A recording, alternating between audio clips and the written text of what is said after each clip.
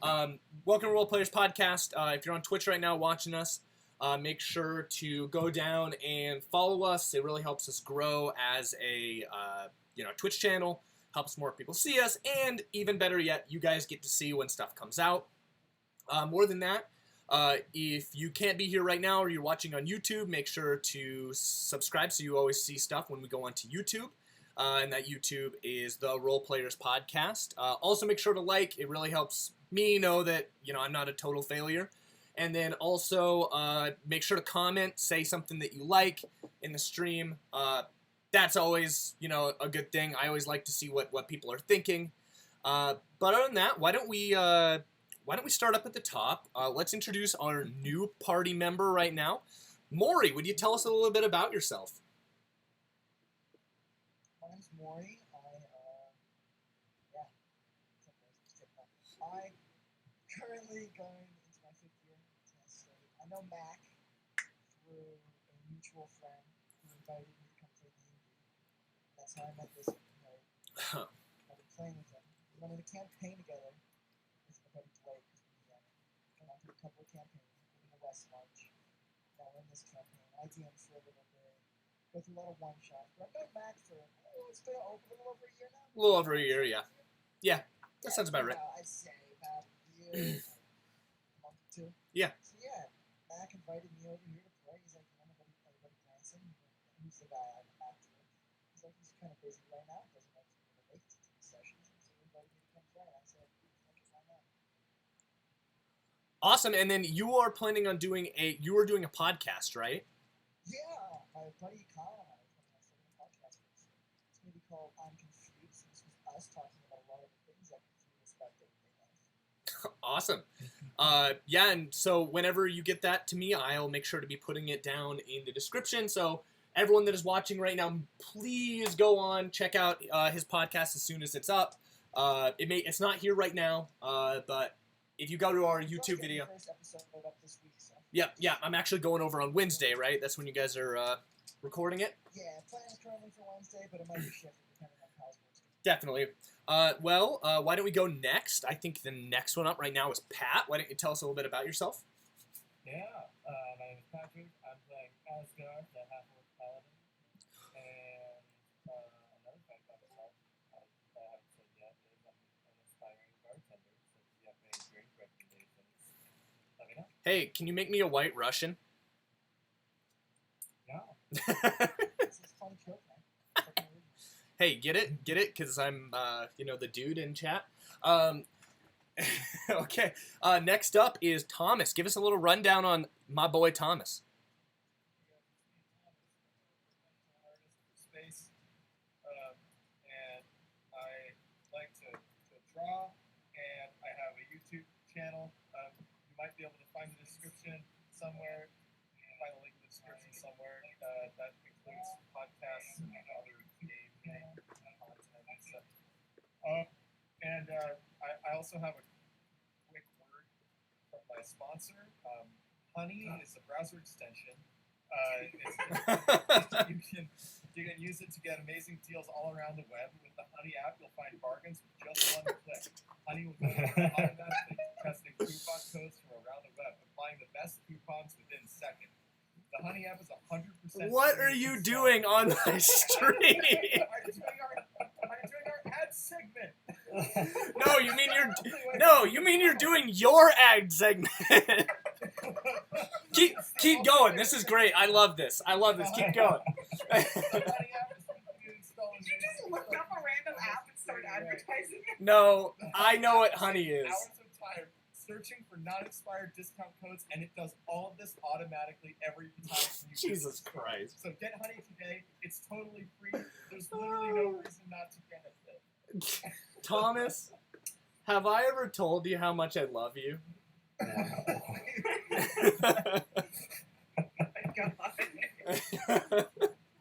I better be seeing that check, just so you know. Alright.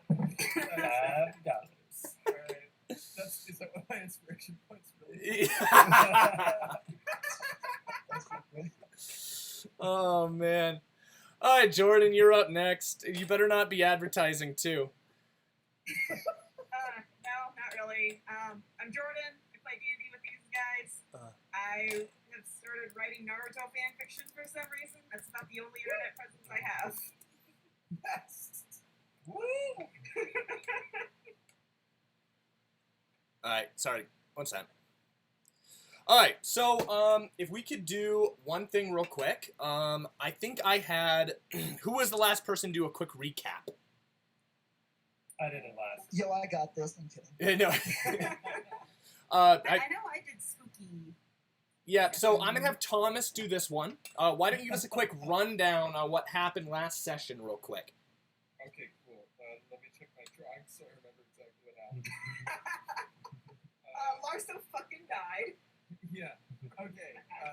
Last time on our adventure, we decided that we were finally going to help out our poor merchant friend who was sitting in the tavern for many days without aid. And we followed him up to a town, which I forget the name of off the top of my head because I don't have my map up right now. But we helped him deliver some goods, and on the way, we were attacked by a band of scary people. And that was not good, and we had a big old brawl with them. Everyone got pretty damn injured, myself included. No, that's fine. I only took 3 damage. I mean, everybody else. Literally everyone but you two. They couldn't hit me. They tried and they couldn't. Was very injured. So that all happened. And then let me check my inventory because I remember there were some things.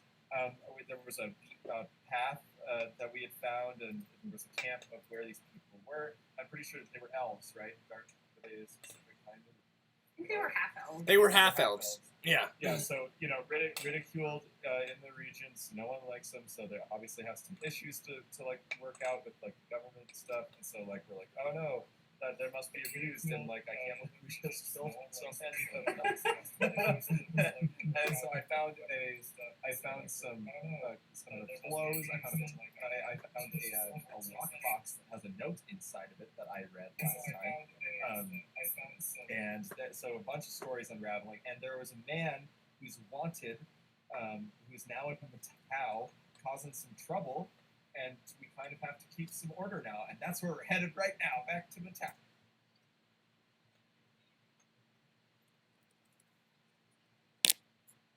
Stopped me from telling the friendly guards about it. Whoa. We didn't know. That's, yeah. I know. That's why Tanith is like, oh, it's fine if we tell them. We don't know anything's wrong with him. Yep, and just so you remember that, guys, the guy you met on the road, his name was Hano. Do we all remember that? Yeah, that pretty much covers it. I think you're muted, Mac. Oh, okay, one sec. Mac, you're muted. Yeah, I know. Give me one sec. I've been trying to... Both. Sorry, I'm trying to fix the audio real quick. No. Can you guys hear yourself No. when you guys No, talk? I can't. You guys can't hear yourself? Nope. Okay, Nope. perfect. All right, so can everyone give me a quick voice sound check real quick? It's me. Keep going. It's me. It's me. It's a me. It's me. Let's wait for it. All right, hopefully that's a lot better. Wow! That's pretty good. Whoever did that, that was good. That's really fucking good! All right, I'm gonna check just to make sure the audios keep making Mario sounds. Luigi. Wow! Wow.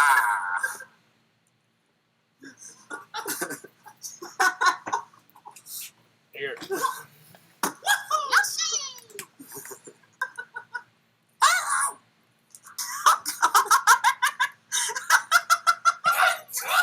Oh my God! Stop!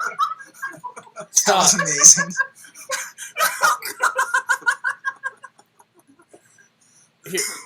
Here, give me one sec.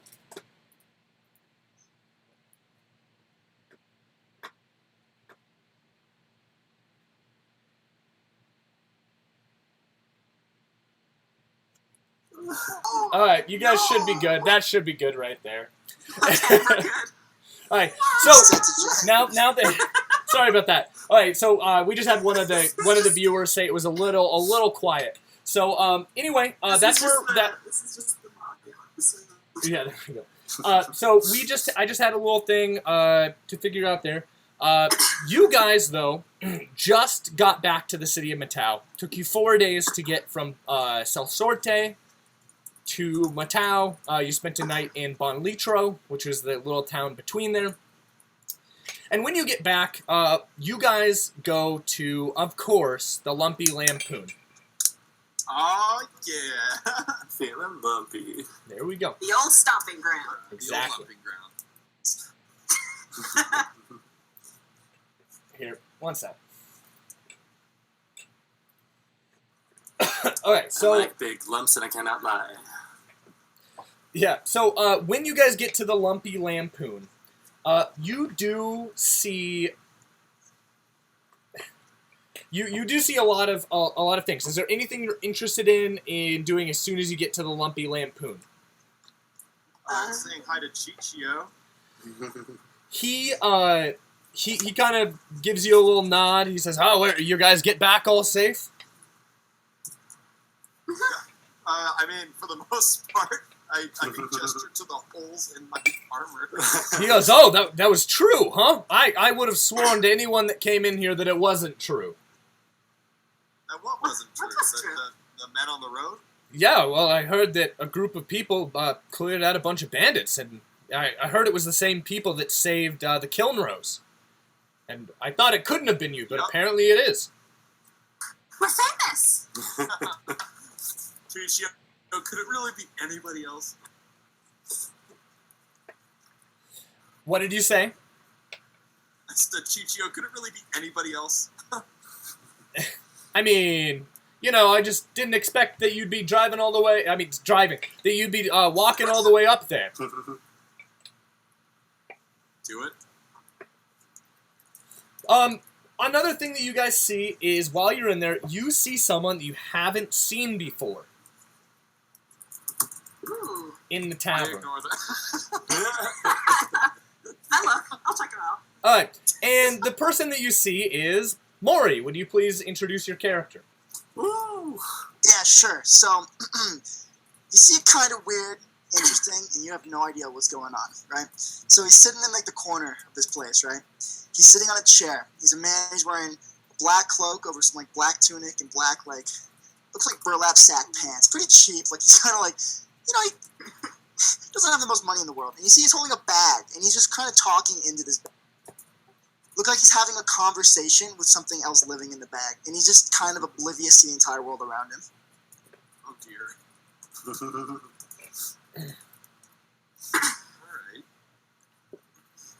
Alright. What is he? Can we see any other features of his other than the black Oh yeah, clothes? sure. Sorry. So he has like long black hair and like kind of not like a really big bush, like a well trimmed like 5 o'clock shadow would be like black beard, right? And he's just kind of sitting there talking, and, like he's kind of laughing, and he kind of like sighs, and he gets up, and out of his cloak he pulls a book and he drops it in the bag and closes the bag. Can I roll perception on this bag? Hey, Thomas, one quick thing. Can you turn your volume up on your side just a little bit? Just a How's tiny that? bit. That's way better. Woo! Oh, Awesome. that's yeah. Can I try to perceive this bag? Roll insight or I just want to. You look at the bag, and it looks like a really normal bag, but you can't see inside of it. He's doing a pretty good job of hiding the bag, and it isn't open really to anyone except for you are sitting in the booth.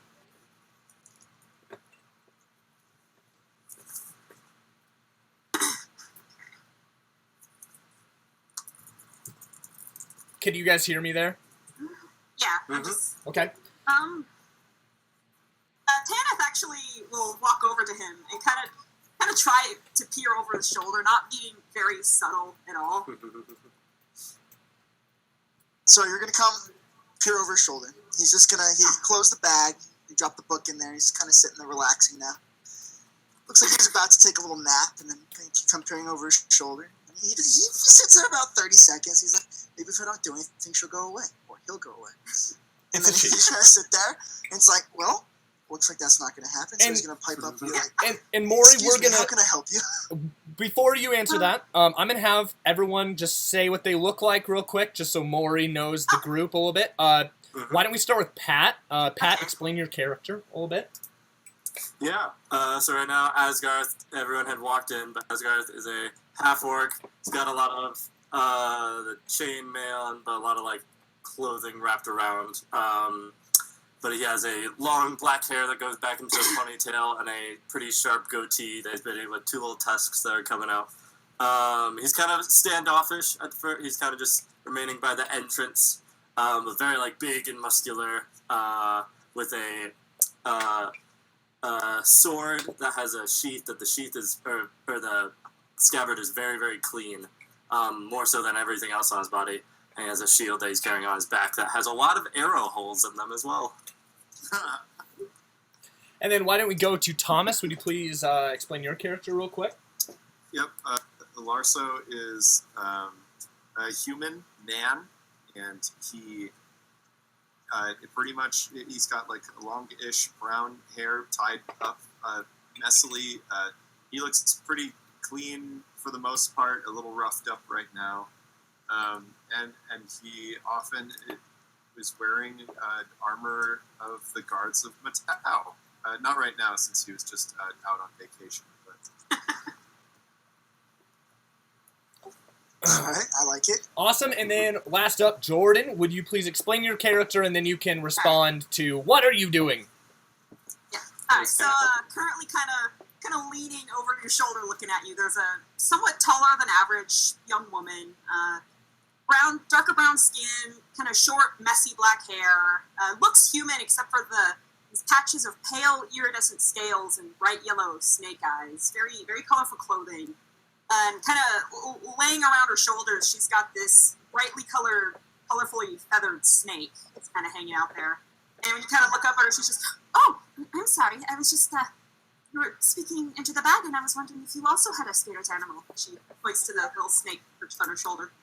Let's sit there for a second. He's obviously like really confused. He's like, he didn't really think anyone's like paying attention to him. He's like, he thinks about it for a solid second. He's like, "No, I'm just, I'm crazy." Just a crazy. Well, if people know they are crazy, does that really make them crazy? I think That's a great question. I wish I knew the answer. I think most of the people that are actually crazy do not know. Tanith like takes a seat across from you. No situational awareness. 0.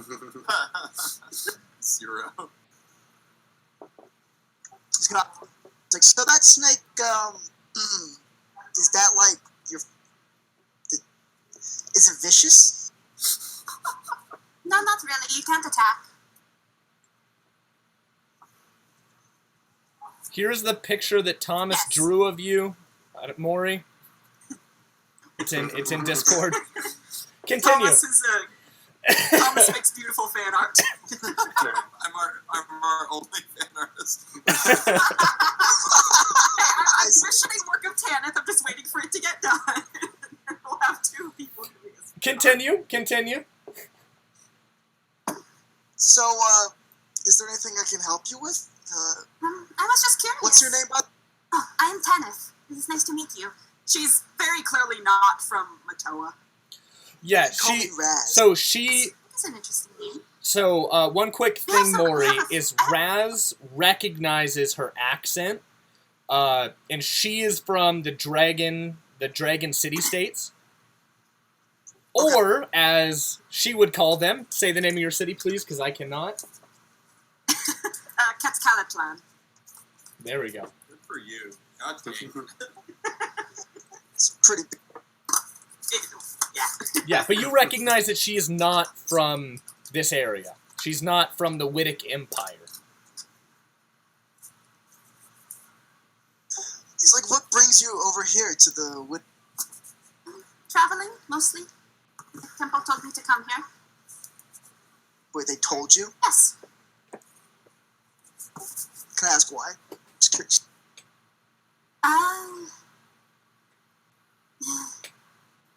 They said I am supposed to take a journey. That is Okay, I'll buy it. all that they told me. I was talking in the bag? Does the bag talk back? So I got like food and like other stuff in the bag. Yeah, I told you I'm crazy, so I talk back to myself. Can I roll inside, or is that? Sure, fucking. If Morrie will allow it, I'll allow it. All right. Yeah, no, come ahead. Okay. First roll of the night, 17.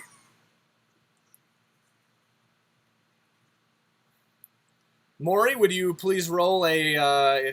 You could just say like yeah. Yeah, he's lying through his.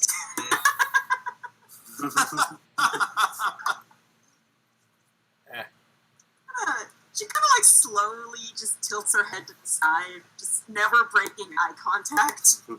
Man, this is intense. What is it a coping mechanism for, then? What is a coping mechanism? I can't say I've really heard of that one. This some bad shit that that's happened. It's kind of unfortunate. Just it's a way for me to process my I just want to add that I'm intently watching from the bar, just drinking. Chichio slides you a beer across the table. Your free beer for the day. Just catch it without looking. Just like, Are you from Matoa, then? Or are you also a traveler?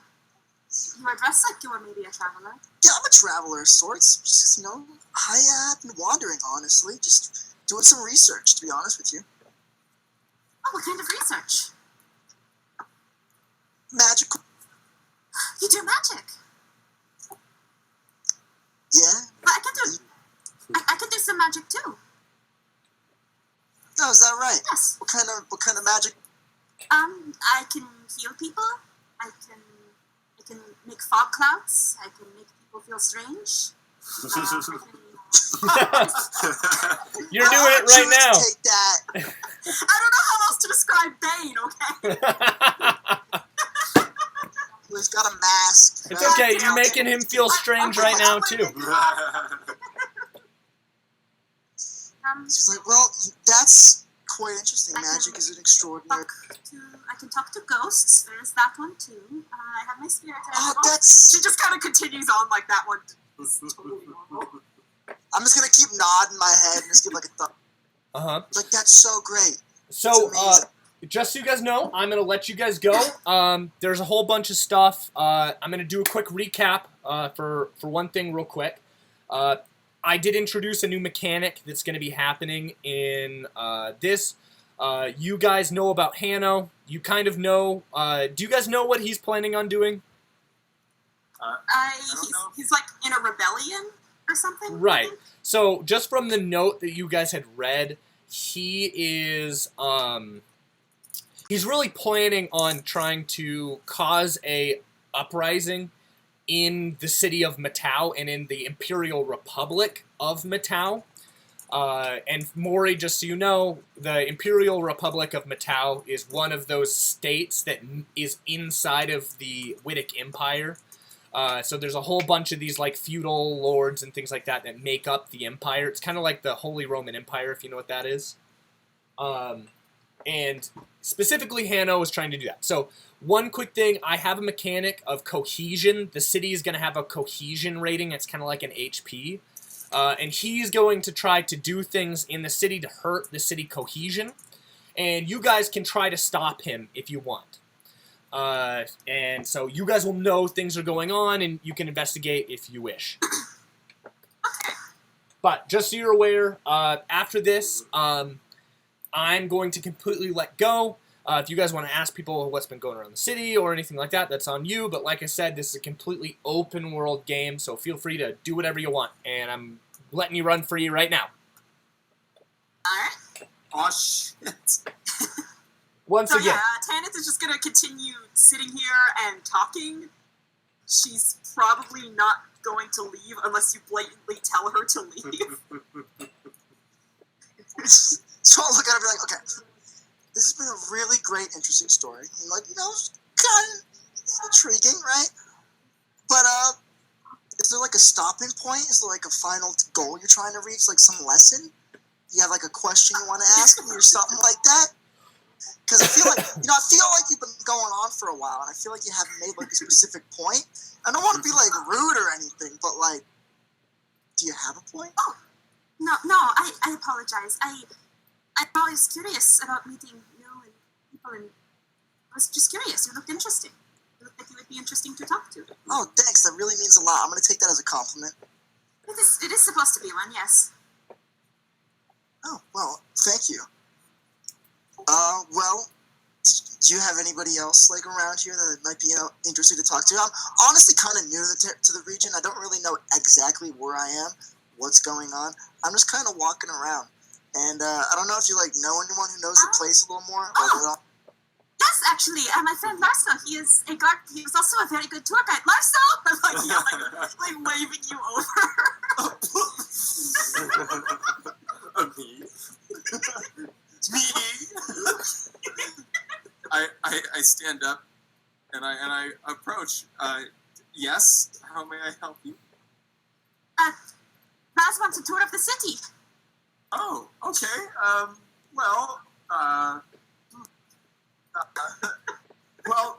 Only if he helps me with some chores. Instant sus. He's looking at me like, what kind of chores are you talking about? I don't know. We gotta talk to the leader of a gang. That's it suddenly like sits up and just like, that's some chore you got. Yeah, it's just like I don't know what kind of chores you do, but as a guard of the city, these are things that we got to get done. So, I mean, as long as you're okay with kind of walk around while I do some stuff. I mean, if you're cool with that, I can show you some things. Sure, why not? I'll say yes to that. I'll fuck with that. Yeah, I give him a firm, cool guy handshake. Yeah, I shake his hand back. So, Thomas, you said you had some business to do. What are you doing? I do. I'm gonna go find the leader of the bakers. Oh, okay. I So, always forget his name. you do know one of the safe houses. Yeah, so I'll go there. Yep. So you go to one of the safe houses. Anyone who wants to go with them can. I'm guessing all of you are going unless you say otherwise. Yeah, well, I'll tag along if he'll allow me. I mean, he knows all of you except for Morrie, Morrie's character Raz. So, I mean, it's really just Raz if he wants to come with. So, you down, Raz? Yeah, so all these new people are going to be here, and I'm just going to be really hoping that I just don't get mugged. Just really hoping for it. Yeah, No, so If Asgarth is also tagging along, Tanith is just like really excited, like, oh, and your name is Raz, and his name is Az. super confused. That's an unfortunate name. It was like I thought you had a good name. Well, I was talking about myself. Come on, I'm not talking about you. Yeah, the big burly half-orc. mm-hmm. A man of few words, but if you want a good meal, just let me know. Will do. So as you guys are walking down there, what? Mac, what is that icon on Roll20? I don't know. It was the only thing that was kind of like a token. Here, I got a better one for you. No, I was trying to figure out what it was. It's kind of horrifying. There you go. That's a better one. Yeah. So, I was just gonna. It may be useful in the future, so I kind of put it up. So, one thing is that you guys walk around following Thomas, and Thomas, you go to one of the known safe houses for the bakers, and you knock on the door, and a big burly guy wearing the uniform of the bakers, you know, the apron and the sleeveless t-shirt. He a big tough guy who looks like he's a laborer for a living. Opens the door, kind of looks around, and he goes, "What do you want?" I need to. What's the boss's name again? I know I have it somewhere. But Ulfo, yeah. Alpha. Yeah, I need to speak to Alpha. Oh, what is it? An emergency or? I mean, yeah, let's go with that. Okay, so he goes, well, why don't you guys step in real quick? And he opens the door, and he kind of looks around. He recognizes you three, and then he lets you three through, and then he stops Morrie by grabbing him by his, like, collar. And he goes... Whoa, at least take me out to dinner first. When he goes, hey, who is this? Is he cool? I say, whoa, at least take him out to dinner first. I'm gonna, like, look at the guy. I'm just gonna, like, give him one of the air high fives. Yeah! I'm like, yeah, he's completely fine. Okay. He goes... Rode him for 5 minutes. He goes, okay, and he kind of lets go, and he goes, but we'll be watching you. And then he lets you in, and then you guys walk up, you guys walk down a set of stairs, and you enter into this little, like, sitting room, and it looks like it's got a couple beds there. You see a couple kids that look like some of the urchins that work for the ghost of the Red Rose. What was her name? Nell. Nell? Yeah. So some of the urchins that work for Nell, and as you guys are kind of just sitting there, you see one more man that you don't recognize, but he's definitely a baker, walks down the set of stairs, and you guys are waiting around for probably about 20-25 minutes before you see the original guy that we were talking with come down. He says, Olfo will be here in about 10 minutes. Cool. So he kind of sits down, and he offers you guys some refreshments, some water, and stuff like that. Oh, wow. That's very nice of him. Yeah, it's really Drink cool. water. And before you know it, Olfo is down there. And just so Morrie knows, this man is giant. And he's got bright red hair. You mean, like, jacked or, like... Both. Like He's a big guy, and he's jacked. And so Sounds good. Yeah, he's wearing a nice jacket, but underneath it is just a leather apron and a grimy T-shirt. Like not a grimy. He's got, like, no pants on? He's got an apron on? No, he's got slacks on too. But it's Oh, okay. I was like, holy shit. This guy's flexing on us right now. No, he's definitely a big guy. He's dressed fairly nice compared to the other people you've seen in this bad neighborhood. And I don't know if you told Morrie anything about Olfo. I'm guessing you probably haven't. Nope. Olfo has got... drag this poor guy along. Olfo has just got an air of... I'm just coming along. They're, like, Yeah. coming to this gang meeting. I'm like, dude, sounds like... Best way to tour the city. What's the word? So what ends up happening is he kind of sits in. He sits down right across from you, Thomas. Your character, Larso, and he goes, "What's going on? I heard you wanted to talk to me." Yeah. So also, I've come into some interesting news, and I just thought you might want to know about it. Yeah? I produced the note from the lockbox, and I hand it to him, and I say, "You should probably read this. I can explain anything you don't understand." He grabs it from you, but before he reads it, he kind of goes, "I'd like to know the context before I read it." Okay.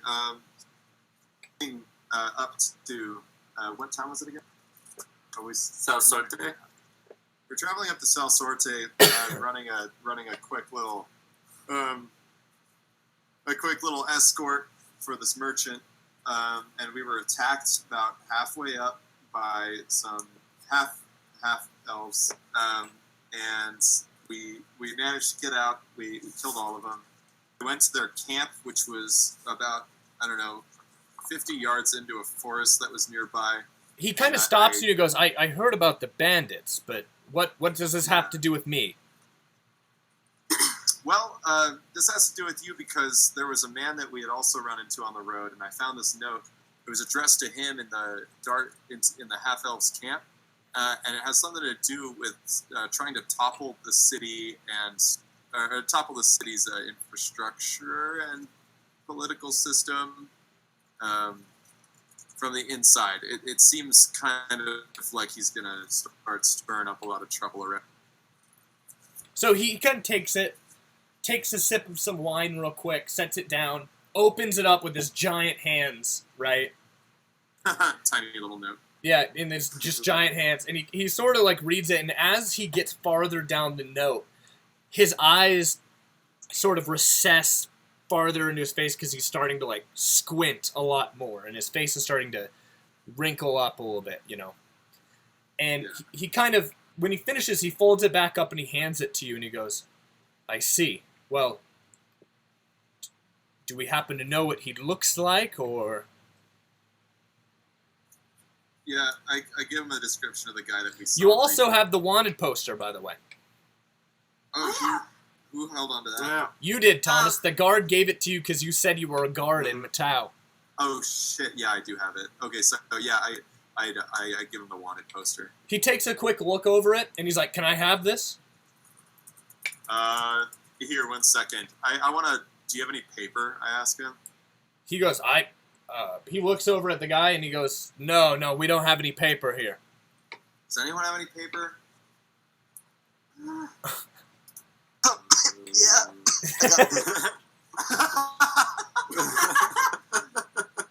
Awesome. That's why we brought him. Paper boy. Yes, sorry, I was getting like distracted by this whole talk of city collapsing infrastructure. I'm like, I don't really know if I should be here or not, but then I realize I have a purpose now. I have paper. I'm gonna give him one of my 10 pieces of paper. Hey Mag, I want to use that paper pretty quick to make a forgery of the wanted poster. Perfect, yeah, you are able to make a perfect copy. It takes you about 10 minutes, though. Okay, cool. It's not perfect, then but then it's a general idea of it. You're able to replicate it fairly quickly. Yeah, I hand him the copy. He kind of takes it, looks at it, and he goes, that's a fine skill you got there. Thanks, I practice. I didn't know you were an artist. Artist is like the nice way to put it. You're almost too good at that. Almost. So, he kind of looks up and he goes, well, I'll make sure that all of the bakers see this, but I thought you should know something. Yeah? Well, I know you guys had some troubles, but I had something to update you on that you partially knew about before. Okay. Well, the red pads are definitely not happy with you. I would be... Oh, you don't say. Yeah, I would be careful. They've been putting out some bounties on you. Now, Like Shinrai? you shouldn't have any problems inside Kilnrow territory, in the Baker's territory. But, if you leave the neighborhood, just be careful. Disguise yourself. Don't walk around looking like yourselves. Hey, Alf. I may need to get some longer sleeves then. Yeah. I say, looking at like one of the patches of stuff. Hey, Alpha. He goes, yes. Do you know? Do you still have a birth Can face re-say that? custody? Or did you let that guy? What did you say? Did you? You keep cutting in and out. What did you say? Shit. Did you let? It's literally right out at the end. You keep cutting out. Give me 1 second. Still have Brickface, the guy that we beat the shit out of in the... Oh, no. He goes, no, we don't have him anymore. Did he escape or did you let him go? No, we did the proper thing, which is we ransomed him off They for slit a his good throat sum of and dumped money. him in the river. Wait, was his name Brickface before or after he beat the shit out of him? No. The world may never know. His name was Brickface before. No, Because his that's name sort of- wasn't Him, that was that Brickface. dog. Alright, it was that. Yeah, That's right. people called him the dog. You guys called him Brickface. His name was Oh Brickface. shit, that's right. I thought that we'd actually, I forgot. I thought it was like Taserface. Yeah, there we go. He just picked a really bad It is a really crappy street name. No, Alright. yeah. He was ransomed off back to the red pads for a really good price. So they received a lot of money for him. I think they'd pay it again. Why? We don't have him. So that's gonna Do you want him? If you catch any members of the Red Pads and bring them back to me, I'll make sure they get rationed off and you take a percentage of it. Huh. Nice. Okay. Cool. Well, I promise I won't cause you too much trouble. He said, good, and don't go into their territory. I don't want you guys causing more trouble for my gang. I'm gonna do my best, Alpho. He I'm goes, a little bit of a wild card. he goes, I know, and he goes, if anything happens, I can't help you. I know, Alpho, and I don't want you to jeopardize anything you've built. Okay. He goes, I'm glad we understand each other. Great. Well, I'll catch you later, Alpho. He goes, Let me good. know if you find anything on this guy. His name's Hano, by the way. Hano. Tano. Oh, his name's Hano, by the way. And he goes, good, I'll make sure that all of the urchins get this. And he takes the wanted poster and he hands it to one of the urchins and he says, make sure Nell gets this. And they go, if we see him in these territories, you'll be the first to know.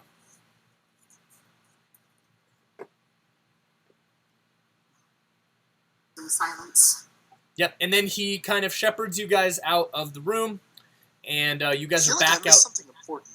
What? What do you say? Like, so, like, the last, like, 10 seconds, you were, like, radio silent. Yeah.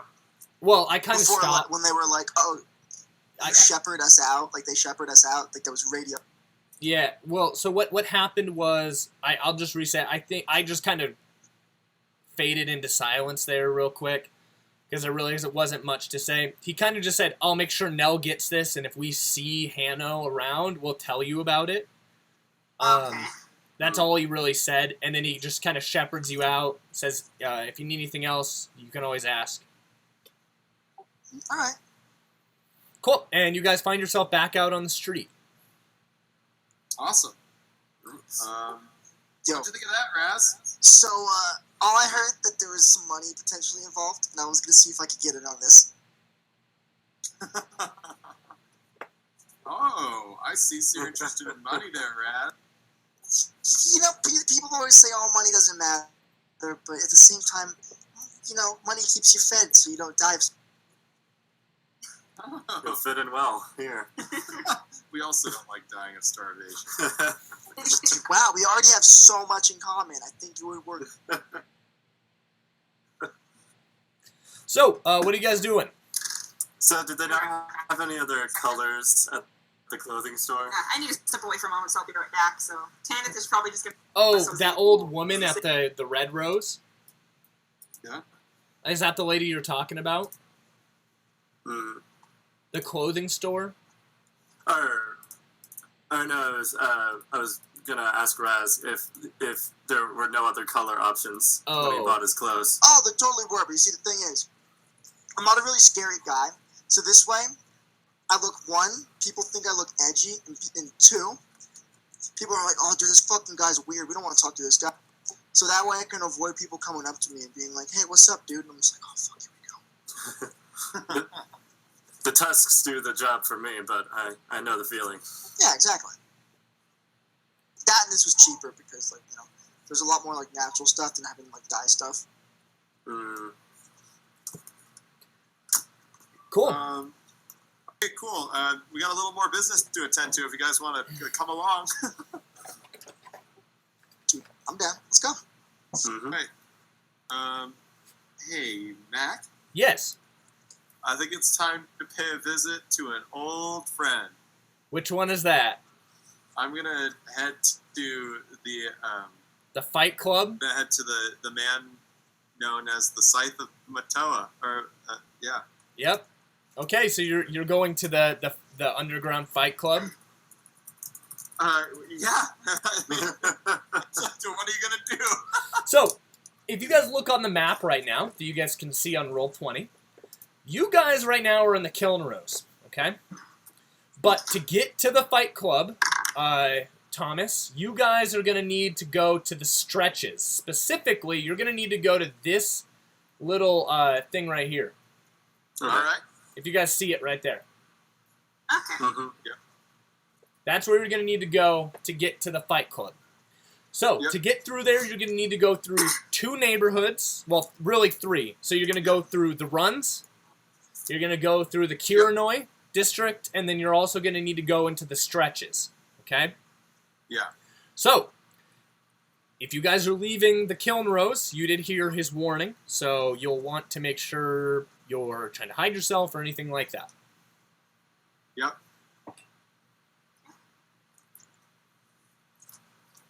So, what are you guys doing? Great. I'm gonna gather everybody around for a good second, and I'm gonna tell them the plan. All right, guys. So if you wanna give me a little help out here, I might need the backup because this might get a little sketchy. Thanks for coming along, Raz. I'm sure you're gonna be really great for this. Thanks, dude. You got the sketchy look down. He's got the no one knows his face down. Exactly. So here's the deal. We're gonna. I need to kind of get the word out that this guy's in the city because I just want everyone to kind of know. And the less I have to deal with it, the better. And I think the less we have to deal with it, the better. So the more powerful people in the city that know, I think the better for us. So we're gonna head to a fight club owned by a man that goes by the name of the Scythe of. It's Matoa, right? I keep saying it wrong. Yeah, no, it's Matoa. Matoa, yeah, sorry, Matoa. It's like Lisboa in Portugal, Okay. but It is Matoa. Matoa. Okay, yeah. Yeah, so he's known as the Scythe of Matoa. Matoa, yeah. Anyway. And, so he's kind of a eccentric and fairly dangerous person, and he's surrounded by fairly eccentric, dangerous people. So... I'm sure I'll get along great with him. Oh, yeah, no, we all will. He's a great friend. Goes back a way. And I think we can probably get some information from him as well. I just kind of want to know what's been going on around the city. And it's part of the city we've all never been to before, so I can give you guys a second tour with Raz along this time. So this is also It Thomas. looks like Oh, hey! Thomas, my birthday came early. real quick, I'm going to send you something on Discord just to make sure you remember. Okay? Yep. So give me 1 second. It's all good. I'm sure I do remember. There's a few things that I know about my past. I just sent it to you. Hold on. Just be aware of that. That's something that you should remember. Yep. Is Yep. in the stretches. I am aware. Okay. Then you guys are free to do whatever you want. I'm gonna make you. It's the scythe. What do you say? Oh, go ahead. Nope. You guys are free to go. That's what I was about to say. Okay. Is the scythe so- an ex-lover? No. No. I should live. No. How sure? Look at you. Okay, so that means, like you heard Alpha say, our faces are being hunted by a gang of angry people. So we need to hide them because we have to cross through 2 territories that happen to have red patches just crawling all over them. It shouldn't be a problem. Specifically, I don't think you we know our aren't faces. going into red pad territory, But they have put a hit on you that basically anyone that wants money outside of the Kiln Rose is gonna jump on. okay, That's cool. not much better. How but much money is put on his heads? Ulfo Well, did I not don't- specify. 3 of us, Yeah. 1 of you. Well, I was about to say, we definitely, just to fill Raz in, hey, I don't want you to, like, we're bad people, because we're not. We all did this for orphans in the first place, but we definitely killed 2 men in an alley, and we beat the living crap out of another one, and we destroyed all their drugs. I'm gonna put my hands up to my face and be like, "Oh my god, you killed someone?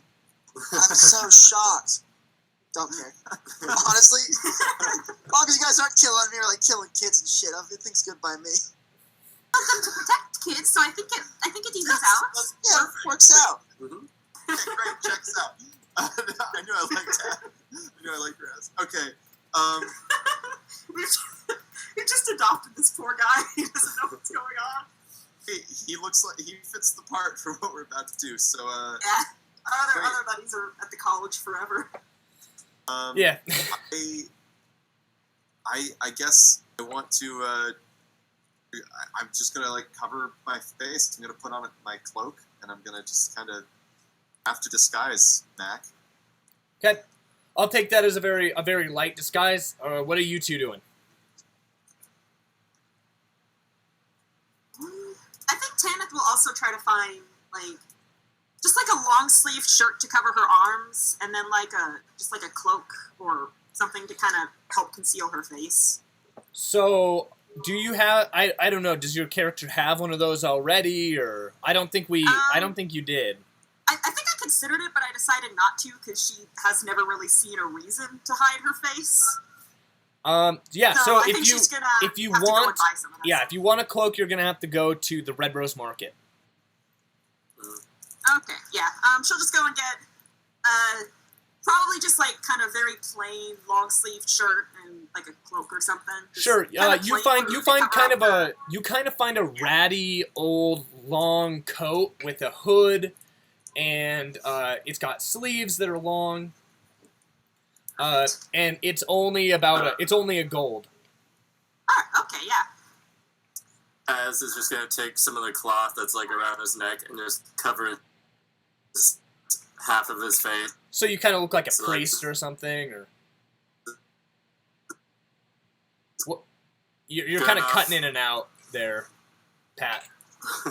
What did you say that one more time? You were kind of No, cutting in and just out. a very poor disguise. Okay. Oh, but yeah, All right. So when you guys are in Just the take Red my Rose, cloth. are you doing anything else? he doesn't really know.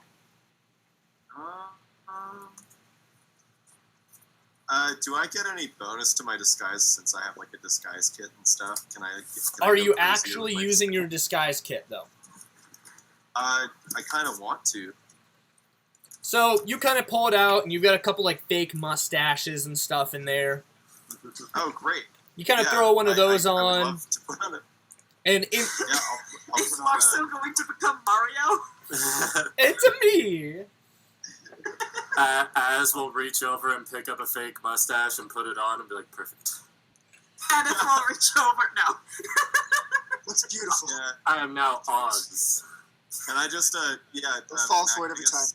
I guess I'll just put on a little fake mustache and then some spectacles and Yeah, there's just, a little set of throw a hood up. spectacles in Call it there that. you can kind of throw on.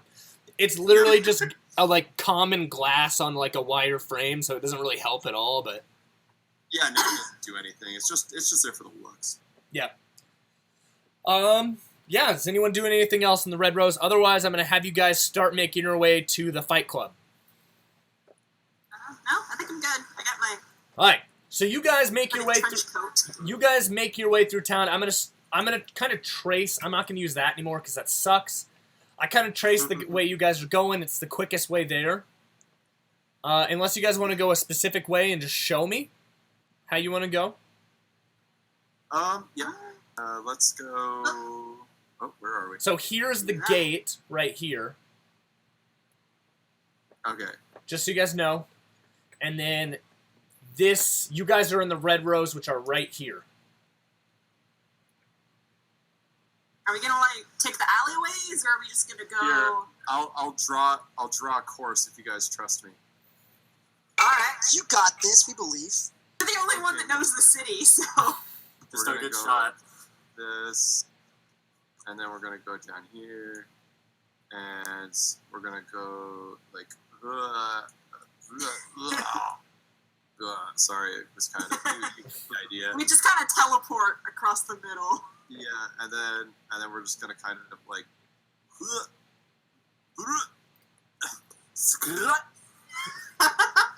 and yeah, and then this is it right here, right? Yeah, it's in there. Yeah. Yeah, great. So that'll be our path. All right, so I'm gonna have you guys do a couple checks real quick.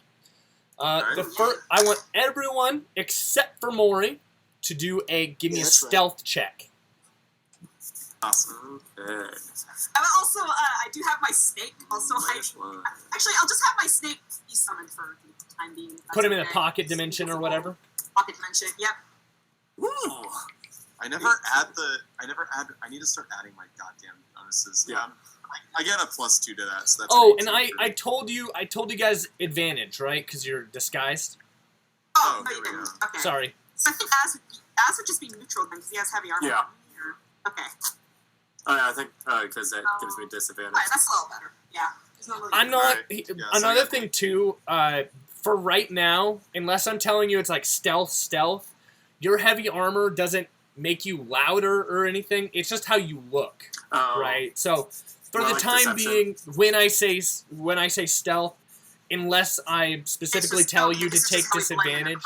Yeah, this is just how well you're looking in the crowd. And for the time being, you're covering your face with your thing. You got a fake mustache. I'm gonna call it good for right now.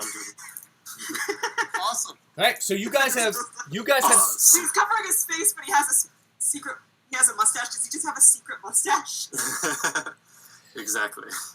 so it kind of covers up your tusks, you know. Mm-hmm. So you guys have successfully made it through the run. Can you guys all give me another stealth check? All of you with advantage. Hey. That's still not me, right? Still not you.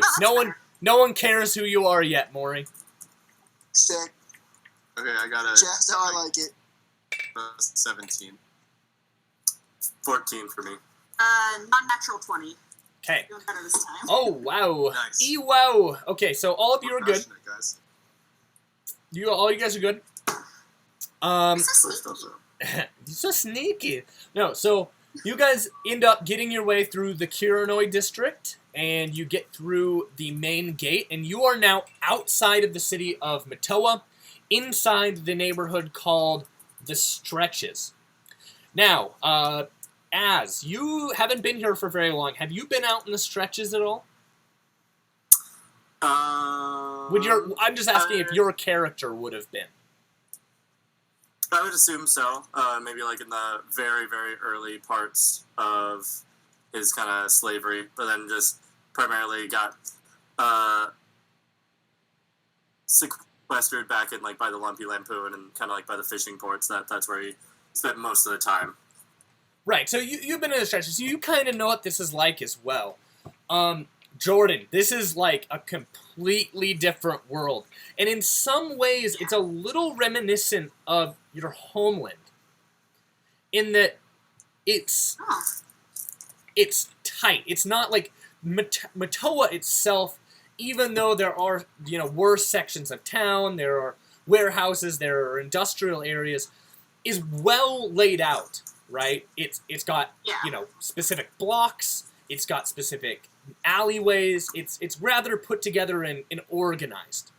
The Stretches are just tons and tons of houses built upon houses, just shacks and hovels right next to each other without a real plan to them. It seems like this area is where all the poor people who can't, afford anything kind of go. And all of you, if you look back, once you pass through the gate, right, and you look back toward the outside wall of the city of Matoa, Thomas, you know this, and Az you also know this. This is known as the Gate of Ash. And the reason that it was known for that is when the rebellion happened, where all of the republics kind of had a rebellion and they became official subjects, right? And I don't know if any of you remember this, but the Imperial Republic of Matoa was once a part of the Duchy of Greeka. But when it rebelled, it kind of gained its own independence. It became its own little subject in the Wydic Empire, right? Now, during that war, there was a fire that happened when an army was approaching Matoa, and the Republic itself burnt the Stretches down, so that the enemy couldn't use it to get into the city. So they literally burnt this entire neighborhood to the ground. And this has just been rebuilt. And if you look back at the wall, you can actually see the brick and mortar of the wall is burnt with ash against the wall. And this is like 100 years later. This is caked into the wall. And so you can kind of see that. And Thomas, that is a really important thing for you. And you've been in this sort of city, so that sort of history is sort of built into the neighborhood. You know what I mean? Mm. So you guys end up making your way through these stretches. I want you all to give me another stealth check, unless there's anything you want to specifically be looking for. I think I'll stick with just stealth. Okay. Mhm. Give me your stealth checks with With advantage. advantage? Yep. Yeah.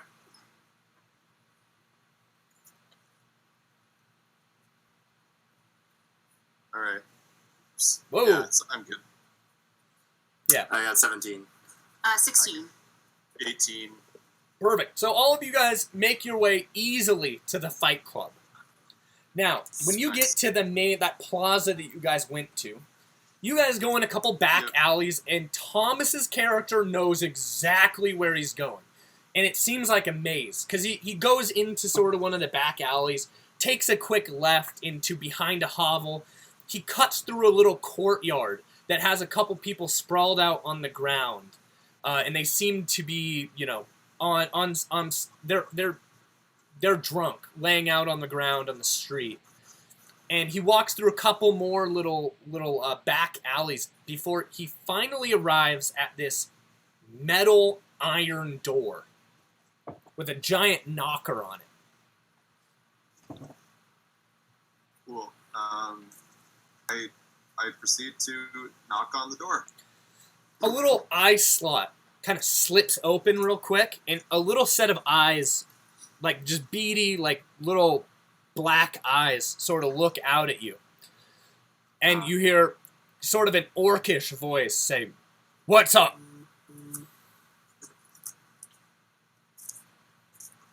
Wait, what does he say, Mac? I think you cut out. He said, "What's up?" He just says, "What's up?" Yeah. Oh. I said, nothing much, just looking to talk to the scythe. He goes, "Huh? He knew you were coming?" I don't know. I think I'm kind of dropping in a little unexpectedly, but everyone likes a surprise. He goes, I like this guy. Who are you with?" You know who this is, by the way. Yeah. This is he's a full orc, by the way. Mm. And his name is Tola. And he is one of the slaves of the scythe. He's a personal house slave.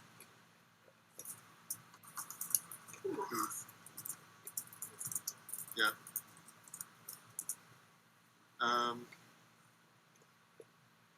Good to see you, Tola. I tell him. Yep. He goes, who's with you? Just a few of my confidants, just a few mercenaries. He goes, "Are you vouching for them?" Yeah, I'm vouching for them. He kind of goes, "All right." I'll say in Orcish, we won't cause any trouble.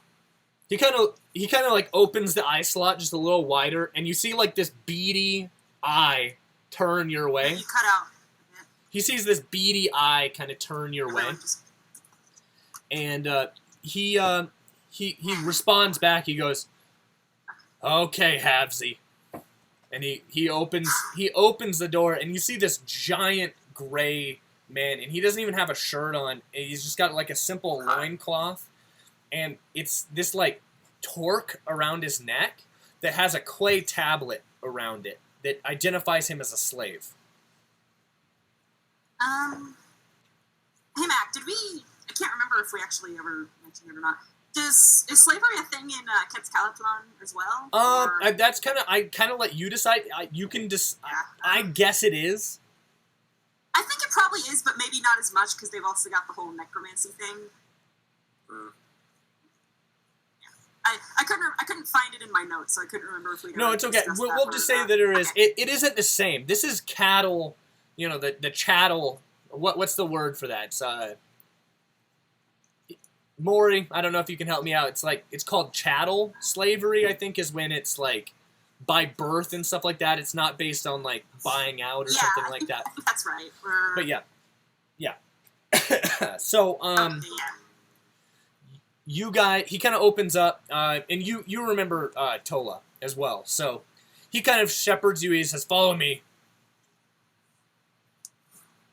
There's shepherding going on today. Is there anything you guys want to look for while he leads you through, or? I don't think I have anything. Nope. I have no idea what's going on, so I'm just chilling. I kind of want to hear if there's any like fighting going on currently, or see. Yeah. So right now it doesn't seem like there's that many people around. You just see like 20 or so people sort of milling around in this area, and the room you're walking through is huge compared to like what you were expecting. Because what you saw from the outside was just a bunch of hovels sort of built up on top of each other. And when you enter this room, it's about 40 feet high and about 60 feet in both directions. And in the center of the room is a literal pit into the ground. The pit. Right. And the outside obviously has area for people to stand. It's got all that sort of stuff. But then it's also got area that Thomas, houses a lot of like merchants, stands, things like that for people to sell there. And in a lot of ways, this is considered a sort of like marketplace, really, for a lot of the people that go here. A lot of the people literally do their shopping here because in some ways it's safer, you know. Mm. But you I guys... want to, What? as we're walking, I kind of just want to like look back at Az, and I just want to like give him like a look of like sorry, but I'm like power through. I don't know if I can do that in one look, but I just want to like acknowledge that I know shit's fucked up. Wait, Az is the paladin, right? Yep. What kind of paladin? Eventually Vengeance, so I'm not level 3. Level 2, so currently just a paladin. Oh, that's right. But you guys finally get brought to this little back room. Before you get to the back room, there's a little hallway leading through. And on one side of the hallway, you see stairs that go downwards. And it seems like it's going into like a little cellar because it's starting to turn into stone as you go down. And Tola, opens the door for you, and he shepherds you into a little office. And this is where the scythe stays. And as you guys enter the office, the door slams shut behind you. And Tola is right there, standing in front of the door. And this office is bare bones. It's the walls are made of cement stone, and there is it looks like a mixture between an office desk and like a morgue slab. And on the table is a dead human who has been cut open. Okay. And standing behind the table is a rather thin man. He's very, very spindly, and his fingers are just slender, and he's got these giant spectacles on his eyes that make his eyes just look huge, right? And his hair is a normal like black, and his skin is kind of the olive color that you would suspect of someone of this area. And he seems to be looking at the body and like doing an autopsy. And he looks up and he goes, Didn't interrupt anything. Larso. Yep. You want to talk?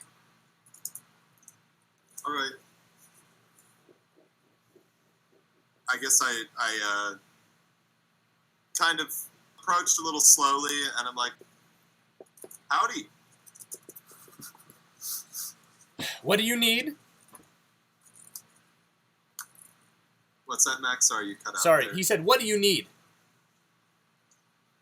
Came here with some information that you might be interested there, guy. Interested in maybe I'll pay you, or interested as in it may be useful to me? It would be useful to you, certainly. Well, I'm rather busy at the moment, so let's make this quick.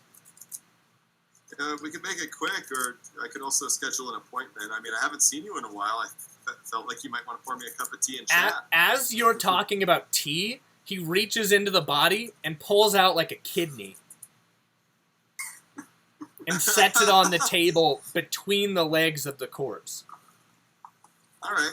It's got to be kid. You could spare me my appetite here. Az is a little queasy.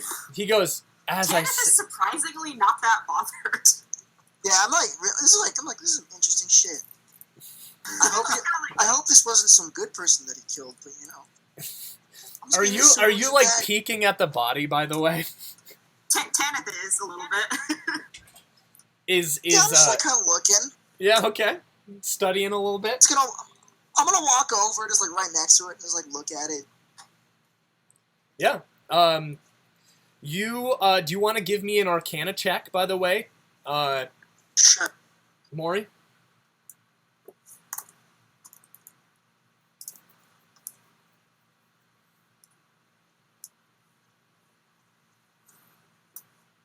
Ooh. Nice. So, you First roll. notice on this man that he has just huge magic burns all over his body. And at what first seemed like combat wounds, maybe, now they're definitely magical in origin, right? Like, there are parts of the outside of the skin of this human that are just, like, melted and plasticky.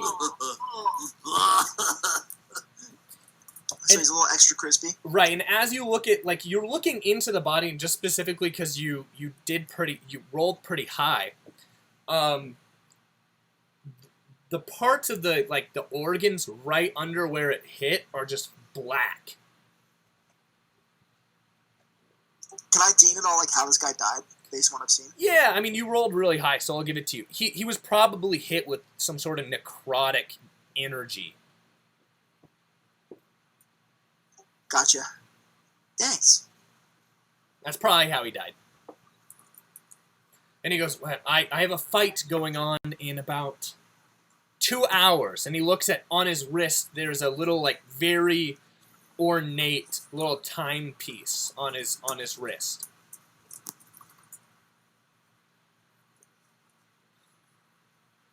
And he specifically looks at you, Larson, and he goes, so what is this exact information that you want to give me?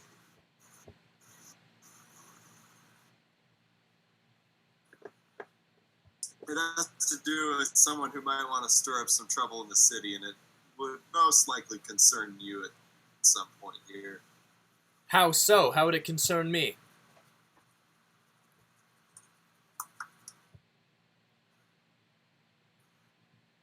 Did I cut out at all? Well, I mean, if there's no city or no structure in the city, might have business. He kind of narrows his eyes and goes, continue? I don't think you cut out. No, I said continue? Did you hear what I said? Yeah, he said if there's no city. Right. Well, yeah. We must, could you, oh, yeah, see, we stumbled across some concerning information about someone who wants to kind of topple the existing government and ruling in the city and it was the entire kingdom. The entire Imperial Republic. Oh, wow. Sounds super bad for, I mean, certain businesses maybe like yours, but I could imagine that the fallout would be pretty terrible. He says you're beating around the bush and you're being very vague. It's not a very peaceful. Okay, there's a guy, there's some sort of coup. I don't know very much about it, but he's obviously trying to stir something up in the city, and he's trying to basically make everybody rebel against the current republic. Interesting. Do you have a name?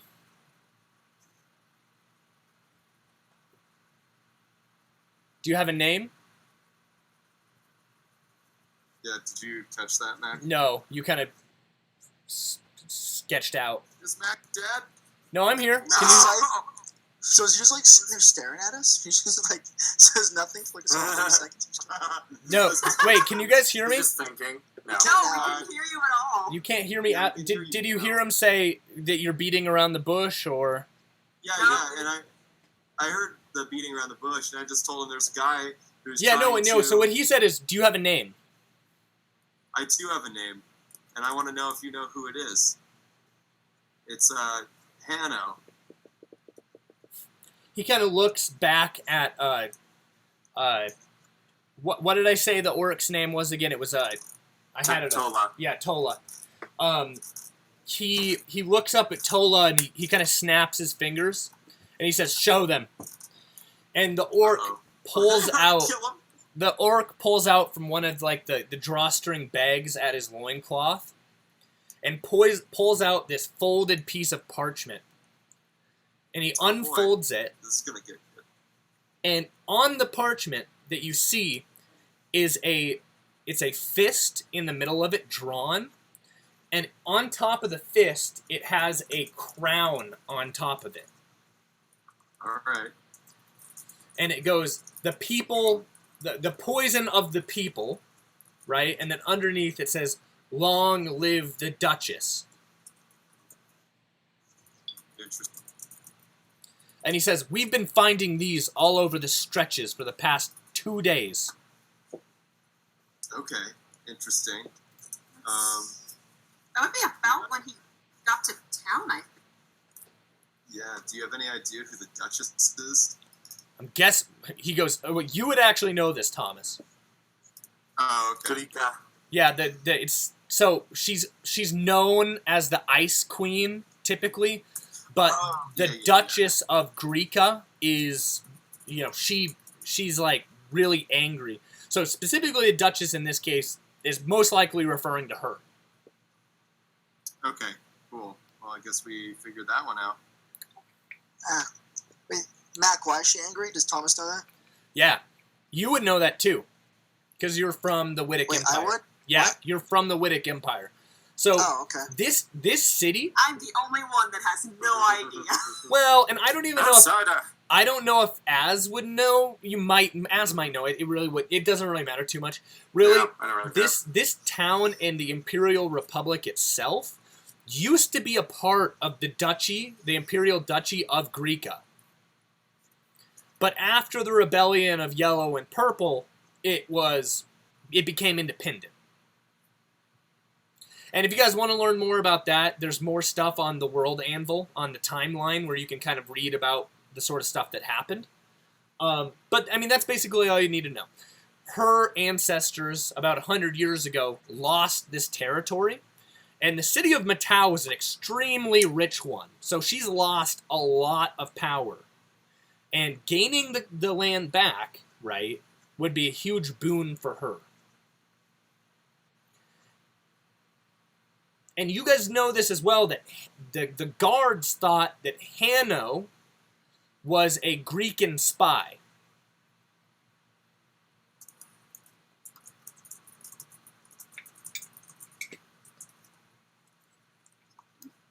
Could you guys hear that?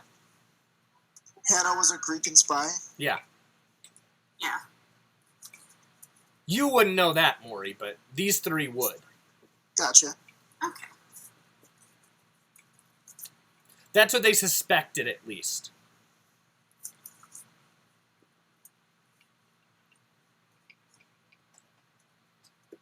And after you guys get a good look at it, the orc folds it back up again and puts it back in his pocket. All right.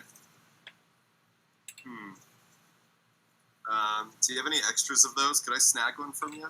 He goes, you could, if you look through town, I'm sure you could find your own. We've been tearing them down whenever we see them, but they keep popping up. Okay. Well, great. You think that's related to our friend? And I want to produce the note to show him to see if there's any kind of similarity or if there's any kind of seals or anything I may have missed earlier. That's simple. Here, give me 1 second.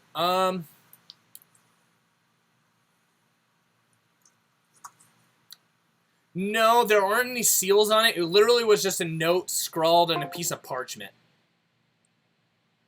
Okay.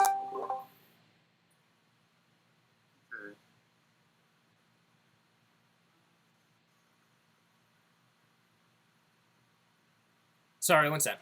What were you guys saying real quick?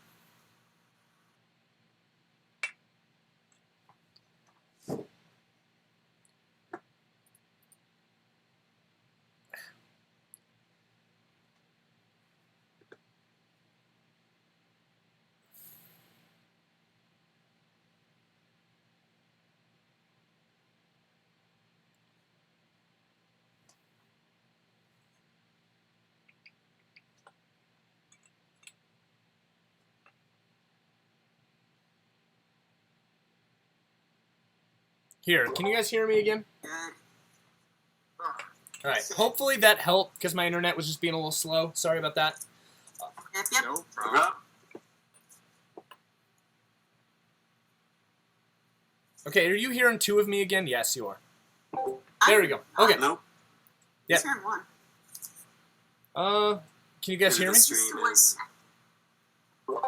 Can you guys can hear me now, right? Yeah. Yes. Okay. All right, I'm gonna get back. Okay, I just wanted to reset my my Discord and stuff because you guys were having problems hearing me. Yeah. Yeah. Okay, so. Okay, what's going on? What are you guys doing? Well, I guess I'm going to just give him the rest of the information on Hano and be like, you should probably be on the lookout for this guy. And I just want to kind of like show him the picture of him. And just be like, you should probably be looking for this guy. I feel like we know what he looks like, so I'll just give him this copy because it's easier that way. And yeah. Then I guess we could probably maybe go back out into the stretches for a bit unless someone wants to stick around. I want to watch the fight eventually. You do want to watch yeah, so we can stick around the stretches until the fight happens and then watch that. Yeah, I'm down with that. Fight sounds interesting. Yeah, We could go find the flyers. Yeah, for the yes. time being. So in the That's a good idea. meantime, you guys are let out of the office. The scythe kind of shepherds you out, but as soon as you guys go out, he goes, "Larso, come here, just by yourself." I turn around. Ex-lover.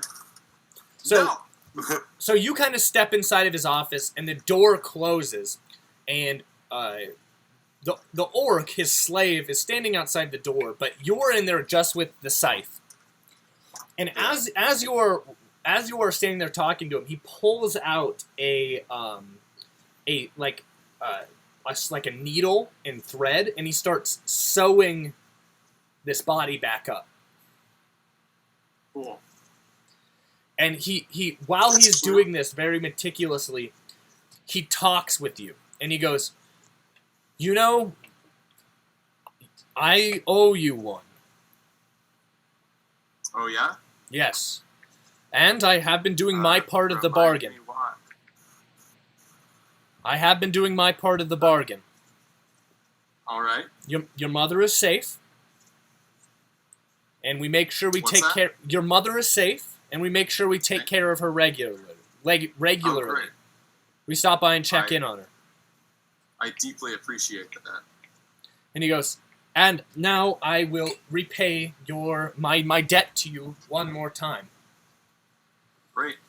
He goes, "The stretches aren't safe right now." Okay. He goes, "There's lots of unrest going on in this part of the neighborhood. A lot of people like those flyers." That's probably not a good thing. Yes. And whoever's spreading them around, we've been losing men. I think another group is Okay. moving into our territory, and I don't know who, and I think they're the ones putting up the flyers. All right. Is that understandable? Sorry. What did they look like again? Who's putting them up? He said he doesn't know.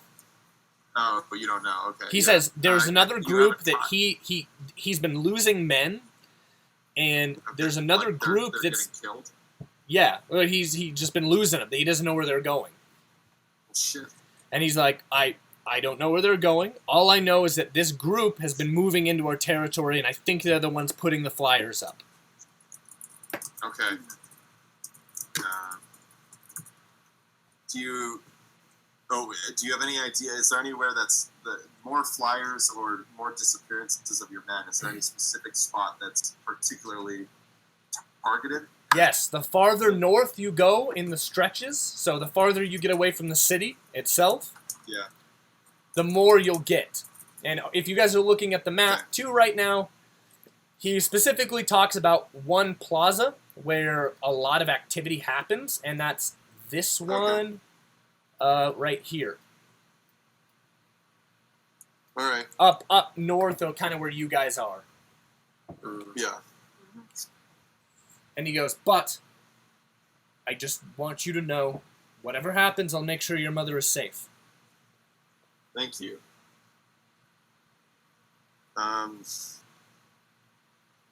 Do you? Let's see. I want to check this out. I want to be back for the fight tonight. But during the day, I think I'm going to do some investigation. I'm going to head with my mercenaries up to the north of the stretches just to do some reconnaissance to see what I can find. Just be careful you up have no there. information. You have no information on what these guys look like. We have no idea. Every single patrol I've sent up there hasn't come back. When do the flyers appear? At night. Okay. Well, great. I'm Most- going to go look during the day. Most of my men that I send up during the day come back safe, and they don't report anything going strangely. But the ones moving up in the How night, many do you send? I send a full patrol, at least 10 people. Jesus Christ. All right. That's a lot of people. It's a good thing I'm at least Like- worth 10. That's like more than Asgarth. Yeah, that's a lot. 1, 2, lots, many. Okay. What's the site's actual name? I feel like I want to. You don't know his name. He's always been the scythe. It's just the site. Okay. Yeah, he's always been the scythe to I will you, always beat the site. and all you know is he's run this fight club for about as long as you've been alive, Yeah. and he runs the stretches with an iron fist, basically. Yeah. All right. I greatly appreciate everything you're doing, Site. I'm going to do some investigations here, and I might go out later in the night. Would you let me go on one of your patrols? Well, I've decided I'm not sending him any more up as long as people are going missing. Would you be willing to send half as many as you normally do with me and my party? No, not during the night. All right. None of my men are going out during the night. Not until this whole thing blows Okay. over. All right. Well, I can probably take it alone then. Okay. Yeah. Well, I guess we'll just have to make it work, huh? You guys, I guess you will. So, Good luck to you. you guys, yeah. He kind of goes, well, I'm glad we talked. And you kind of walk out, and they're all waiting for you out in the hallway. I want you guys discuss what you guys want to do. I need to go do one thing real quick. Right. All right. I So- guess heading up to the north side of town. So of the we walk stretches? into an ambush. I think that's the plan. Well, not We because it's, counter ambush. We Yeah. counter. it's, Yeah. yeah, it's Reverse the ambush. it's not nighttime yet, so I kind of Yeah. want to take like a little lay of the land. You have activated my trap card. It's pot of greed. This card lets me draw I two draw more 2 cards. cards. Oh no. What's this? Pot of Greed. This card allows me to draw 2 more cards. Thus having more cards in my hand. Oh Have my you ever- god. there's You this know comic it's that- not how good your cards are. Every You guys ever card seen in the my comic of If Uno Was a Card Game anime? Yes, I Oh, have. yeah, it's awesome. I've also seen If Basketball was an anime. Wild draw 4. Basketball's an anime, swimming's an anime, there's anime Yo, for the everything. volleyball anime is really good. Yo, I like that one. I've seen part of that one, actually. Dude, the basketball one is super good too. I watched the ice skating anime. I watched the... Okay, I'm gonna say something that might be a little controversial. Right, I love controversial things. Okay, have you guys seen If Basketball was an anime? I don't think I have. Okay. I have this I've seen weird basketball anime, but not that. I have this weird thing in my head. And okay, if I hear that a white guy, right, likes anime, there's a little thing in my head that's like, oh, what a weirdo, right? Okay. Just a little tiny thing. But because I like anime, right? But even then I've got this like unconscious bias against white people who like anime. I know this is super stupid. But Are we gonna have to cut off? when African Americans like anime, I'm like, they're cool as hell. I'm like, they're like straight up love it. I don't know what it is. It's just something that happens to me.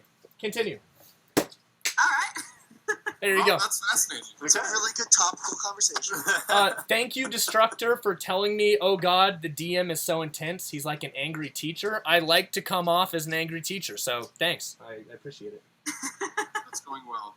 Yeah, thank you. I feel. And then he put an XD face, which I extra appreciate. So, rar. Rar to you. Ooh, woo. So, what are you guys doing? We're going to head to the hot spot during the day until the fight happens. Then we're going to come back and we're going to watch the fight. So you guys are going up into the northern parts? Yeah. So, you guys get into the northern parts of the stretches. And Thomas, you know your way up there. So you guys get to that that part. I want you all to give me another stealth check with advantage, except for Morrie. Woo, woo. 17. It's kind of a pain having to wiggle around everywhere like this. Oh, 19. wait, did I? Oh, I made so many. Okay, so sorry. The 5 and the 13 are my rolls, and I get a plus 2, and that's a 15. Yep. Yeah, Okay. that was weird. What's You see everyone's the What's dice everyone's were- top roll? 17. 17, 19. Okay. So, good thing, Patrick, that you had advantage on that. Holy crap. Yep. Could have been bad. Okay. I So, one time had a paladin that had a -2 to dexterity, so I literally ended up rolling like -1 on stealth. Nice. oh That no. poor dumb girl. It's just we joked that she literally just tripped down the stairs into a pile of pots and pans, just clanging everywhere. Oh no. So, as you guys get up there, the farther you get out into the stretches, the worse it gets. And it's not worse as in, like, you see, like, it's not worse as in, like, you see more, like, poor people or anything like that. It gets worse because the people there seem to be a lot more paranoid. The people there... Of us or just in general? No, paranoid in general. They're walking more in groups. There aren't people just going from place to place.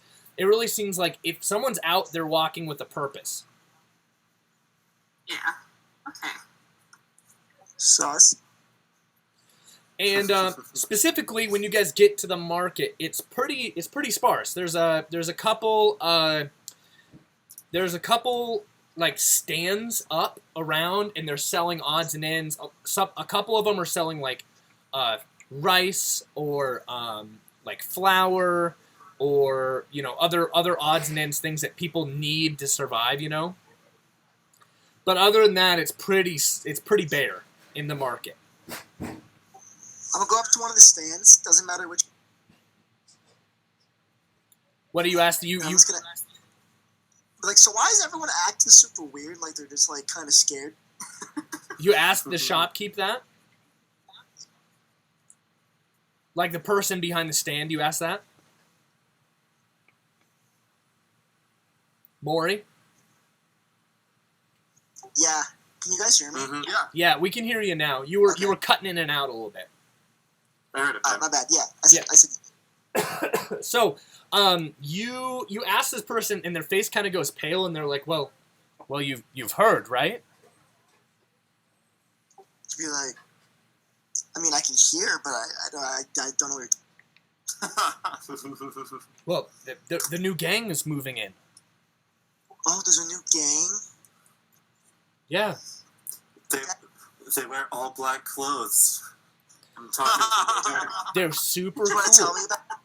And he goes, "Well, I personally haven't seen. They only come out at night."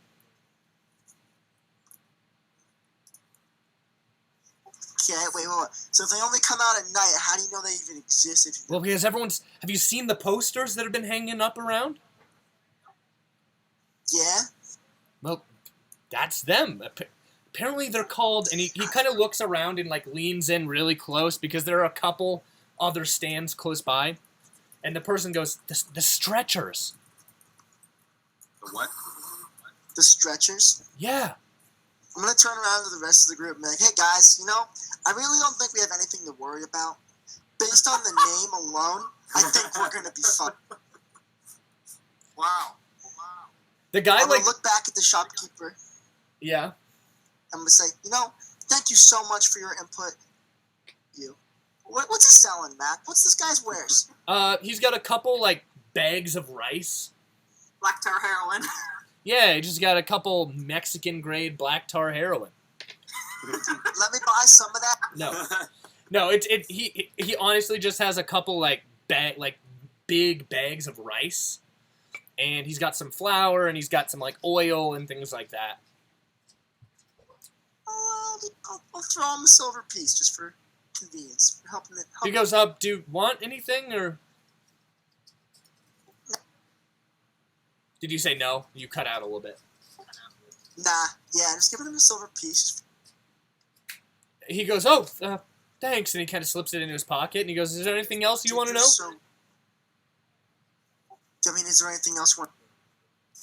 I mean, he goes, that's really all that's been going on. He goes, all of the people who are part of the Scythe gang, well, they've been going missing, apparently. Do you know where, what time these attacks usually, or wherever they go missing at? It's whenever the sun's down, and they wanted people to know that if they went out at night, they wouldn't come back. So, yeah, I get that, but, the period of which the sun is down is a pretty big period. So I'm just seeing, potentially if you maybe know, what time during that. He goes, it's really just when the sun goes down. He goes, the sun usually sets at about 9 o'clock, and it's dark until about 6 in the morning, 7 in the morning. That was good. Well, I think I'll be good. Thank you so much for your help, sir. What's your name? Tommen. Tommen. Well, Tommen, it was a pleasure. My name's Raz. He goes, thanks, Raz. No. Wow. Just some wholesome Raz content. I get all that wholesome. What a good boy. What a thick boy. Alright, is there anything else you guys do? Immediately while you're in here, you see 4 posters hanging up.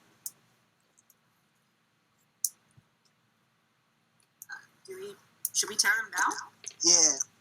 One for each of us. We gotta make ourselves targets, so if we tear them all down, we'll piss people off and word will get around. I was about to say the same thing. Let's stir up as much trouble for these guys as possible so they have to come out of hiding. Smite our ass. So you guys go and you tear down all the posters that are in this plaza, and people are giving you wide-eyed stares, right? Mm-hmm. Yeah. Oh my God, Mac, what's in my immediate vicinity? It's there. It's just a bunch of like it's a little market. Okay. Is there like a little hut nearby, like pretty low to the ground? Like, do you mean like a hovel that someone would live in, or? Yeah, something like that, close by, like kind of really near the big market with people in it. Sure. I jump up onto the roof of it. Give me an acrobatics check. All right.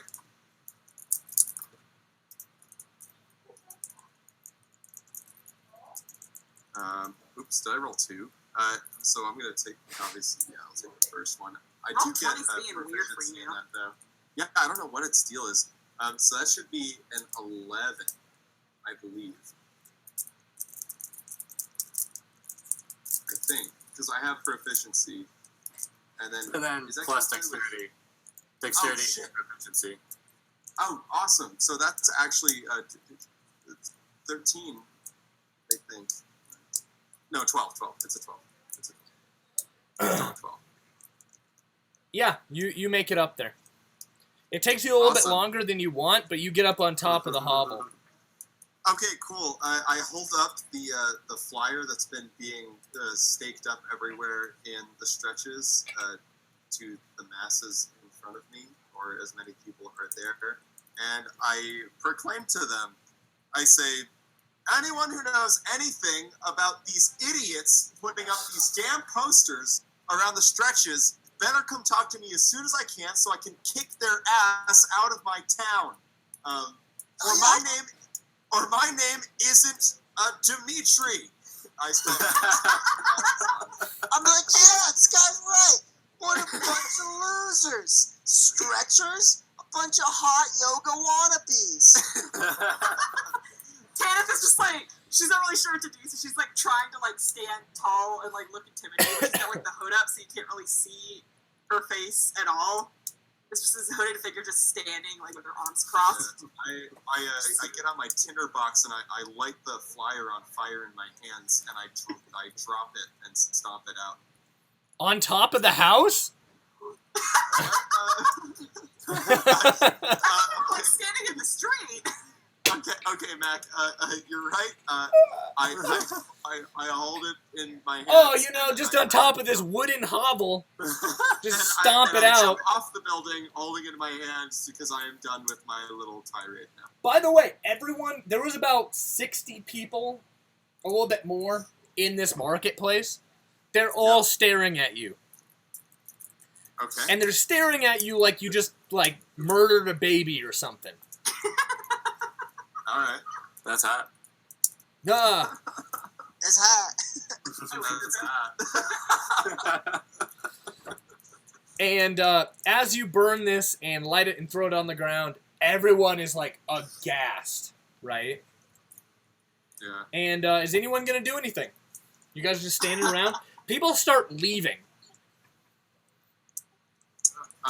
Well, what's Tanith will kind of, if people, if she could kind of, You would it even- be possible you- for me to resummon my snake and just make sure it's, in the cloak? Do you see that old man, by the way, that Raz talked to? He's packing up his stand. Fuck this shit, I'm out. Oh, no. Yeah. Would I be able to resummon my familiar and just kind of have it hide in my cloak? Sure, I'm gonna say that it can hide up in your Kind shoulders. of in the hood. Yeah. I want to have it nearby, but I know that it's kind of a big identifying factor, so Yeah. I'm just gonna. Solid snake, easy stealth snake. Just Yeah. hide it. There we go. It's under a box. I've got just a Very box. small box. You Right, cast and the snake is illusion under on the box. ground and you put your snake in the box. Nice. Snake! Oh god, I just had the worst flashbacks to another campaign I was in once. We had to sneak across the room, and for no Morrie- apparent reason, we decided Morrie? to build a Okay. box. Morrie is addicted to putting people in illusory boxes. Just saying. Because it's a great fucking strategy. Okay, no, what we did is we literally built a wooden box and we carried it back and forth across the room to make sure that everyone could stealth across the room with the box. We didn't need to. The holograms didn't care what we were doing. Does that but sound a we little did it familiar, anyway. Morrie? The It does box sound ended quite up. familiar. The box ended up becoming a religious icon. All worship the box. Oh, there's a duck. Anyway, people are starting to clear out of this marketplace. Rad. That's fair. You guys Are do we anything close else? to the time? Are we close to the time of the fight? What? Are we close to the time? Yeah, of the you guys fight? got about an hour until the fight starts. All right, you guys want to get early and get good seats? Yes. Oh yeah. Yeah. Okay, let's head back there, and then we can talk Okay, strategy of how we're give going to me use a. this I bait want for these everyone to people. give me a stealth check with advantage first. Even you. Actually, no. Sorry, not at advantage. Give me one stealth check. Everyone, including Morrie. All right, that's entirely fair. Oh no! Okay, so my stealth is actually, it's high and stuff. But, well, it's not that high. Wait, This is probably completely deserved. I actually have a 7. I got 12. So, now I want everyone to give me a perception roll. All right. Things Can are I getting hairy, can I guys. gain advantage with the help of my snake? Sure, why not? He's got blind sight. He can sense stuff that I can't. I was pretty good on perception. Okay. Non-natural 20. Okay, what's everyone's? 14 for me. What's 21. everyone's highest roll? Soft 20 for stealth. Oh, is it with advantage? Soft 20 for perception. Sorry. 21 for perception. Okay, is that everyone? I got. Wait, did you say perception with advantage or no? No, just No, perception. I get advantage. Oh, because fuck, I'm familiar. I'm a dumbass. Is it 12 then? Oh, no. What Alright. the fuck is up with roll? It's okay. Whatever happens. So, none of you, I'm going to say this, none of you see anything. But Morrie and Tanith, both of you feel like something is watching you guys. Oh fuck! The dots are being connected, guys. The dots Okay. just connected for me. I have an idea. Fuck it.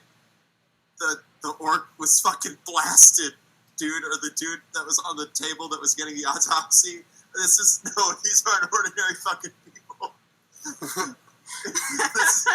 Oh fuck! Don't worry, we'll be fine. I'm gonna yell out loud and be like, "Hey, whoever's watching us, how about you stop being a bitch and show yourself?" I'll draw my sword at Tanith that is about to just proclamation. So you guys are in the middle of a lean over street, to by the Larsa way. As and say we're being watched, but then that happens. She just kind of shrugs. Just okay. So, This is happening. you guys stand there, Fuck subtle. and nothing happens. Back to back, everybody. Back to back. Face outward. Why am I such a? I'm so chaotic neutral. So, Wait, shit. Am I still the only good person in the party? you guys stand there, and people are like walking by you guys as you're standing in the middle of the street with your weapons out, and they're like, "What in the actual hell is going on right now?" But you don't see anything. All right, guys, stay vigilant. I want to watch this fight, and also it's safe there. So let's It's about So, if let's you just guys have about stay- 50 minutes till the fight. At this point, stay vigilant. Stay vigilant. so Always. as you guys Alright. keep walking, you guys keep feeling like something is watching you, but you make your way to the fight. All right, cool. We get inside. And as you get let in, it is much more crowded than it was before. People are already starting to set up stands. People are already starting to, filter in, get into groups. Specifically, you see one stand that's right next to the pit, and it says bets on the front of it. Oh. Oh. Oh. Do I see the orc Mac, by the way? The what? Do I see the orc? I forget his name. Tola. Tola? Yeah, I see you see him, and you also see a bunch more of the slaves. Okay, can I walk up to Tola? Just Yeah. Just quietly. Oh yeah, I just want to like pass on information that we think we're being watched because we think we may have attracted a little bit of attention. So just to be on his guard and let me know if anything. He kind of looks at you and he goes, "Oh, okay. You didn't do anything stupid, did you?" I'm always doing something stupid, Tola, and then I walk away. And he says something under his breath, and only people who can understand Orcish would know what he's saying, but he says, Oh, hello. yeah. He goes, short teeth. I'll laugh at that.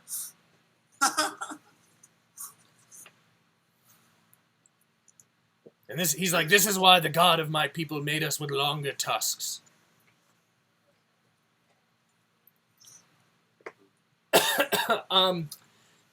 Anything you guys want to do? You guys got about 30 minutes before the fight starts. Just gonna chill. I think I'm good to just. I guess. Wait, I'm gonna go to the betting table.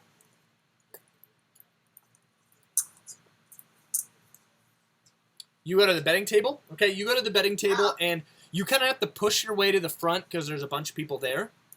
But you grab the fight card that they list all the fights that are happening tonight, and you kind of take it away from the table, and you kind of read inside the fight card, and there are 4 names on this fight card. Cool. What are the names? So, let me grab my little sheet right here. You have Tola,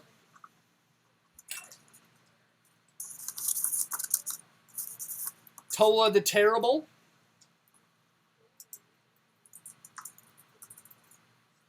who has 5-1 odds. Could you repeat the first match? So the first match is I was stopping to read and stuff. The first match is Tola the Terrible, who has 5-1 odds on Varith. What was the second name? Varith. Varith. Okay. Okay. And then you have Siga the Green with 1-1 odds on Brayla. And then the other one was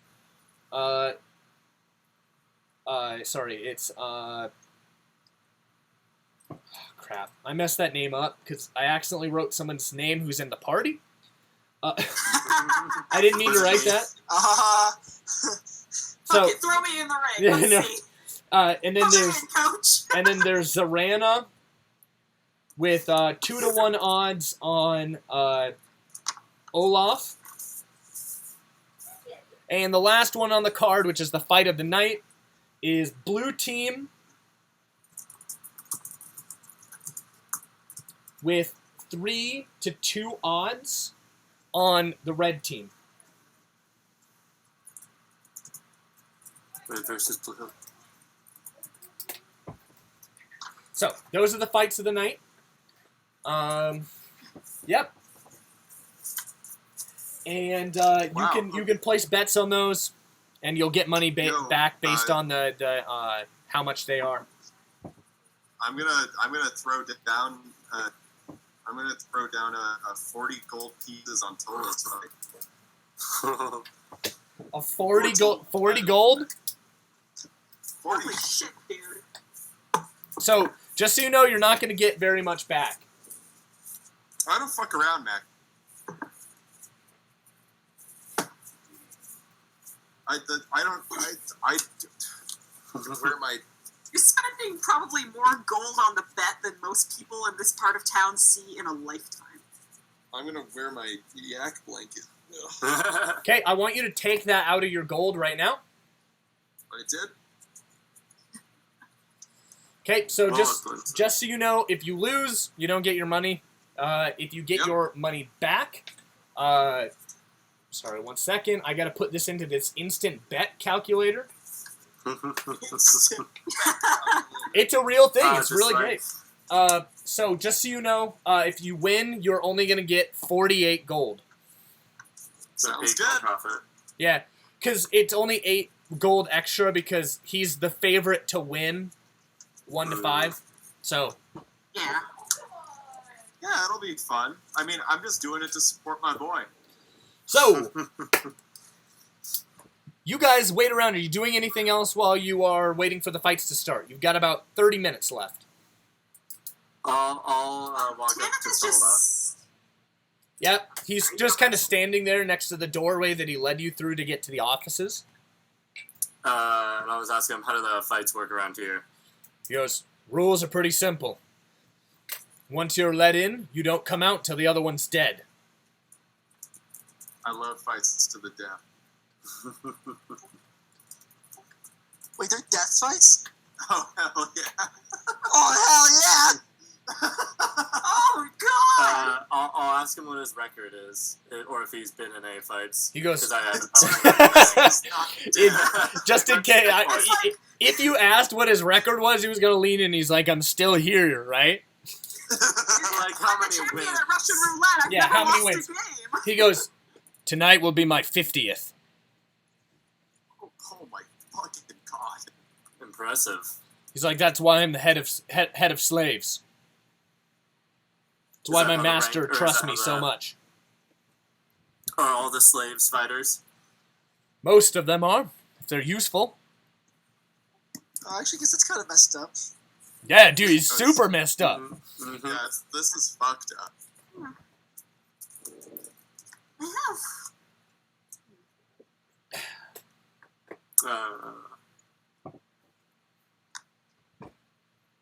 He's just kind of quiet. Unless you ask him something, he's not going to respond to you.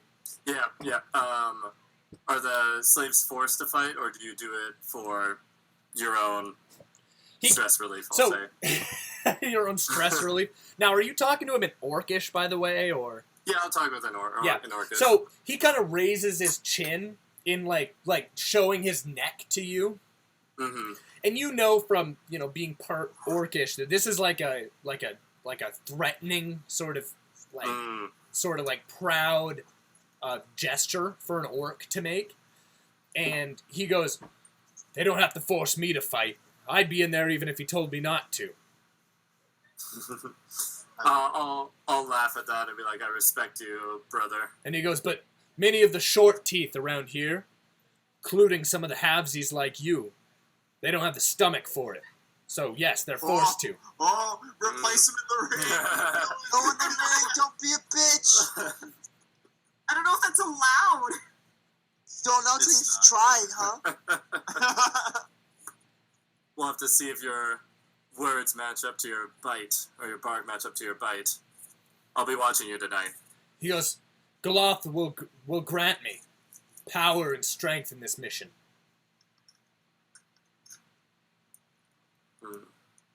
And he sort of just keeps standing there. You walk away from him, he just stays there. Yep. Okay, anyone want to do anything else? Morrie, Jordan, you guys haven't done anything? You want to do anything before the fight starts? Yeah, I'm gonna take a nap. Oh, really? Okay. Tanith is just kind of, like, wherever she takes a seat. She's also kind of keeping an eye out to see if anyone, I guess, is acting weird, like, focused on our group in particular. Okay, so there are a lot of people in this place now. Like, Yeah. at least 200 people. Like, they've started filtering I guess if in. there's anyone near us that seems to be, like, looking at us more than... I want you, because there's so many people, I want you to give me a perception with disadvantage. That's fair.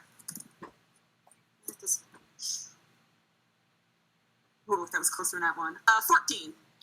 14. Yeah, you don't notice anything.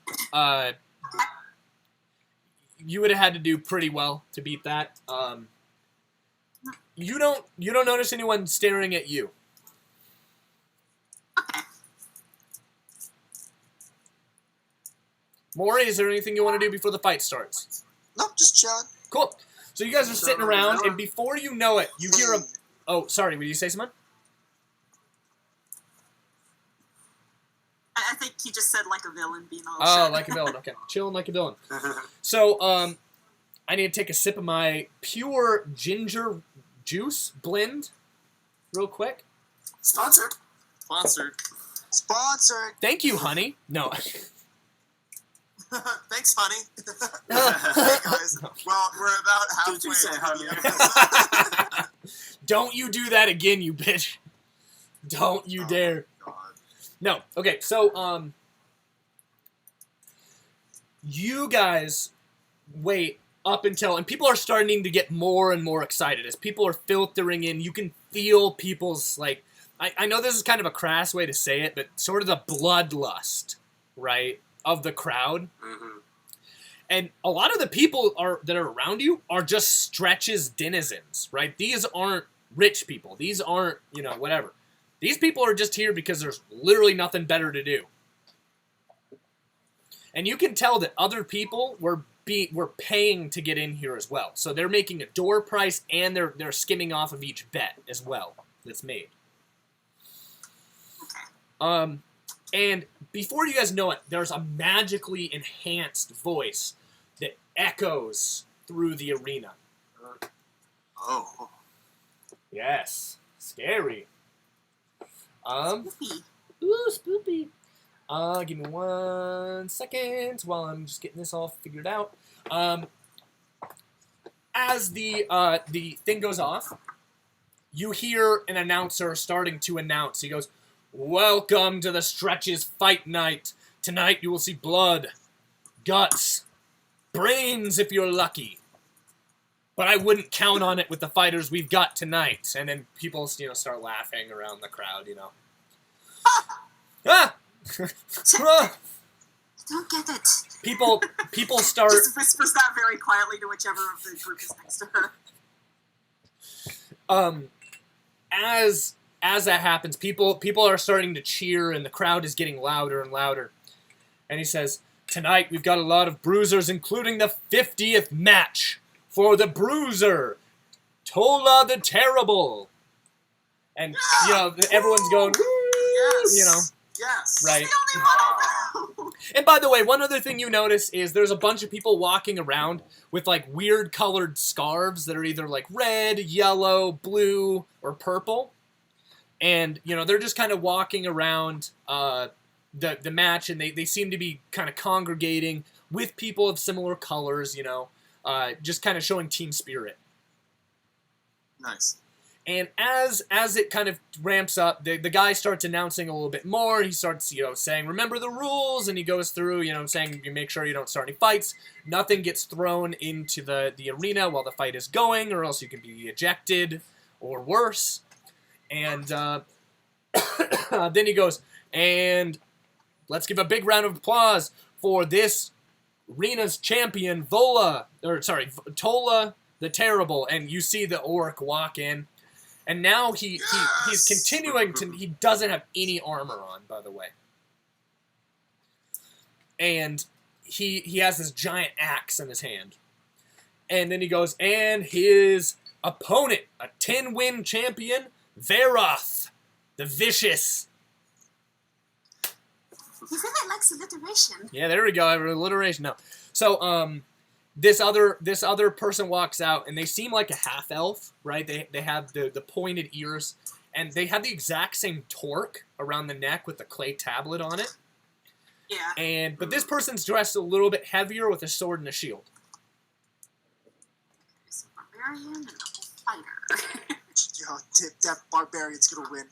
Calling it out. Oh my gosh. Yeah. Okay, so the fight goes off, and it starts really quick, and you can tell the crowd is like ready for this, right?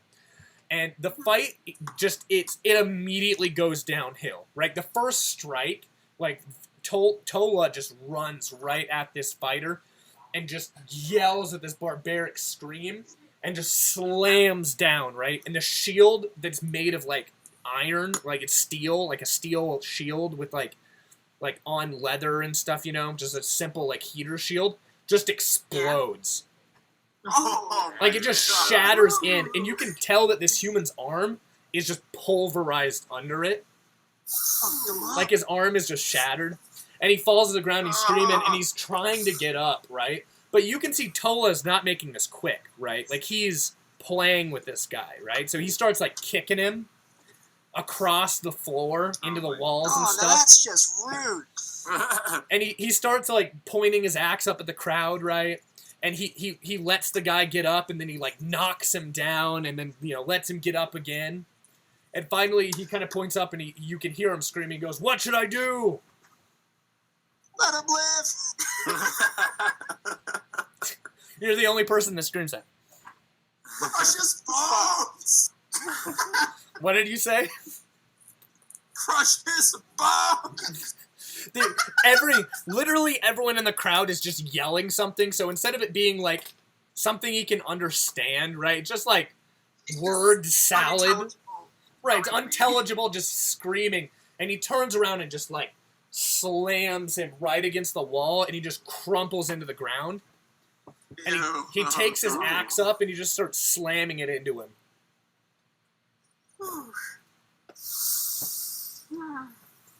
Well, that's just He's a big boy. And then Tola just calmly walks out of the arena. nice. I won. Just like a bloody. Yeah, there's just a splatter pulp on the against the wall that once was wearing armor. And you see, they I don't don't... think I'll be able to eat another pancake ever again. So, next up, the guy comes out and he announces that next fight will be a Siga versus Brayla. This fight is pretty similar fight in some ways. These are both first timers. Neither of them have fought a bout in the arena. One of them has a spear and net, and the other one just has 2 knives. And it's sort of a back and forth, and it takes a lot longer, and you can tell the crowd is starting to get, you know, like, just get it over and kill him, you know. And before you know it, the net is thrown, and the one with the knives ducks under the net and kills the one with the spear, you know, isn't caught. It's a pretty good fight, and they're all screaming. Next one up is the Zorana versus Olaf. This is a much better fight, and it's an underdog win, where Olaf was the underdog, and he ends up beating Zorana. And you guys are all proud of this. Now, I want you guys to tell me where you all are at right now. Just in the audience, just kind of stoked, waiting for the Okay. last fight. Pretty just happy about my 8 gold winnings. Yeah. Tanith is probably just kind of sitting near the others, wherever they are. So you guys are all kind of in a group. You guys are all kind of in a group, though. Yeah. She's Yep. She's kind of like watching the fight, like curious, but like occasionally wincing. Just like, ooh, this is different from what's back home. Ooh. Here, give me 1 second. I'm trying to get this. I thought I had this, but this isn't going to work. Okay, well, that sucks. Oh, that'll do. That'll do, pig. That'll do. So there'll just be one little bit of, like, me changing what the arena kind of looks. No, I fix it. I fix it. It's a square instead of a circle now. Whatever. All of these squares make a circle. Okay, you guys are there. I'll have to get Morrie his own. Hell yeah. It's going to take just a couple seconds. Real quick characters. I'm just going to grab one for... All I can see is the map still. Yeah, I haven't moved you guys yet. Real quick. Just 1 sec. Okay, just making sure. I'm trying to... No, that's... Oh, no, that'll work. Okay. Oh, wow. Wow. That was very large. I didn't want that to be that big. Sorry. This got a little screwed up based on one of my plans changed real quick, and I'm just improvising. Wow. You are very big, Morrie. Alright. There we go. I need to controlled by Morrie. Okay.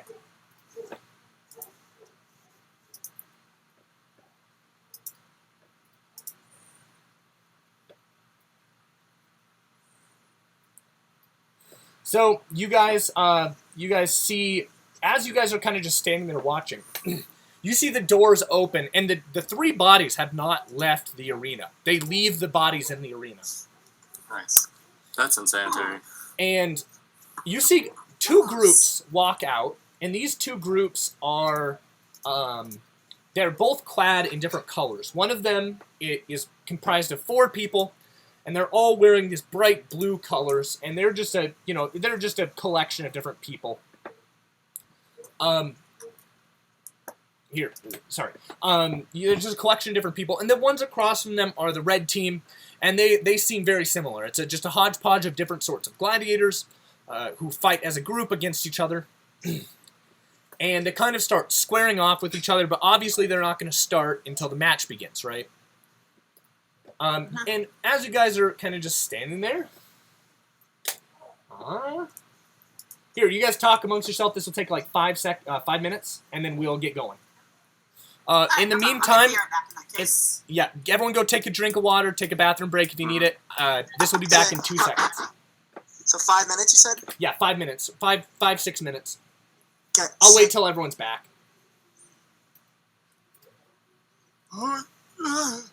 So, Larso, if you're a fighter, what would your name be? Probably Demetrius. Demetrius the Dandy. And I kill people with class. Funny. Don't think people would be a fan of that here. Sometimes it's fun to play the villain. Mm-hmm. I'm stuck between as the Amazing or as the Annihilator. I would have gone with, like, as the Acid Destroyer. I do like destroying asses.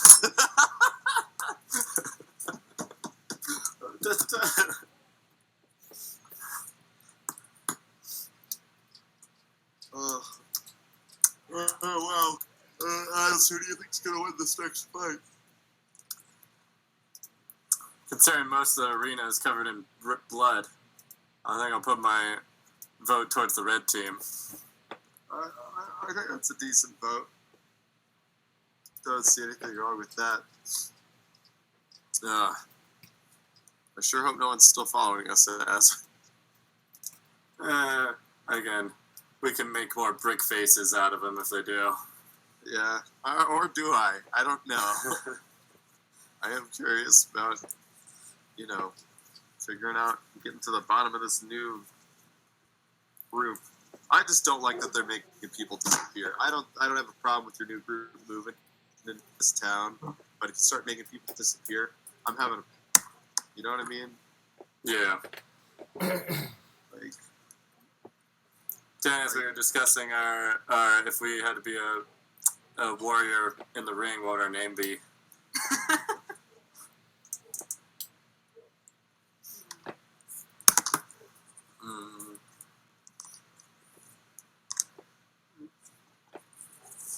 Actually interesting. Does it have to be alliterative?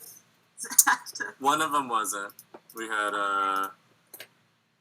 Siga the Green. I feel like Tanith would probably just have something like, as cliche as it is, like the serpent or something like that. Have that whole aesthetic going. or like Tanith the Tickler. Oh, tickle you.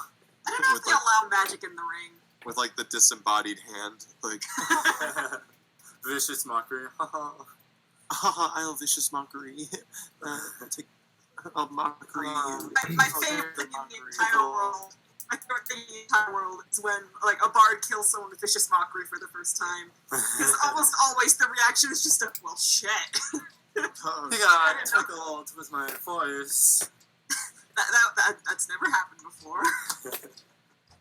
Oh my god. For as we were deciding between as the Amazing, as the Annihilator, or Larso's suggestion, as the Ass Destroyer. I like the last one. Mm-hmm. It's the most appropriate for a half orc of your Size. he looks down at himself and looks back at you. He's just like confused. It's like, how do you know?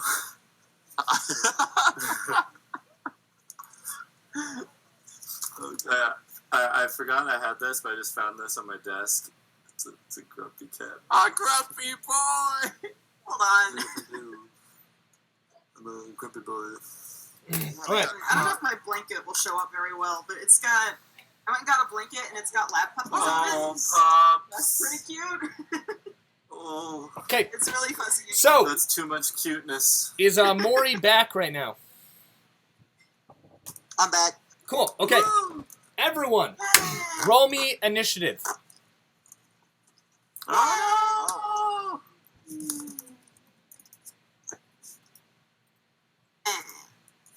Oh, okay, that's better than I typically roll not well. What are we doing? What are we rolling? Initiative. And that is true. Initiative. Oh, wait, what? Dun dun Yeah. dun!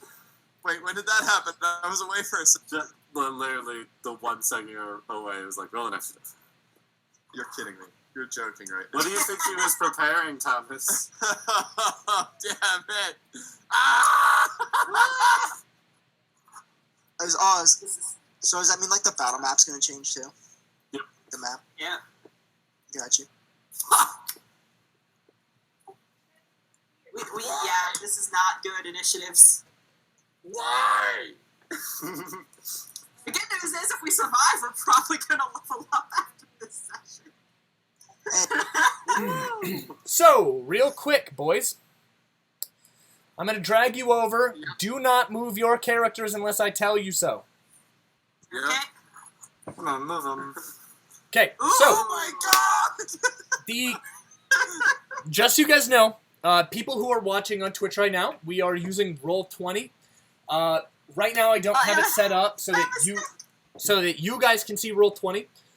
But we are going to do a really good job of explaining it out, so even if you're listening, you can understand what is happening.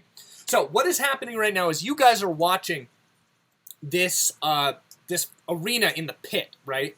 And these two sides are squaring off, and the announcer walks out into the center of the pit, and he starts announcing the two sides and announcing the fighters, and he gives, which side is one more, and he names all the fighters real quick on all sides, and then he goes, and without further ado, the main title fight!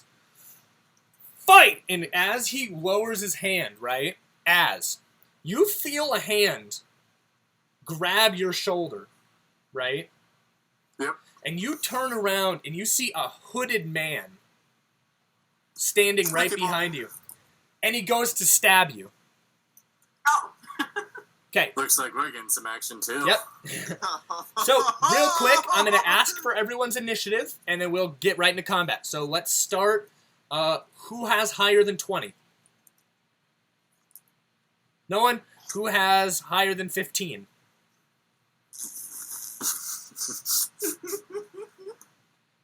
Okay. They're all low. Fucking rip.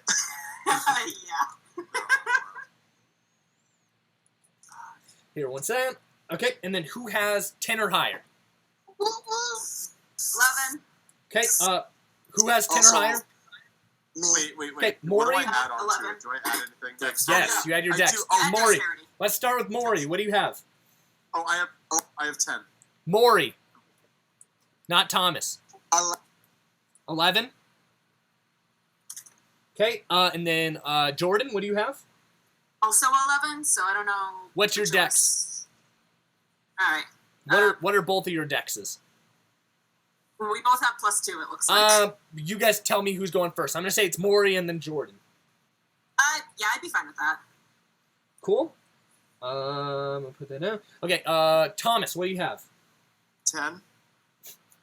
Okay. And then Az, what do you have? A strong 4. Oh. 4. Hey, at least we have an extra person this time to fight. Okay, so Yay! real quick, just so we're setting it up properly. You guys right now are in the middle of a giant crowd surrounding this arena, right? As the fighters on both sides collide with each other and start just fighting, right? Uh-huh. You guys notice that there are hooded figures on all sides. And this is when this fight. If you're moving inside of this red circle, you are in difficult terrain. That means you're inside the crowd. Okay? Okay. And because this is going to be so swift, there aren't going to be any guards there to help you guys. Uh-huh. Until a specific number of rounds that go by. Which I have. Okay. Okay, so let's start. The first one stabs Az. Does a 15 hit. No. Okay. 16 for without my shield. Okay. Oops, sorry, that was not the right thing I wanted to click. This is the thing I want to click. This one goes 5, 10, 15. 5, 10, 15. 5, 10, 15. Sorry, 1, 2, 3. Okay, 4. And then 5, 10, 15. Like I said, they're moving through difficult terrain. And they're moving through the crowd, pushing people aside, right? And the crowd really isn't watching. They're looking down into the arena, right? So, people are cheering and screaming, for that. And anything that goes out, maybe they won't hear, right? And I'll move these guys closer to each other. Okay, next up, top of the round. Morrie, what does Raz do? He sees this man try to stab your friend. Wait, what do you mean friends? Kidding. Which one is mine? What? Am I the one on the right? Yeah, it's the one you can move. How do I move him? You just click on it and... You should be able to click on him and move him. You have to have the select move on the top left, though. Select move. Can't click on... Right click, left click, or... You should be able to left click. Here, let me He's double this check. little blue guy over here. Oh, no, that's why. That's my bad. Sorry about that. Now you should be able to. There's some. Oh, thanks. Awesome. Okay, sick. I am going to cast a mighty firebolt at this fuckboy. Ooh. Okay. Firebolt. Tanith has a ring that does Okay, so that. he's going to have half Yeah, I cover. do. So he's He just gets going to have... half cover. But just because there are people, there's a crowd. Oh, dude, fuck that. Give me a DC 13 wisdom. Okay, there we go. Just wanted to make sure. Okay, what's the DC 13 wisdom? 13. Wisdom?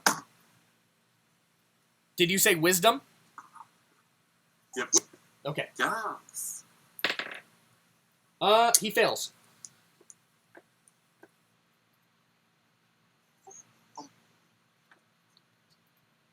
He fails. Don't know if you heard. He failed. I can't hear you, Morrie. He's going to take 8 necrotic. Holy fuck. Nice.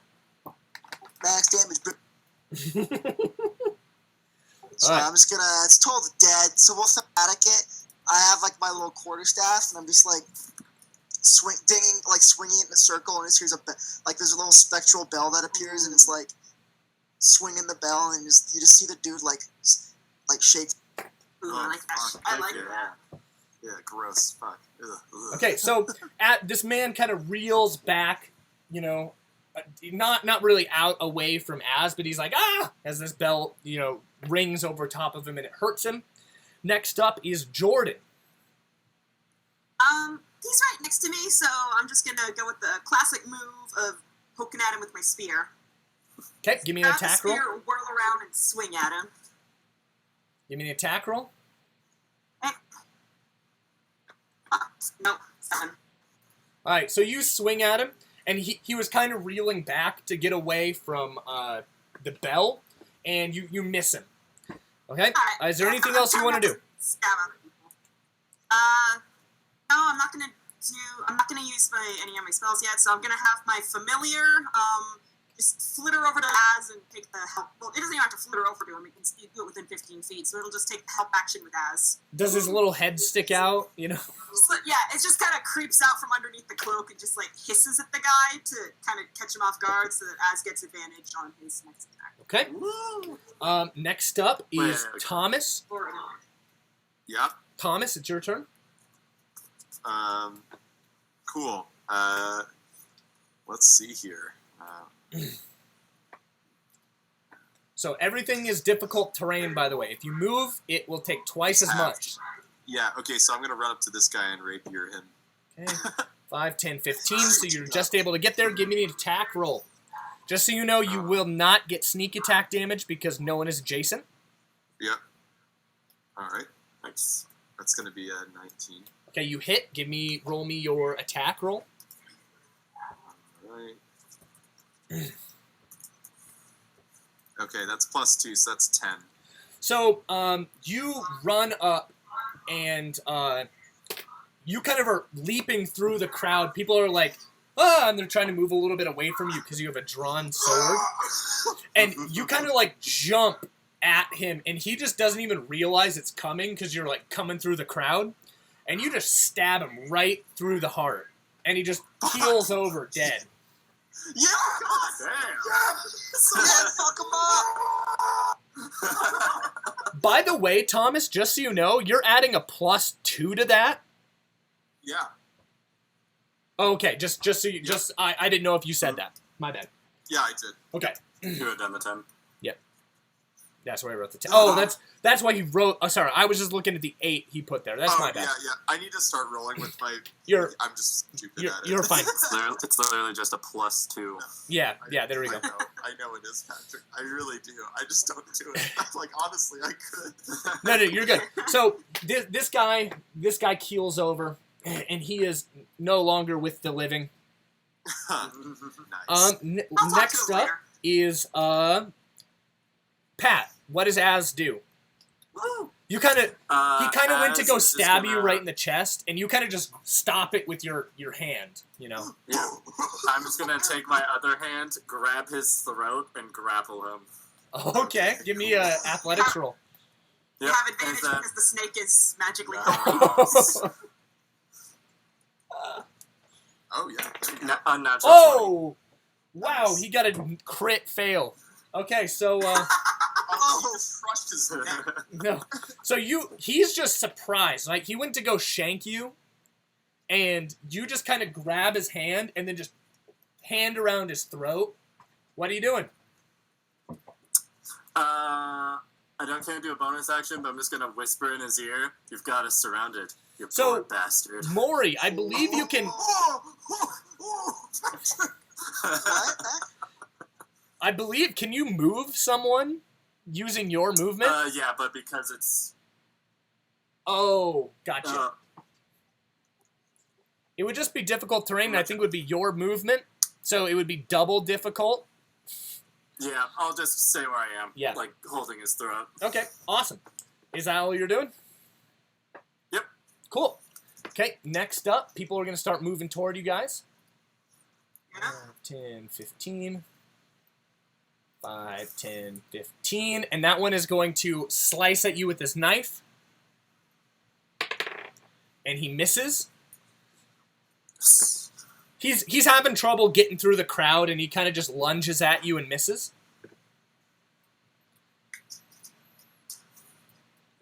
This one is going to attack you, Jordan. Alright. Ooh, 19 hits, I'm guessing. What'd you get? 19. I didn't hear you, sorry. 19. Sorry? A 19 hits, right? You're cutting out. I can't hear what you're saying. 19. 19. Oh, yeah, that would A definitely 19 hit. hits, right? My nerds. Oh, yes, it hits. Okay. You take 4 damage. Alright. Oh my god, I'm about to go on a killing spree.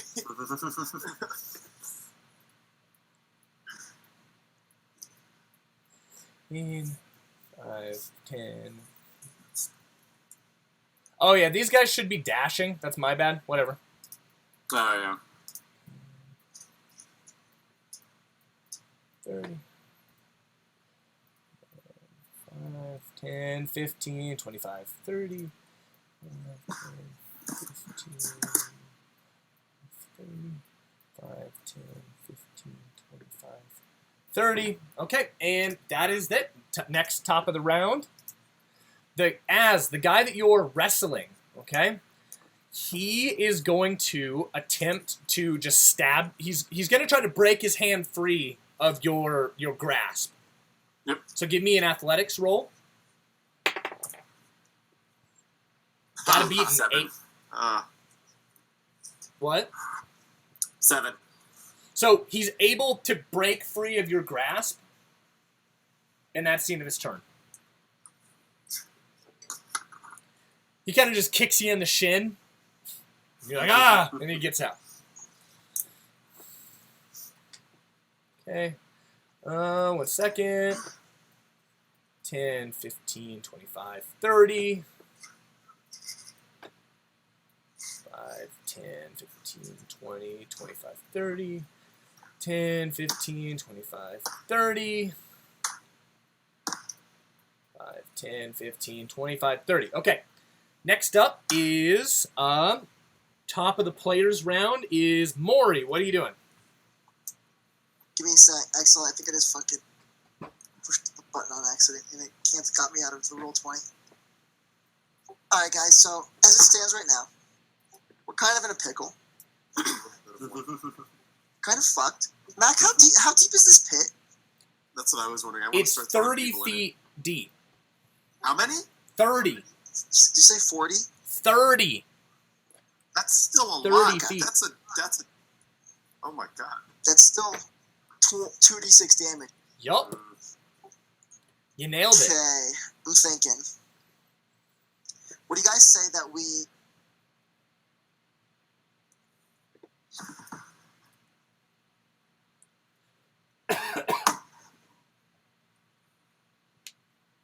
And as you look down into the okay if I pit, draw they're something? still fighting down there. Yeah, no. It's okay if I draw something. Sure, yeah.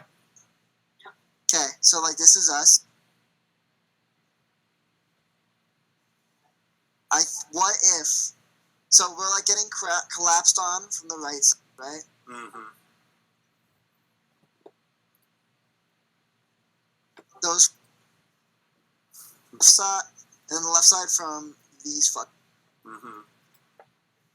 What I think we need to push through the left, because if we just sit right here, they're just gonna come in and fuck. I can try and I also. might have an idea to help with it on my team. My idea was I was thinking if I fog cloud on top of it. Oh shit, that's exactly what I was gonna do. 2 fog clouds. Okay, so here's the plan then. If we both have fog cloud, that means we can both cast it and get more range on it. So if you, it's, what is it, 20 radius? Is that the radius on it? It's a 20-foot radius, so that's 8 squares total. Be like I was gonna cast it so that it would be like Okay, so kind of If you- it would be around this range. so I'm thinking if I cast it right here, okay, I'll cast mine right there. Okay. And then we can push down to the left. Alright, and then you can cast yours like right in that area. Okay. And they will not be able to see us at all. So they get disadvantage on all their attacks. Yeah. And they can't take their opportunity attacks, they can't see it. I'll Okay, try I to like also clear that way out since I already fucking tore someone's heart out. I'm going for another one. Oh yeah. Okay, Alright. so what are you How doing, do I get Morrie? rid of all this drawing? You can click on them with the you can right click on them or click them with the selector move, and I think you Here, can I'm do helping. that. Okay. Sick.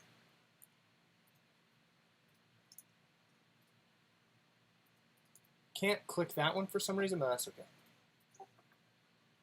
It's the cool fun. It's all with pink because I'm a good guy.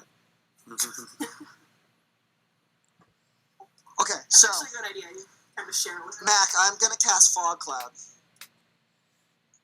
You're gonna cast Fog Cloud. Okay, show Make a me. shape. Just draw the square or the sphere where that's going to take place. If you can, just so it's easier for me. Honest. Yeah. You can use draw a shape is a good one. That's what I'm. Okay, cool. Okay.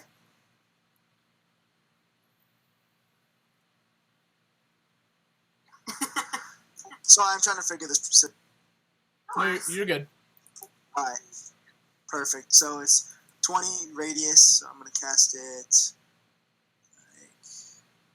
right here. This isn't gonna be One, perfect, but I'm just gonna. two. It's really hard for the audience not to see, so I'm going to let people see everything real quick while you're doing that.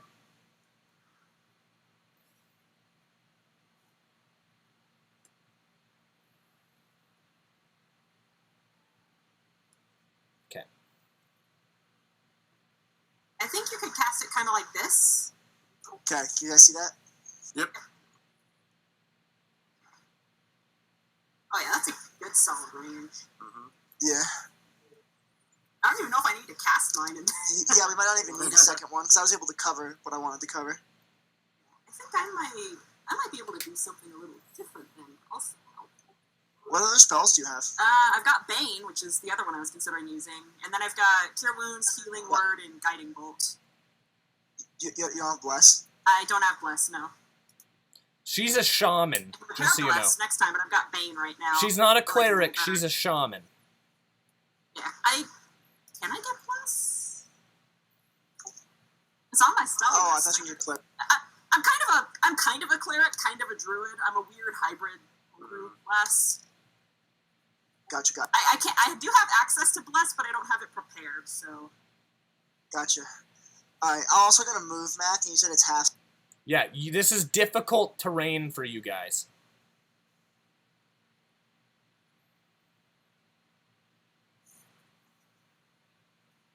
You're still on draw, I think. Nice. Okay, people can kind of see now. Maybe that's a little bit better. It's not going to look very nice, but you guys will get an idea of what's going on.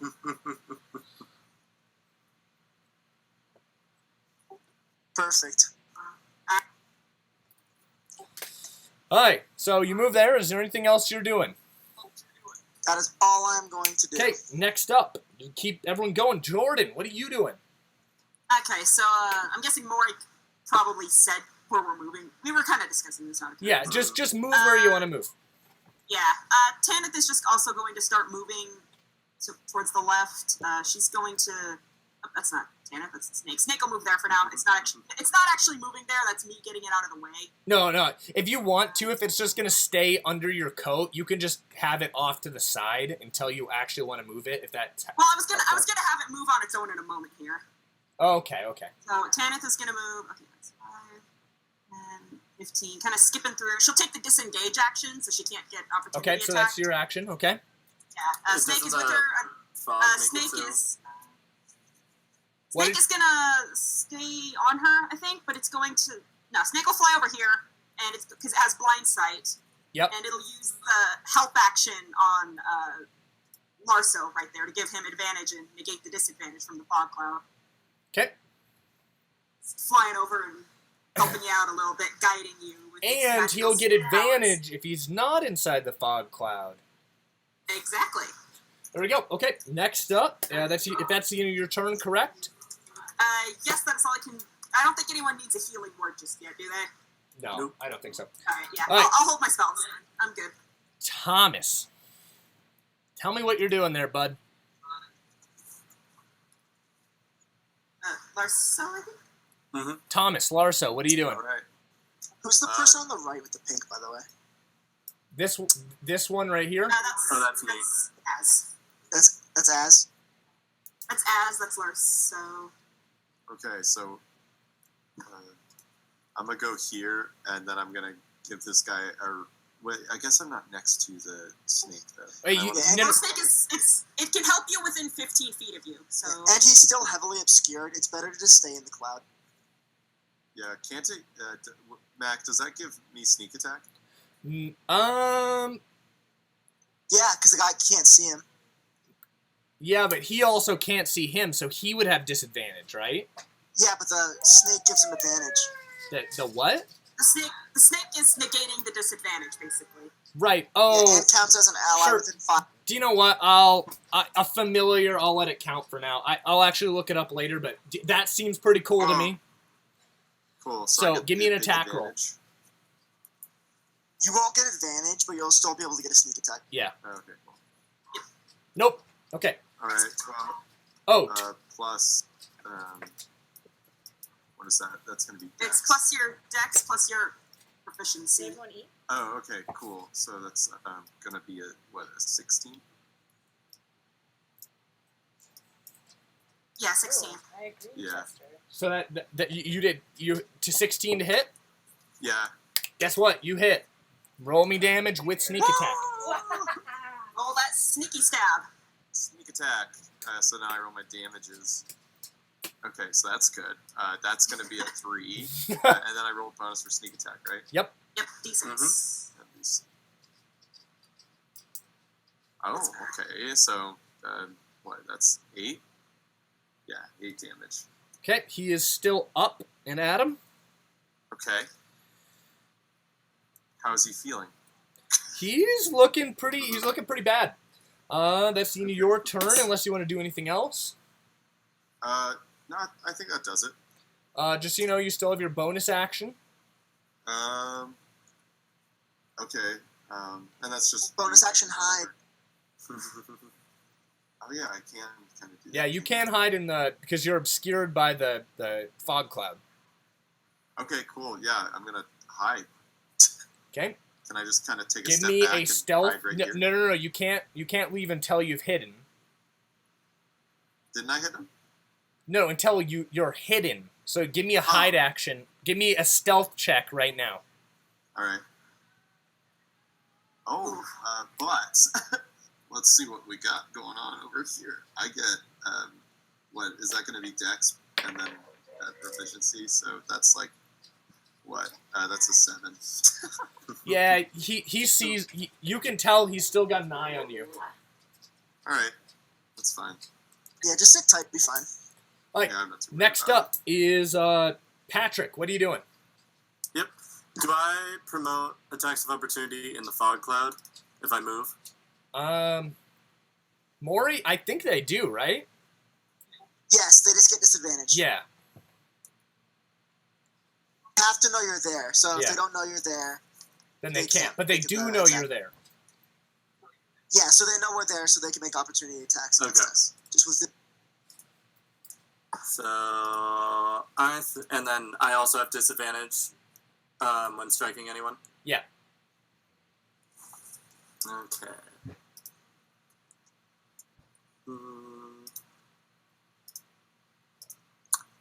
I don't think I actually have my sword equipped or my shield, so I think I'll use my action to equip those. I'll 'cause I say was you. grappling I'll the say you guy have your shield, and then you can object interaction draw. for the sword. Yeah. Okay. And then I'll just move 5 feet this way, so I think that's one opportunity attack from this person, the far right person. I take it back, Mac. Opportunity attacks are only against creatures. You can see? Really? Oh Yeah, shit! I'm reading the I didn't have to disengage then. Oh well. That's what I was wondering. Yeah, you can make an opportunity attack on a hostile creature that you can see moves out of your reach. No one can see anyone. Okay. Okay, Awesome. I will then move farther this way. Hello.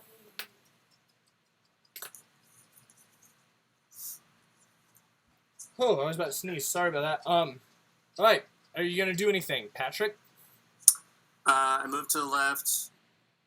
Is the object interaction my action? No, I'm just gonna say you're able to draw it, and you can attack Okay. if you want.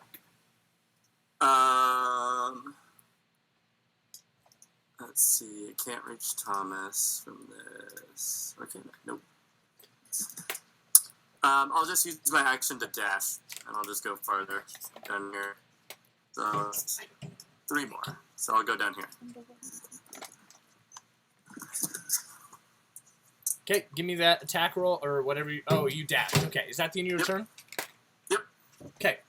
Other than that, I think that's the end of that. We have everyone moving now. Whoa. Oops. My bad. I did not mean to do that on that screen. Here we go. We have this person Oh, attacking. jeez. Yeah, I gotta shut my window. It's getting windy. Two. Whoever this is going to take an attack. So that's Jordan. And Morrie is She's also... closing her window right now. Jordan and Morrie are going to take attacks. Both of them are at disadvantage. Yep. Okay, first one misses you, Jordan. Okay. And the second one misses you, Morrie. Okay. Also know, Mac, that I do have mage armor, so it's AC 15. Perfect.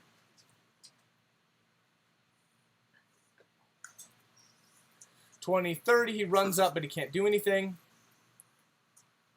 10. And Morrie, you're going to get attacked. It's fine. And he misses as well. Holy crap. Disadvantage is awesome. Dude, yes, the fog clouds are clutch, dude. 5. Disadvantage to attack Az. 14 does not hit you. Nope. Another attack on you. And 14, again, does not hit you. 5, 10, 15, 20, 25, 30. 5, 10, 15, 20, 25, 30. 10, 15, 20, 5, 30. 5, 10, 15, 20, 5, 30. 5, 10, 15, 20, 25, 30. 10, 15, 20, 25, 30. Okay. Next up, top of the round, these people are going to move and attack you guys. The first one is going to attack you, Thomas. Yep. With disadvantage. Sorry, there's this mosquito that's been flying around me. It just killed it. Does Nice. a 14 hit you, Thomas? Yeah, damn it. Barely. You take 3 damage. Ow. Okay, as the one that you were choking, he is now going to move 5, 10. He runs up, and he is going to strike at you, Jordan. Okay. He's looking real bad, by the way. That is an 11. I'm guessing that does not hit. That does not hit. Okay. And last up is... Actually, I think you guys... Oh, yeah, you have one more. And that's this one right here. Okay. And another one is going to attack... Oh, wait, no, it's this one. Sorry, my bad. Okay, that one's going to attack you, Thomas. Oh. 13, does that Wait, hit? which one's attacking me? There's a guy behind the snake. Mhm. Oh, Ping pong. if that's exactly my armor class, does it hit? Yes. Yeah. Damn it, then it hits. You take 2 Ties damage. always benefit the roller. 2 damage. Typically. Did you hear me? No, what? You take 2 damage. 2 damage. Wow. You doing okay there? Yeah, I'm totally fine. Me? Okay, no. Okay, next up is Morrie. What are you doing? Beautiful. Really quickly, you see where I am? Yes, you are Up right one here. to the left. Are there 2 people on that space? No, there's just one. There should be. Who is it? It's just one dude. Yeah, it's just one Is dude. Is that an enemy on Yeah. that space? Yeah, all of the guys except for you guys are enemies. I wonder if I Yeah. could... Here. Tanith is right here. You can And then add these the guys pink are dot. all enemies. How do you Yeah. add these pink dots so I know who everybody You is? just go under freehand and choose the Here, color I got it, I got it. that you've been using. Okay, those are friendlies. Friendly. Everyone is marked now. Beautiful. Okay. So, this guy is an So- enemy. Is an enemy? Okay. I'm going to cast Ice Knife. Awesome. Okay. So that's a ranged attack, correct? Yeah, and it's in fog clouds, which is disadvantage. So disadvantage, okay. Now, it doesn't matter that you're adjacent to him, correct? Oh, I'm gonna move first. Actually, you're right. My bad. I know you're in melee, so you're gonna take 4 attacks of opportunity? They can't see me. Oh, right, no, they can't. You're totally right. Okay, no, you're good. Okay. My bad. Highest roll was a 12. Okay, and the highest? Lowest roll, sorry. Was? The highest? Sorry, I rolled a... Here, I'm just looking... Oh, was that for attack? Okay, awesome. Yeah, okay. Because I can't. No, I totally understand. That hits. But Ice Knife doesn't specify... Okay, it does? It does hit. You know, too, Ice Knife does not specify you need to see them to be able to catch. That's fine. Okay, cool. I guess So because it was a ranged spell, and I know it also hurts people adjacent to him as well. So correct. So he's gonna take 2. And then all these 3 people, I'm gonna draw here in a sec. Him and the people each to like him. This and one, then the ones left and the right. This one. So this one, this one, and this one. Those 3. Those. Am I included in this? Are you on that space? I'm right here. Oh, and you'll be fine. What's? Yeah, I'm a healthy. It's Dex. It's not very much damage. Okay, Okay. the other It's two. just trying to- The other 2. What do they have to make? They all need to make, every single person like in that square needs to make a dexterity DC 13. That's... Okay, both of them fail. Oh, damn it, so close. Alright, I fail. Jordan, I'm sorry, Jordan, I didn't know you were in that space. Nah, it's fine. Okay, how much damage do they all take? How many of them succeeded? All of them failed. They all failed. I rolled very poorly. So. And they're gonna take 8 damage. It's cold. Matters. Yeah, it doesn't really matter too much. Alright, Okay. that was So Alright, I'm cold now. that one dies. And its teeth are shattering. Okay. She's from like a jungle continent. You also have all the scales. So I guess like thematically, I'll pull my staff back, and an icicle's gonna appear on the end, and I'm gonna launch it. It's gonna hit the dude and bed. That's hot. That's hot. Okay, awesome. Next up is Jordan. Okay, so quick question here, Mac. Rules as written, healing word requires me to see the creature I cast it on. Can I cast it on myself? I'm guessing I could see myself at least. It says everything's in it is obscured, so I don't think you can actually. Well, all right then. Okay, that's wonderful. What's going on? I feel I like was you gonna could cast use it on healing word yourself. on myself, but I can't see myself. No, she can cast on herself. Okay, I'll give it to Yeah, you. like that. Okay. All right, I will do that That's first. like I could stab myself if I wanted to. I will do that first. With as a bonus disadvantage. action. I'll do that first as a bonus action. I cast a healing word. I get 6 hit points back, which is much better than it was. And then I will just turn and yeah, I'll just turn and stab this guy that's still standing next to me. Fuck him. Cool, get him. Give me a He's the tackle. reason I'm cold, even though I have. Yeah, I'll just take it with the. He's very hurt, by the way. Okay. In that case, I'll have my snake use the help action on me from where it's chilling out. Okay, give me. So just give me a normal attack without disadvantage. Yep, just normal attack. He is my eyes. Fuck, it's a 10 anyway. Yeah, you don't hit, you miss. Oh well. And and then I will just Okay. Perfect. There we go. Go Okay. back at these guys. Thomas, it Still is. shivering, kind of rubbing her arms. Thomas, it's your As turn. you're like moving by, I profusely apologize. Like, I'm so sorry. Thomas, It's okay. You didn't. Oh, my turn. Thomas, The it's your snake will turn. move closer to Larso for defense. I'm trying to but get you it will not going. Do anything, really. Thomas, you there? Yep. Okay, it's your turn. It looks like it's killing time. Yeah, I mean, I guess I'm gonna do one of these guys. I'm gonna kind of shimmy around this guy. Kind of sticking to him the whole time. Yeah. You just kind of. I'm guessing you just kind of go 1, 2, one of those. Yeah. Cool. Perfect. Give me an And then attack. I'm gonna give him the big stab. Okay, so you have disadvantage still. What about with the snake?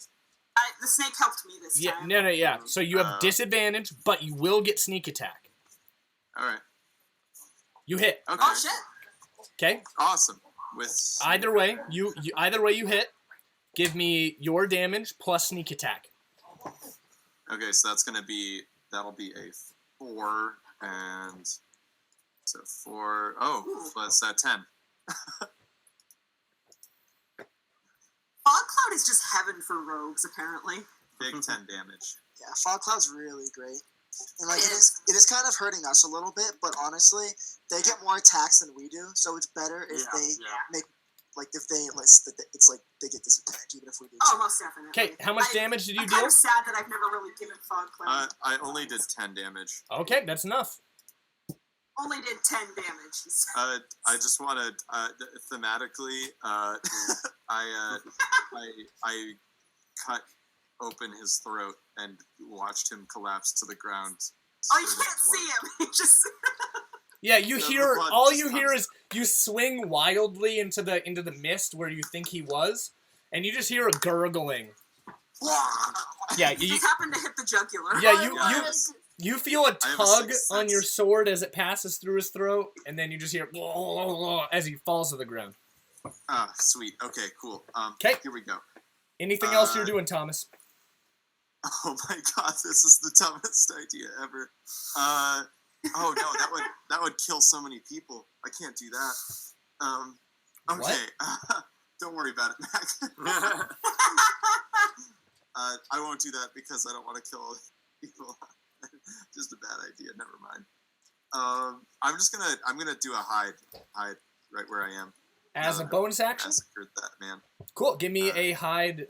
Give me a stealth check. All right, cool. That'll be a 22, I believe. Yep. You. No one can see you. Cool. Okay. I have the other people going up next. He's gonna move there, and he's gonna attack you, Jordan. Okay. 3 does not hit, and the other one was a crit. A crit hit, but you missed it. This one's gonna attack. This one's going to attack you, Az. Yep. 11 does not hit you. I'm strong, boy.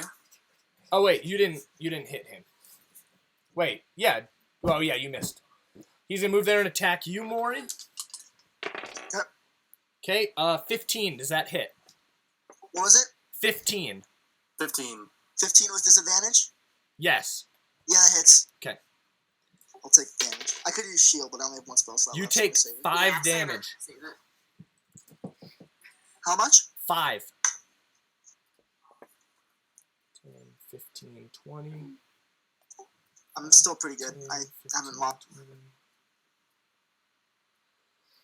5, 10, and he's gonna. No, he can't. I'm gonna say he can't reach you from there. And then this one is gonna attack the snake in front of him. No! Don't attack my snake! He's a good boy! Does a 13 hit? Well, I have to look now. Hold on. Is he a slippery little snaky snake? Fuck, that's I have his AC written now. 13 with disadvantage. Yeah, his AC is 13 exactly. No! Thankfully, Snake is sturdier than the average snake with his magic. It takes 2 damage. Okay, cool, he's still alive. Yay! He's got 10 hit points. He's got almost as much as the rogue. Nice. I'm glad that I'm 1 hit point better than a flying snake. It is a magical flying snake. Alright. Normally he'd be fucking dead by now because familiars. But Spirit Bond. You guys have it kind of easy this round. You've got this this one guy. Oh, and I forgot these two. Sorry, one sec. 5, 10, 15, 20, 25, 30.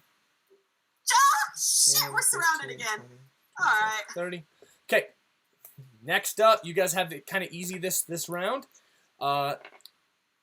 Jordan, you are gonna get attacked once, and it misses hard. And then it is Go ahead. Morrie's I turn. didn't go the last round. My turn? Morrie's turn. I didn't go last Oh, round. you didn't go? No. Yeah, Oh, Aztec take this it. turn. Take it now. I'm super sorry about that. All good. I'll just strike the guy in front of me with my sword. Okay, yeah, do that. I'm super. Next time that happens, just interrupt me. Yikes. Yep, natural one. I wasn't sure the order because there's so many guys. Yeah. So you go right after Thomas Okay. every single time. I do not hit. Do you do Natural anything one. else? I could move. Oh, I'm gonna move out of the fog. I'm gonna go. Here. If you stay in the fog for one more turn, I have a plan. Okay, I will stay in the fog. Because the second you move out of the fog, you lose your. You still they don't get disadvantage attacking. They can't hit me though. I'm too strong. Okay, so I think the ones in the fog still would, but there's the ones out of the fog. Yeah. Morrie, So it's we your want turn. to spend because my plan. Tell us your plan by doing it. It's your turn. Okay, Mac, really quickly. How far after? I'm right after you. Technically, we're on the same You're turn. right after me. Okay, sick. Here's how it's gonna go. I'm gonna move 15.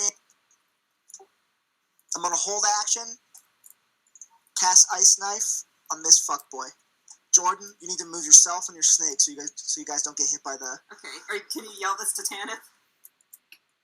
Yeah, like get I'm gonna shoot another icicle. If you don't want to get cold, I suggest you Okay. downwards, roughly 5 feet to the right, then another 5 feet straight down. Cool. Same with your snake. If I remember Next correctly. up, Jordan. You can do exactly that right now if you wish. All right. Cool.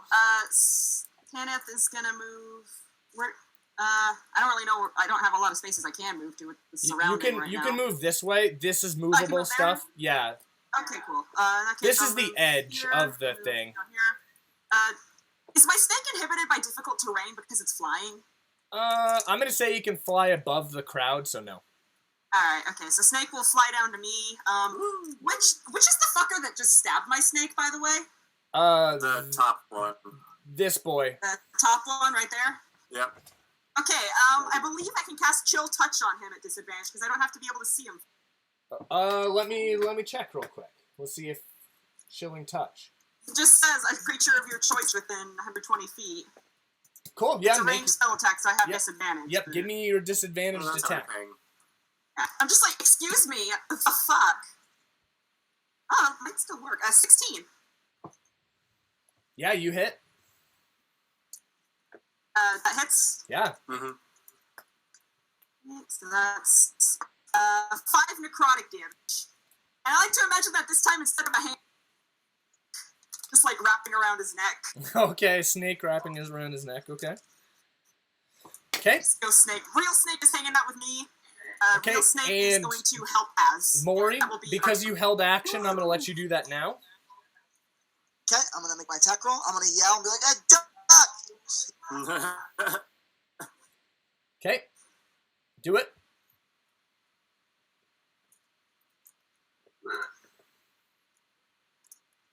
So that's a 12. To hit. That just hits. Okay, so that guy takes how much that you aimed at? Sick. Okay, he's gonna take the 10. He takes 7 pierce. Okay, and then how much does everyone around him take? They all make DC 13. First guy fails. Second guy fails. Third guy passes. All 4 of them. Okay. So this one,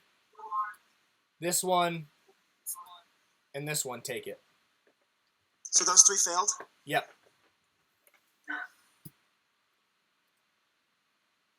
Those 3 failed. Both. They're gonna take 4 cold damage. The other ones look fairly okay. Thank you for the warning. This Where are time. the guards? They're Where moving. are the guards? They're moving in to help you guys, but they're trying to get through the crowd.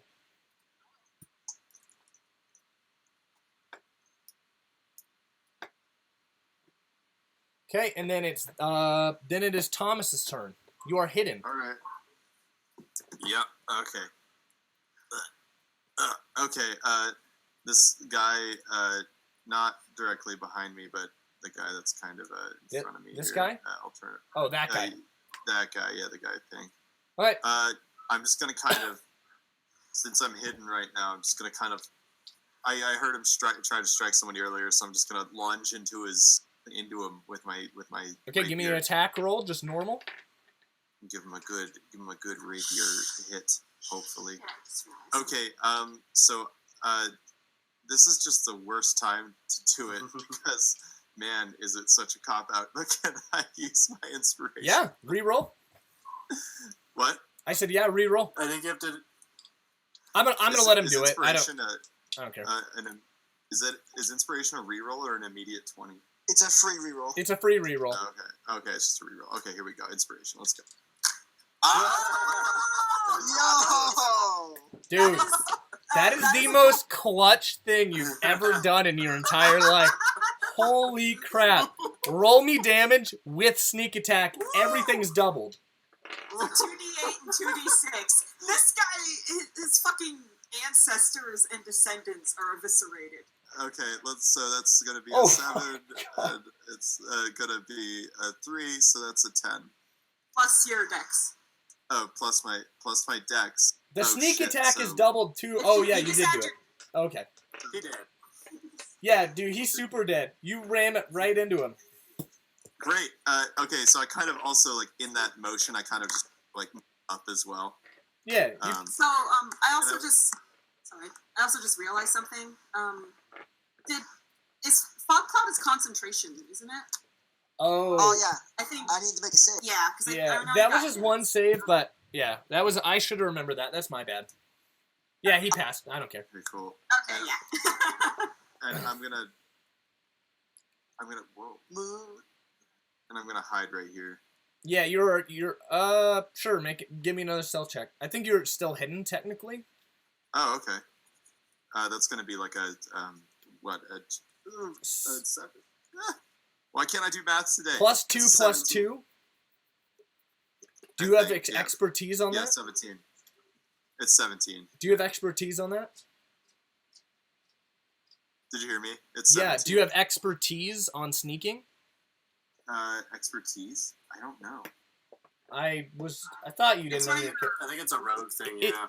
Yeah, I do. So it'd be a 19 then. Yeah.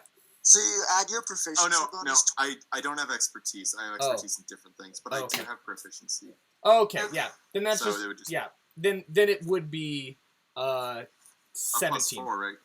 With dex and yeah. Yeah. So 17. So 17. But that's the end of your turn. Patrick. Disappear.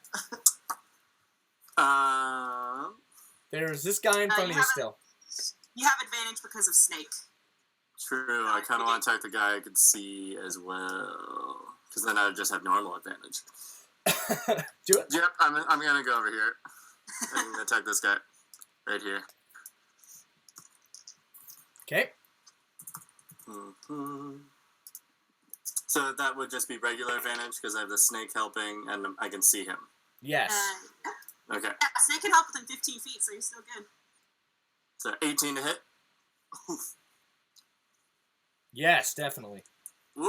I will smite these That's damn fools. Oh, fucking deleting this, Okay. homeboy.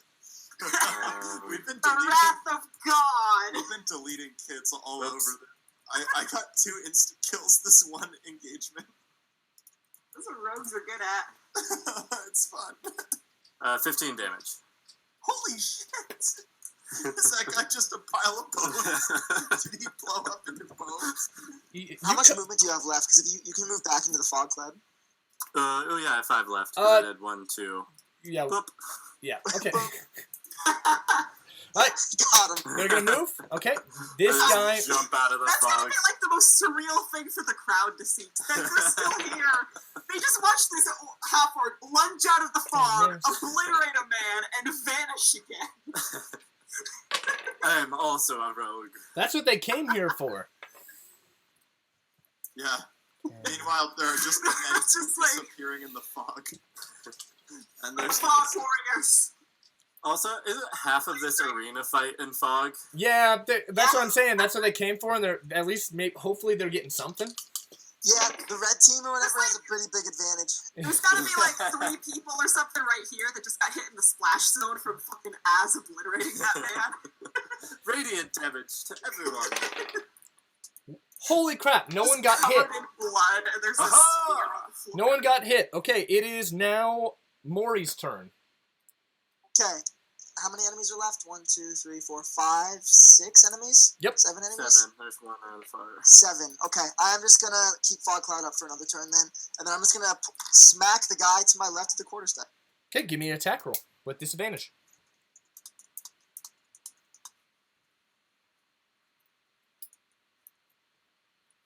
It's gonna be 15. You hit. It's almost a natural 20. Give me an attack roll. And that's versatile, right? So that's a D8. Yep. He's gonna take 9 damage. Max damage. Bludgeon. Okay. And which guy was that again? That was this guy? Yeah, the only one I can hit. Yeah. He has not been I don't think I'm gonna hit. He has not been hit yet. Okay. So, okay, so Just brain that man. so next up is Jordan. What are you doing? Smack him on. Okay, I'm going to move. I'll move here just to get away from that extra guy there. And I will just stab the guy that he just brained with a quarterstaff with a little bit of help from my snake, so it's just a regular hit. Okay. It's a 12? Yep, that hits. That's just their AC. Huh? Oh. So does it hit? Yep. Okay, so that'll be 6 damage from the spear. Which guy was this again? The guy that he just brained with the quarterstaff, this guy. Cool. He is now dead. Woo! Shish kebabbed!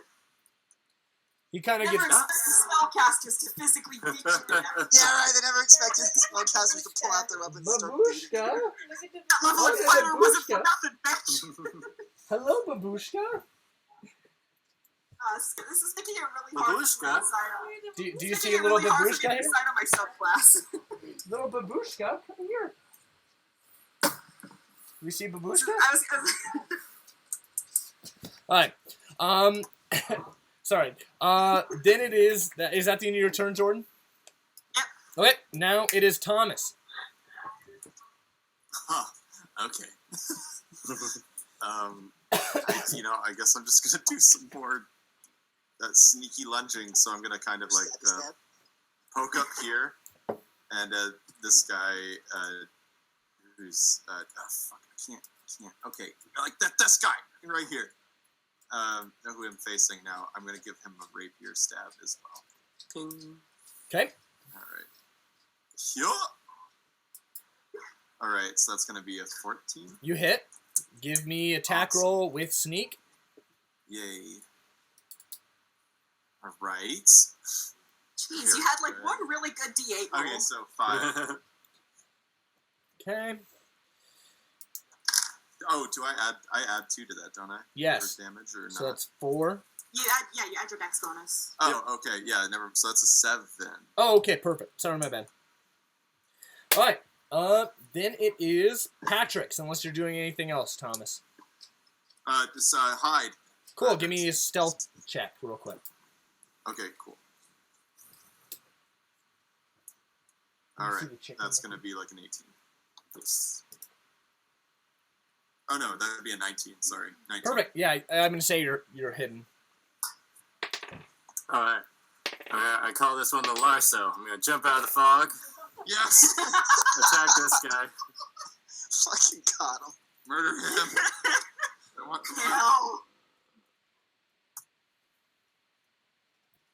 14. Bloodlust is too strong.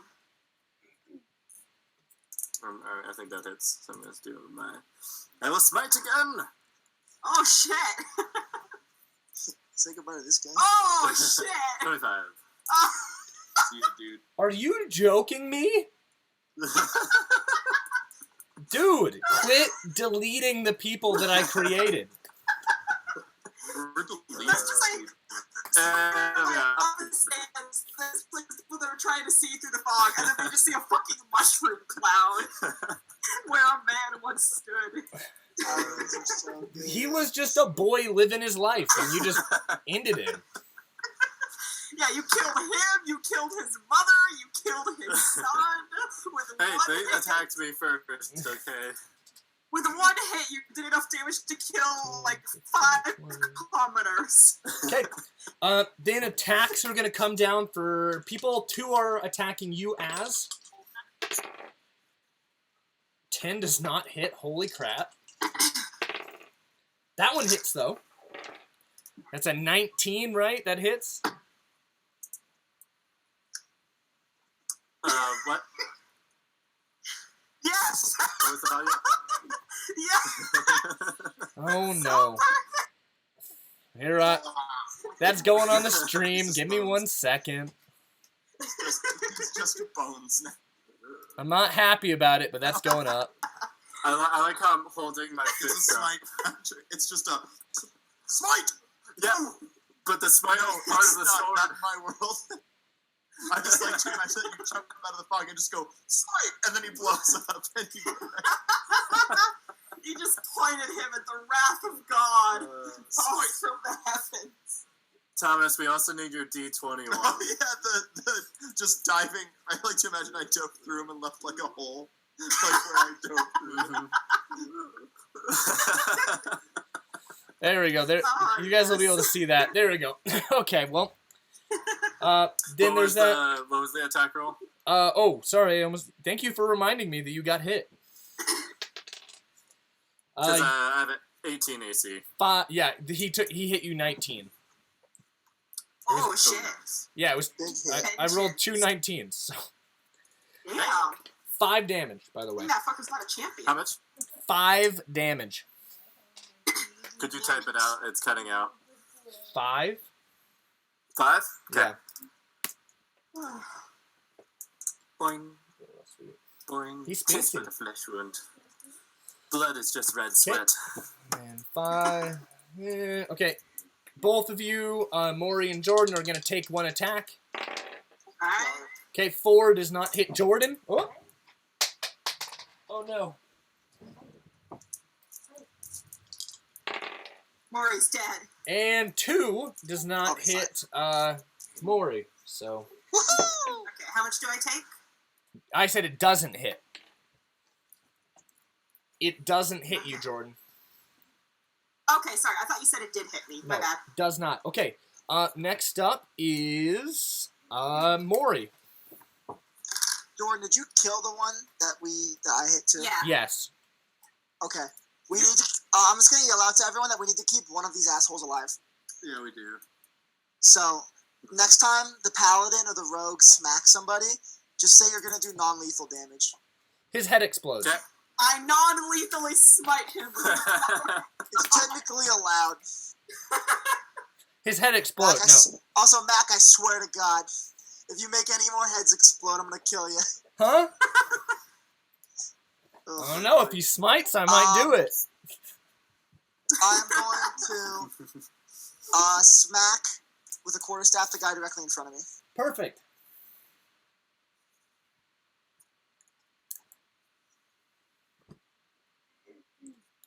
Uh, 16. Nice. Yeah, that hits. Roll me damage. Okay. He is still up and going.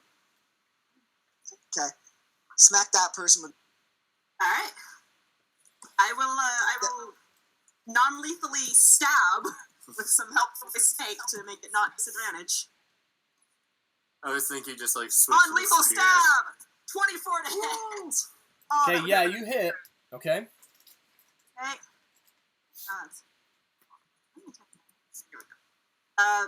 4 non-lethal He stabbing. is still up and going. Ah, what a shame. You smack him over the head, and he's still up. Okay. Next up is Thomas. What are you doing? Okay, let's go. So I'm gonna come up behind. Oh my God, Mac, Yo. follow me on this, okay? Gotcha. You tell me what you're doing. So I'm gonna kind of dash down here, right?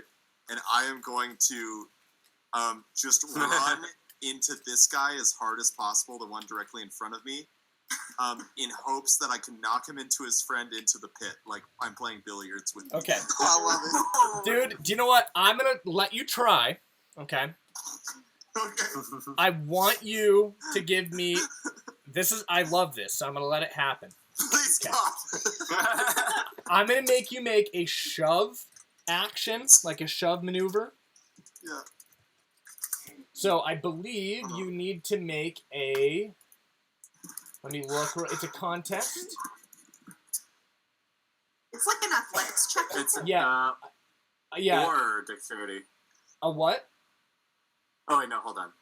You make a strength check contested by the target's strength or dexterity. The target chooses the ability to Yep. use. Okay. So give me a strength check, Thomas. All right. Oh, come on. Oh, I was so no. close to a 17. Okay. If Okay, this that's first gonna guy be- loses, he will fall into his friend. Well, that's going to be a 9 also. That's what I'm total. saying. I'm gonna roll this. He's a +1 modifier to his strength. Fucking- I'm on net 1. Oh, come on. Come on, little money, let's go. Little So- tiny money. Little baby money. He falls over Oh! Yes. into his friend, and I'm gonna see if he falls over. Oh, come on, please, God. Oh my god! Okay, Yes! so he crit failed. So just because it's awesome, Thomas, start drawing now. just because this is awesome, you run into this first guy and you just sideswipe him, right? Like you run out of the crowd, right? Out of the smoke, right? And you get a good run going, and you just like shoulder plow right into this first guy who's like squaring up to hit Jordan again. Yeah. And he just tips over, right? He's moved. And he also runs into his friend. He doesn't fall over. He just is pushed aside. His friend, though, loses his balance and slips over the barrier into Wait, the shit, he pit. was the one we were going to keep alive. No, we keep more this other options. guy alive. Like, he's right there. Yeah, we'll keep him. Yeah. Okay, let's see if this guy is still up. 2d6, let's go. Oh, my lord. Yeah, He's a smear. yeah, he falls to the ground. He falls unconscious. All right. Oh, he's not dead. I'll take. Well, that actually might be good as long as the other people don't kill him. Gladiator just turn around. Oh, well, no, he's gone. He's dead. Okay, and Patrick, what are you doing?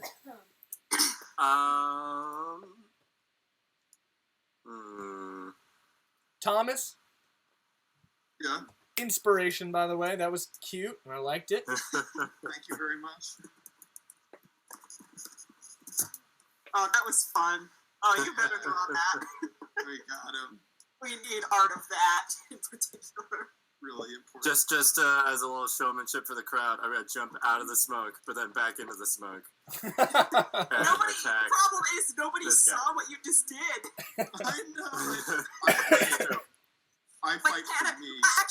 actually, technically, my snake has blind sight, so he knows. At least the He snake. knows what happened. I just heard like a oof in front of me, then I just heard like a scream and then a smack, and I'm like, you know, Anyone over here saw how cool that was. Okay, 14 to hit the end for that him. hits. Give me an attack roll. Sweet. Is he snoring? That'll be 12 damage. Yeah, you deleted him too. Ah, I call this my metal smite. No magic, just death. Just common smiting happening here. This is the fighter smite. All right. Then these guys are going to move and try to do stuff. This guy's going to move here so he doesn't fall over the rail. He's going to attack you. He's going to attack you, Thomas. Oh, shit. And a 12. Does that hit? No. Okay. Yeah. Okay. And then these two are going to attack you, Patrick. All right. Okay. Let's see what they... Oh, come on. 13 doesn't hit you. Nope. 11 doesn't hit you. Okay. Morrie, what are you doing?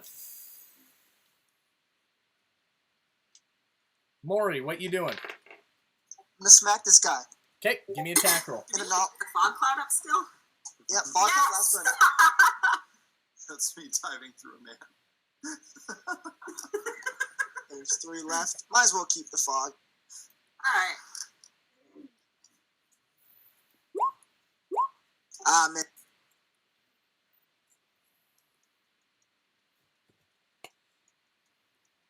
You miss?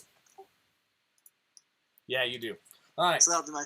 Yep, Jordan, what are you doing? I'm gonna try something a little bit weird here. I'm gonna keep moving the snake first. I'm gonna pop over here. A little breath of fresh air. I'm gonna kind of hold on. Let me actually check to make sure I can do this. Sure. Creature of your choice within range doesn't have to be seen. Just to be flashy, I kind of want to get in on the smiting action. I'm just gonna toss a guiding bolt at this guy in the green right here. Okay. So, with some help from my snake to negate the disadvantage. I just want to do this for funsies. Normal attack. Okay. Normal attack. Oh, it was almost a nat 20. Fuck. Yeah, okay, you misses. Did not. I Okay. thought it was a 20 for a moment. Next All right. up, Thomas. What are you doing? That was my action, so I can't do anything. Well, that was a good time. Thomas, it's your turn. Just chill out here, get a breath of fresh air. Okay, so let's see here. What do we got going on? Okay, so there's this guy in front of me. We might want to keep him alive. So I'm a 5, 10, 15, and I am going to show this green guy what a rapier looks like when it's in your eye. Okay, give me an attack roll. Hopefully. With disadvantage. Okay, so that's going to be... Oh, jeez. So that would be a 13. Oh, dear. No. And it was immediately followed by a 1. Yep. An immediate, Yep. like... Okay, so you missed there, but you can You still tell make an yourself. offhand attack Offhand attack. to get your sneak attack in. Okay. Okay, and if that's 6, then you miss. Okay. Okay. Fabulous. Then it We're here is now. Patrick's turn. Woo! I'm gonna do non-lethal using the butt of my sword to the person right next to me. Okay, give me an attack roll. With disadvantage. Right. Ooh, 23. Yeah, Don't you forget hit. the disadvantage, unfortunately. No, that is disadvantage. Holy shit, what the hell? Oh, I see. Oh, yeah, because you do it both in one roll. God damn, ass. There we go. Okay, give me an attack roll. It's +5, by the way, to damage him. Yep. How is that, by the way? Do you really have that much of strength? Well, he's got the Besides, I have the fighting dueling style. perk. Oh, gotcha. Okay. Okay, and which, So 6 non-lethal. which guy is it? This guy or this That guy? one. Which dude was it? That's probability. Which guy? Yeah, which one you guys keeping alive? We could have multiple. Which guy are you hitting? Oh, the one next to me. This one? This one. Okay. He is still up. Okay. Then it is top. Or these guys get to attack. He's going to move here. He's going to attack you, Jordan. Holy crap. 20, not natural. Yeah, that hurts. 5 damage. You take 5 damage. Okay. I'm bleeding a bit. Okay. Next one is going to attack Thomas. Misses hard. And one's going to attack Az. Alright. Does a 16 hit. I'm guessing not because you're an 18.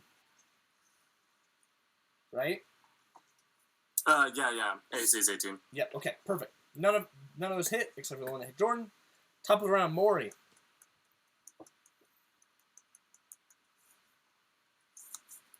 Morrie. Your turn. Sick. What? I said Morrie, it's your turn. 6. Sorry, I couldn't hear you very No, well. you're good. It's Alright, this mic. I'm I'm gonna trying to get it fixed. I'm gonna drop Fog Cloud. Okay. Woo! Everyone There's can just see dead him. bodies everywhere. Yeah, it's just dead bodies everywhere. And I'm gonna make an attack at the one attacking Jordan. I'm gonna do Fireball. Oh God, yeah. Just apologies. Yeah. Give me that attack roll. It's a 25. That's an So we're not keeping this guy alive, that's for sure. takes 15 damage. Fuck. What? Sorry. What? Shit. What? My wife's swearing now. What? I forgot those Sims codes at Tim's. Oh no. You'll get it tomorrow. Fuck. But I needed to ship them tomorrow.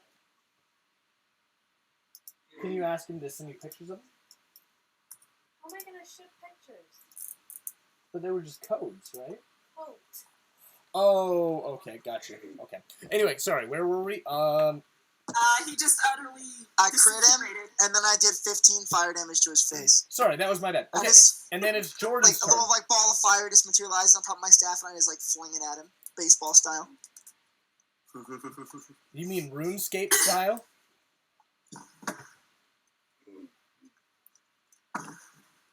Jordan. Oh, that looks fun. I'll try that too. I'll shoot at this green guy again using my ring to cast Firebolt with advantage from my stake. So you hold your ring up and it glows with a daylight that shines bright out around the people around you. And a fireball shoots out. This isn't a crit, but it's a 19. Okay. So that'll And- be... Okay. Greenie takes 3 fire damage. Oh, This one. the green one. Okay. Okay, he's still up. Oof. He'll only take 3 damage, I think, right? Okay, and it is now Thomas's turn. Woo! All right. Okay. So the guy that didn't die, I'm going to give him the big dagger. I'm going to use my underworld knife on him, and I think the intent is to do non-lethal damage here. Okay, give me an attack roll. Correct. Okay, so that would be a You hit. Yeah, that's like a 19. You hit. All right, and so I'm using my dagger, so that's going to be a D4.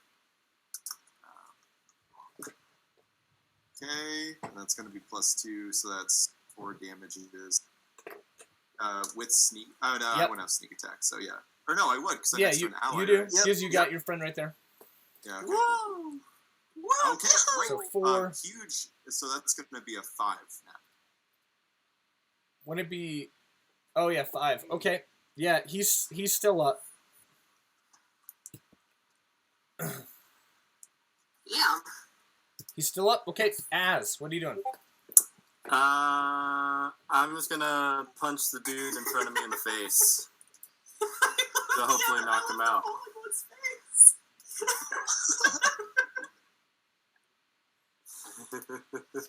Thomas, your drawings are like the highlight of the game for me. I would just like to remind Like, it's fun everybody. either way, but... I would like to just remind everybody that I am an artist professionally. Money, dude. Like that. This is the quality my. I mean, you took the one, like, really detailed one of Teppan's snakes. Yeah. So you hit Az. I want you to roll me damage. Yeah, I'm punching him, so it's just 4 damage. Okay. Okay. And he had. Okay, so he goes down. He's unconscious. Hell yeah. And then this guy right here is going to attack you, Thomas. 14. Does that hit? Yeah. You take 6 damage. Oh my god, really? You still God. up? No, I'm down. Jordan, you got any spell slots left? I can heal him. I can heal him too, actually. God damn it. I can lay my hands on that ass. I can't do this. Oh, that. So, then it is top of the round, Morrie. I'm gonna walk up 5, 10, 15, and smack this boy. Give me an Non-lethally. attack roll.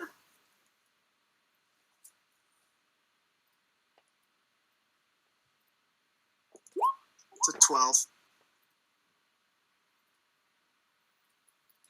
12, you hit. And what's your strength modifier, by the way? It's a solid +1. So you literally knock him out no matter what you roll. Oh, sick. He had 2 I roll a health left. 7, so I'm just like, Hey, I walk so- up to him, I'm like, Okay. Hey, brought to you by Skrat is my good friend over here. Many of you have seen him. Fetty Wap's Rap Snacks. I'm gonna walk up to our, If you want to paladin, I'm gonna, like, nudge him and be like, hey, this is then where you yell, are you get not Fetty entertained? Wap Rap Snacks. Sorry, I had to get paid real quick there. No joke, Rap Snacks. If you're watching this, pay me, please. And I'll Okay. use my last spell slot to cure wounds on Marceau. But I can heal him too. All right, so real quick, We can both combat heal is him. over, and the crowd is starting to spread out, and you see guards, right? They're all slaves, right? They're all wearing the clay tablets around their necks, right? And they all have swords. They run out and they're checking around, and specifically, I totally forgot his name. Tola grabs all of you and sort of like shuffles you toward the office. And the crowd is Can I roll to going heal nuts. Marceau first. Yeah, can we get our boy back up first? Yeah, he's up. He's up. Okay. Okay, should I have like 1 hit point or what? I thought, how did Az heal you? He hasn't yet. Yeah, we haven't got to that part yet. Here, you know what? I'll save my spell slot. I'll just use my healing hands and give you 2 hit points. Perfect. All right. And I'll use my lay on hands for Yeah. double hands to give you 10. Oh! So I think you actually would have 1 lay on hands point left Yes, you do. for emergencies. Yes, I'm back to full. You have 1 hand left to lay on. You got a single finger. You've got a finger. Great. I feel good now. I feel great. Good to go. Bloodlust. I killed like 4 guys. So, Tanith is still bleeding. you pretty guys are heavily, up, just- and you can see the crowds of people, right, are moving forward, and they're, like, grabbing at these men. Like, the dead men and things like that. Okay.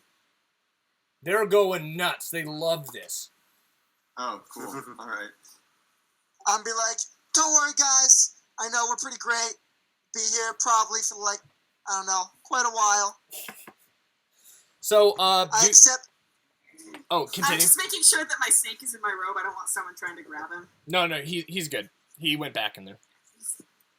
Yeah, he's hiding. So, are you guys... Hey, Mac, before we leave, I just want to throw my hands up in the air like a victory champion. They all cheer. Tanith is just like waving. So, like, I want delirious all from of blood you, loss, just, "Yay!" real quick, I want all of you to roll me a d10, just for no reason. Okay. I got a 10. 6. 9! Go for. Dude, this actually makes so much sense if you knew what I was doing. You guys rolled perfectly for it. Like, it actually just makes sense. Okay. Go on. I can't tell you. I'm just saying that. Okay, so Damn it. that's All right. 16, 25, 29. Okay, cool. Also, Mac, in that moment, I want to remove any disguise that's actually left on me and proclaim that I am Larso, Slayer of Men. I'll take off Why? I'll take off my mustache and be like, as the ass destroyer. He's done it, boys. He's done it. No, so do you guys do anything as this guy as Tola shepherds you away? Tanith is just like waving to the crowd, like half delirious. I grab an unconscious guy on the ground, and I. Oh yeah. So there are currently 2 unconscious boys on the ground. Okay. Oh, we kind of want to. Drag him with us. Okay. You guys drag him back, and Tola brings you guys to the Scythe's office. Cool. And inside, you see that there is a very nice and clean slab laid out. Oh. And inside are 3 men. The first one is the Scythe, and the 2 are just slaves that are standing next to him. Tola, as you guys step in, closes the door once again. The 2 unconscious men are there, and he goes, "What happened?" They attacked us during the fight. And What are you talking about? Hey, these hooded figures came out of nowhere and attacked us during the fight, because I'm pretty sure we were seen ripping down some posters during the day. He kind of like puts his hand over his head, and then he like crosses his fingers in front of him like he's praying. And he goes, "That was probably the stupidest thing you could have done." Well, it worked out, eh? I don't know if it was the stupidest, because now these guys are showing their faces, Scythe. And so he goes, "Here's the thing." Wait, what does he say, Mac? I think you may have... Sorry. He goes, "Here's the thing." And then he, like, embraces you in kind of like a hug. Yep.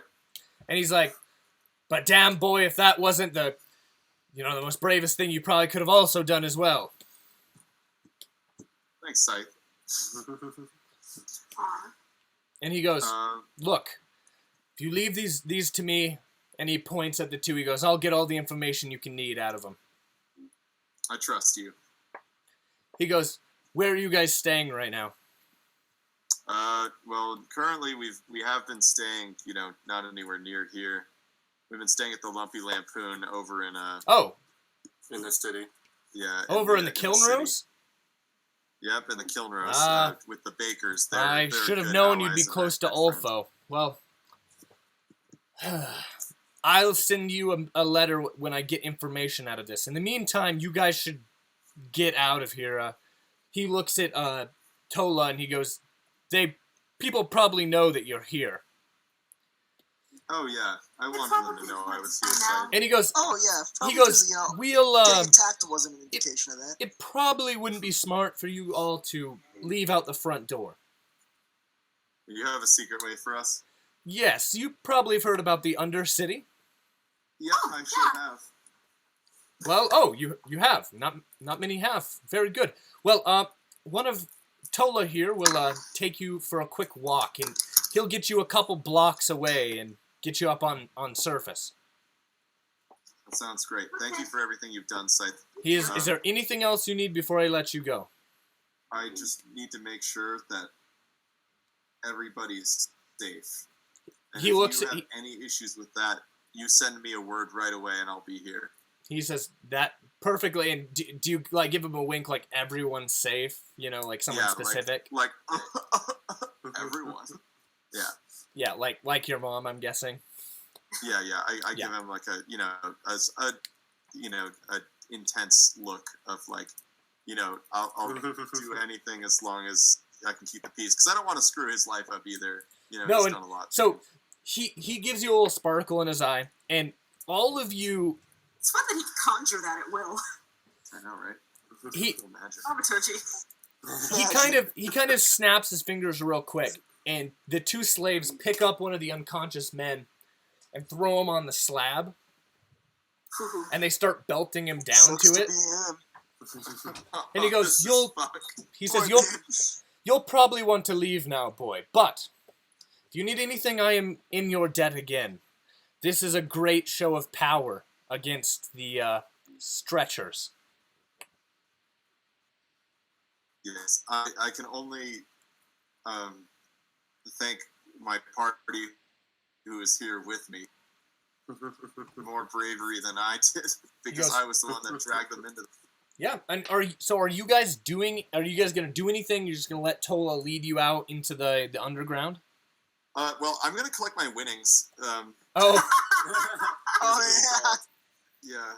All right. So if you walk back out and you go there, they hand you your winnings, so you get 48 gold.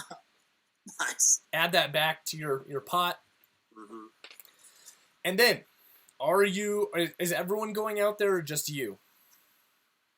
Tanith is just gonna kind of chill. She doesn't really need. She didn't bet or anything, and she's a little bit. So tired. who went out into the arena? I'll stay with Tanith. So it's Morrie and Tom, right? Mm-hmm. Okay. So, are any of you doing anything special while you're getting your winnings? I'm looking to see what you guys are doing. You have to ask for things specifically. If you're looking at something, if you want to investigate something. Did anyone leave any clothes behind? Sure. I mean, like the bad guys specifically. Most of them are pretty stripped by this point because you guys have been away for 2-3 minutes. Yeah. But the one of the ones that, because the winning box is here. It won't let me do it, but the winning box is there for where you pick up your winnings. Yeah. And one of the dead bodies is right here. And he's got a t-shirt and a pair of pants that no one seemed to take because they're just covered in blood. Oh, okay, great. I just leave them. Okay. That's gross. Are you looking at anything particular? Or? I guess there's no weapons. I gotta look into the ring. What happened there? Who won? You That's ask. a good question. You ask the people when you get your winnings, and they go, "Oh, the red people won." Oh, very good. That's a huge advantage. It was a landslide. Wait. I look into the pit. Is there an imprint of where that man was? Yeah, there's now a smear of blood. Oh my god. You just killed him too. I'm just kind of leaning over, just kind of nice. Nice. Nice. Good one. Good. Got him. All right. Good job. Are you guys doing anything? I don't think I'm doing anything other than just I walked out, Morrie. kind of looking around. Are I you don't doing think anything? I'm really doing anything. I'm just tagging with our man to make sure he doesn't get jumped again. I want both of you. I was gonna make you guys ask if you were gonna investigate it, but I'm gonna let you guys just roll for it to see if you see anything. Brad, okay. Just while you're walking through. If you don't, then you don't see it. Oh no. Fantastic. Both of you give me an investigation check. Investigation? Yes. So Thomas wasn't paying attention. He's counting his money once again. Yep, just counting all my money. Basking in the glow. 17. That's 3. So, Morrie, you see, and no one else sees this, by the way. That's very important. So don't metagame this, okay? Morrie, you see one of the men being stripped of clothing, right? Okay. And when the person is stripped of their clothing, you see a shirt taken off. And while you see a gash, it's the one that Thomas ran straight through with the saber, right? Yeah. You see a giant scar from the top right here, the clavicle, all the way down into the navel. Then has been sewn shut. Oh. Interesting. I mean, not that I know, but Oh damn it! All of my internet cut out right there. What the heck happened? And this was on one of the guys we killed. Yep. Specifically. So you can say What was anything. it? You can be quiet. You can. Obviously, Tanith wouldn't know, but I hate not knowing stuff. My Discord cut out right there. What did I he think say? I'm gonna go and I'm gonna call the scythe out right to his face. Are you really? No! I'll wait till we're all out of here. We're all in a safe Wait, location. what happened? What did I... Well, let's get out of here first. Let's get out of here and I'll tell you. So you get to the back room and Tola he kind of pats Az on the back, gives you a thumbs up. He leads you down so that well, like I said, in that hallway there's also a stairway down. And you gotta go into this thing, and you're walking down this hallway, and on both sides of the hallway are these cells, and inside them are some of the gladiators you saw fighting, and also more. All of them have those clay things, and specifically in 4 of them, you can see 4 cages, right? And in one of the cages is a group of red people who are kind of partying it up. They're like, woo! And in a blue one, there are definitely less people in that cage, and they seem to be moping a little bit. And the other 2 teams, the yellow and the purple teams, they are both sort of just kind of neutral. They're smiling at you as you walk by. But that's kind of what you see, and it leads you to an end where it's another doorway which leads down into once again, farther down below ground. And you get into a very, very, very roughly carved underground. It's not like the underground that you guys saw in Matoa. It's roughly carved out of, like, it's packed dirt on the sides, and there's timber, timber things holding it all up every couple of feet. And he kind of leads you in a direction through this tunnel. And you guys walk for about 25 minutes or so in a straight line. And you get to a kind of an intersection where all of these meet. And so I'm going to drag you guys real quick so we're at the map again. He kind of points at this ladder and he says, if you go right up there, you'll be inside the city of Matoa. Sick. Awesome. Wow. Okay.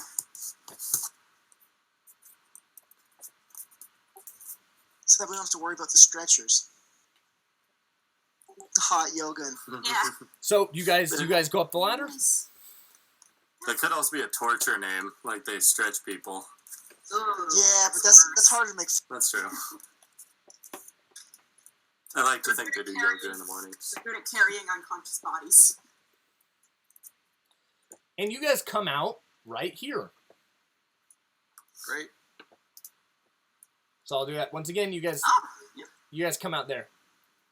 Okay, cool. We're back in the city. Yeah, I'm gonna say, Mac. We'll just basically. I think the best is that we're just gonna like kind of take the same-ish path back that way. Cool. Just to make it quick.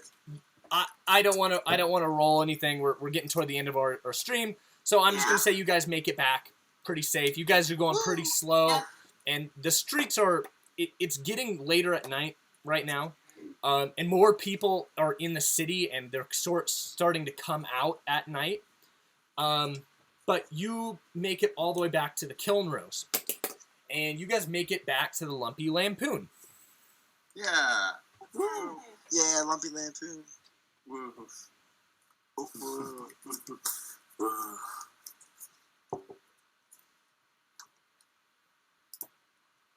What do you guys want to do? Nice night of sleep. All right, folks, real quickly before we all head to bed. Yep.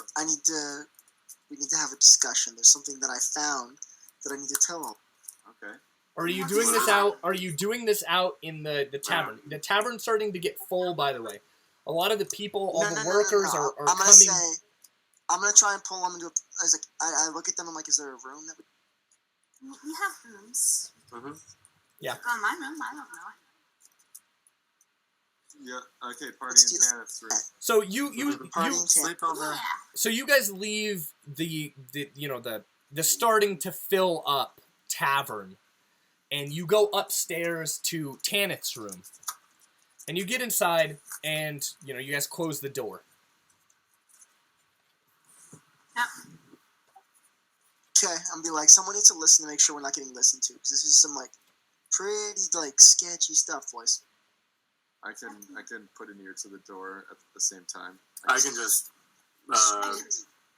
My snake has 10 feet of blind sight, and he just kind of hangs up where he can make sure we'll just chill over there. Your snake doesn't see anyone go coming up the stairs at this point. Okay, cool. Yeah, he's just gonna kind of hang out on the door. All right. So you guys remember the farming utensil of Matoa, right? Yeah, the scythe. Yeah. Oh. You know how he was operating on the dead body on his slab, and it had like a slice from the clav. Yeah. Mm-hmm.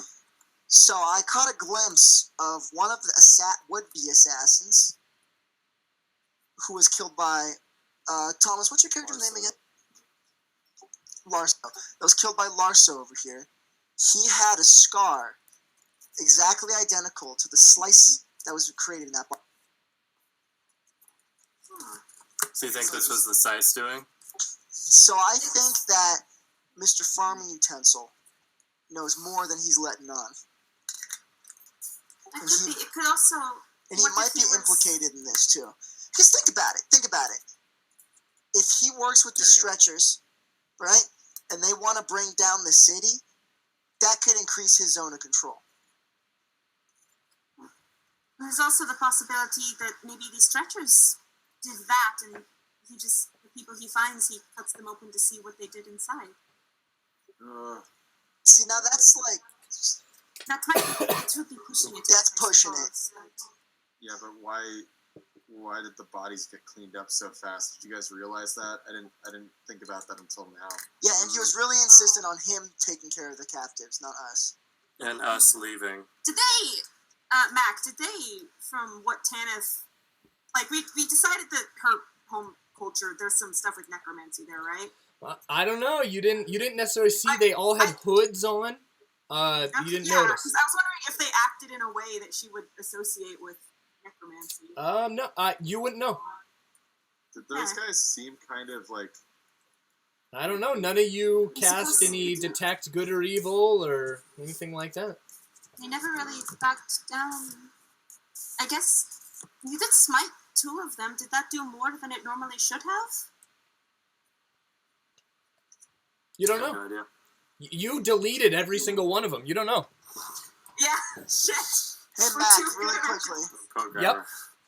What we saw of these guys, do they have any uniforms or any like distinguished Nope. clothing? They all had ratted, darker colored hoods and long sleeve shirts, and underneath there was sort of a leathery thing under it to give them a little bit more protection. But they were even wielding just very simple knives. All of them were attacking you with knives. Okay. See, I think we were the show the whole time. I think we were set up. Especially having that many would-be assassins all trying to take us down. Yeah, I think, like, if you think about it too, how do you think all those assassins would be let in the first place? Because it took us. Tola had to let us in. Yeah. What I'm also thinking is, regardless of whether this is connected to Hano or not, it might not be. This might just be its own thing. The stretchers might not have anything to do with these posters. Hano might not have anything to do with the plot at all. This could just be something completely different. Potentially, but at the same time, why would he try and kill us? For money? For money, but he knows you quite well, doesn't he? Yeah. Like, you're his friend, right? He knows I'd put on a good show. So why didn't he do it in the past? Why now? That's what I'm wondering. So there must be something going wrong. I can't imagine that he'd betray me like that. That's the only thing I can't. So why, right after you learn about the stretchers? That's what I'm saying. Is it so coincidental that it's happening at the same time that this whole stretchers... What is your connection to the scythe anyway? You seem to know him We go very well. back a long way, and it's not terribly important. He helped me a lot when I was young. The point I think I need to make here is I want to try to solve this with diplomacy before killing him. Oh, yeah, of course. Of course. We don't know it was him. Well, I mean, yeah, we don't know it was him, but There's a lot of Could be another reason. evidence. I just want to find out why first, and I want to try and do it sneakily. I think it's better if I kind of like speaking a little up, like I'm already part of the group, but I feel like I'm a little involved in this now, considering I almost got assassinated. Yeah, that seems to be a good way. That's usually how it starts. So You're the party now. I'm gonna work with you guys a little bit. They're pretty good strategists. I to think use you.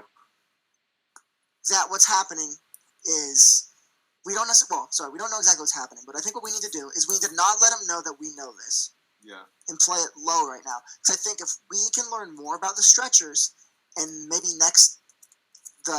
we're gonna need to like take a long rest, but maybe the night after this next night, we can go bait that ambush. I was gonna say we should either bait the ambush or we should go back to the fight club and see if it just happens again. Because I think if we are able to learn more about the stretchers, we could potentially learn more about Mr. Farming Utensil. Yeah, we need one of their bodies alone. Exactly. And if the people that ambush us have the stretchers, Same scar. if they have the same scar, it'll basically prove a connection. Yeah, we'll have to be careful though. He's so heavily guarded. It'll I make could it try talking to Tola too. See, And that's why I don't think we need to directly engage with the Scythe and his people right now. If we focus on catching a stretcher from one of the people that are ambushing, and then if we can identify and see if he has a scar, that means that we can definitely create a link between him and the Scythe, and then figure out what to do from there. Yeah, we can also see if Tanith can figure out if there's any necromancy going on. Yeah, I could try to do something for that. He has a plenty good supply of fresh bodies to make an army, basically. If we went tomorrow, I suppose I would be able to. Well, I don't know if it would help much. I can just sense when people have died within a certain range, within a certain time, but that doesn't really tell us much, I suppose. I can sense if there's any evil in the area as well. Okay. I have a spell that can do that. It's not. I don't think it's quite as good as what you can do, but it is also an option. I have like 3 spells for that. Yeah. So I think I have while two you of those guys spells are too, and it's just while you guys are spells. talking, by the way, Jordan, your familiar senses a creature moving down the hallway. Okay. It will alert Tanith with familiar bond, telepathy, or whatever, and she'll just kind of stand up and kind of walk over by the door. And it stops right outside the door. It's probably just Chichio, but as you guys stand there and wait, you hear a on the door. See, guys, in conclusion, that's why I think that if we were able to start our own cake business in the stretches, we will be able to see massive profits. Those people are poor, dude. They want cake. It's great. It's a win-win. as long as it's cheap, I think we can definitely pull it off. Exactly. So is the name going to be Razzles and Azzles or Azzles and Razzles? That's going to be something that we're going to have to discuss in our next meeting. We'll figure that out next time. You We'll hear figure that out in another. our next business proposition. You guys hear another rap on the door, but this time it sounds just a little quieter. Can, Yes, hello? can I use a divine sense just real quick? Yep, you do not sense anything good or evil. Okay.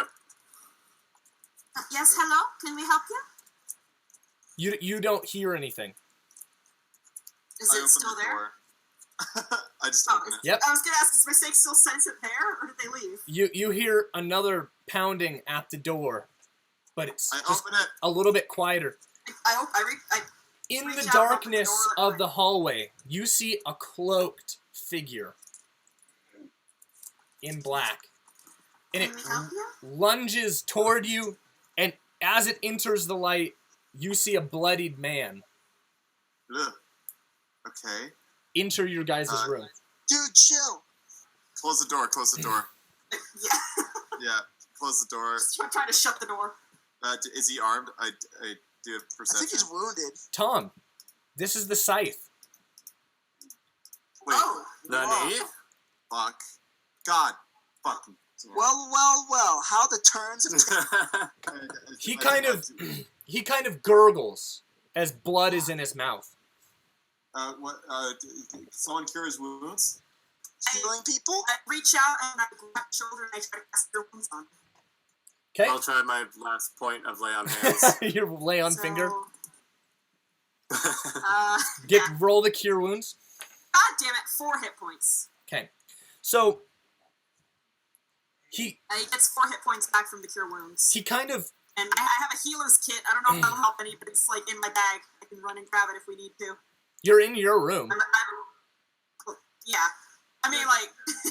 just go grab it. Just go grab it. Yeah, just I slap some magical healing on him. And as you run and go grab the healing kit, he kind of grabs your face, Tom, with his long, slender fingers, and he goes, "I couldn't do it."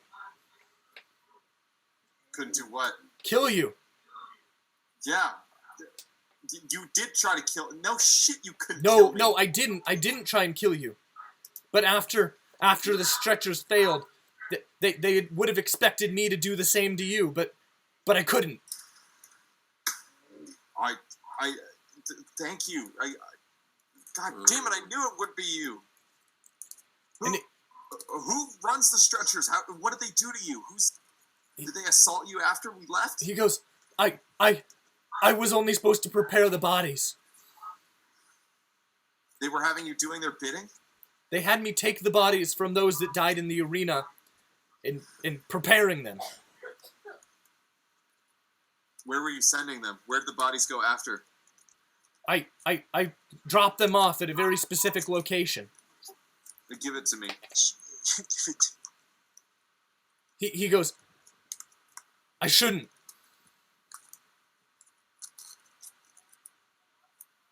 Tanith has grabbed the healer's kit and is like kind of trying to tend to him while he's yelling at Larso. Give me a medicine check, by the way. Alright. Come on. I'm a doctor! No, 19. Yeah, that's really good. You seem to have stopped. I'm not a doctor. You seem to have stopped most of the bleeding, but he's in really bad shape. Yeah. But what kind of injuries are they? Can I get kind of a good look at them? Are they just like as you kind of look, they're all to his chest, and specifically, it sounds like he has like a perforated lung. Oof. Like one of the stabs like nicked it, and his one of his lungs is kind of decompressed and it's filled with blood. Ugh. I'm gonna kind of hope that the magic healing helped on that, and just kind of continue working on what I can. But with that good medicine check, you kind of feel it, and you're able to kind of put poultices in his wound and wrap it real well. Yeah. You've done the absolute best you can. It's up to him at this point. Yeah. He's probably gonna die. That sounds like might be what happens. He goes, I shouldn't tell you. You have to. I shouldn't. Your mother wouldn't like it. You have to for me to keep people safe. Scythe. You need to worry about yourself once in a while too. And I don't need to worry about myself when there's so many people's lives at risk, including my mom's. So you need to tell me where you've been dropping these bodies so I can stop this. Also, like, you're more likely to live too, and think about yourself. If we kill these people, you don't have to worry about watch your back all the time. He kind of goes, your mother would hate this. And he kind of asks, he's like, paper. I got you. Or no, sorry. I'm gonna give him a piece of paper. That's your arena name, the paper boy. He kind of quickly sketches out with a little piece of charcoal a little map that you hugely recognize, Thomas. Okay. This is only a couple blocks away from your childhood home. Oh boy. I hate to be that person, but you just yelled your name to an entire crowd of people. Yeah, and I'm cool with it. I'm chaotic. Yeah, I'm just saying, it could be a problem. He goes, your mother's safe. What'd you do with her? Where is she? Tola has her. Who does? Tola. Who has her? Tola. Tola? Oh, Tola has her. Where's Tola? He goes, I don't know. I told him to hide and run. Okay. The arena's been compromised then. Yeah, the stretchers have it. Okay. Okay, they're probably going to use that as some kind of base, which is actually, we just need to know where they are. We need to do something. Okay, I'll get into contact with Tola another way. As you're talking with him, you see his eyes sort of close, and he falls unconscious. God damn it. Okay. I just kind of sit over him. I'm confused and hurt, and I don't know what to do. I'm so angry. Does anyone have any more healing? I think we're all out of pretty much all our resources at this point. There's not much we can do tonight. It's up to him at this point. It's up to him. I've done what I can to fix the wounds. I've done what I could with magic. He can stay in here if you want. I can keep an eye on him through the night. Mac, I run down to the lobby of the Lampoon. Yeah, you run down to Chio, and a whole bunch of people are laughing downstairs. There's music playing. I'm looking for a baker, any baker. You find multiple in the bar. Okay, I approach one of the bakers, and I walk up to him immediately, and I say, I need to get to Alpha right away. They both look pretty drunk, but one of them kind of stands up, and he goes, is it an emergency? It is an emergency. You need to take me to him right now. It's code bread. Code bread. Fuck you! Fuck you! Code bread. God damn it! Code bread. So, God damn it! That's the fucking episode name now. So, I don't mean as an Asgarth, but as this drunk, stumbling baker leads you out into the streets. You don't know exactly what's going to happen, but that's where we're going to end tonight. Get it finished right there. What a session. Okay. Yeah. So, real quick, what are you guys doing just while he's running out and doing that? Are any of you going with him, or? Tanith is just going to be focusing on the patient. I'm gonna technically open my bag. What? Talk into it.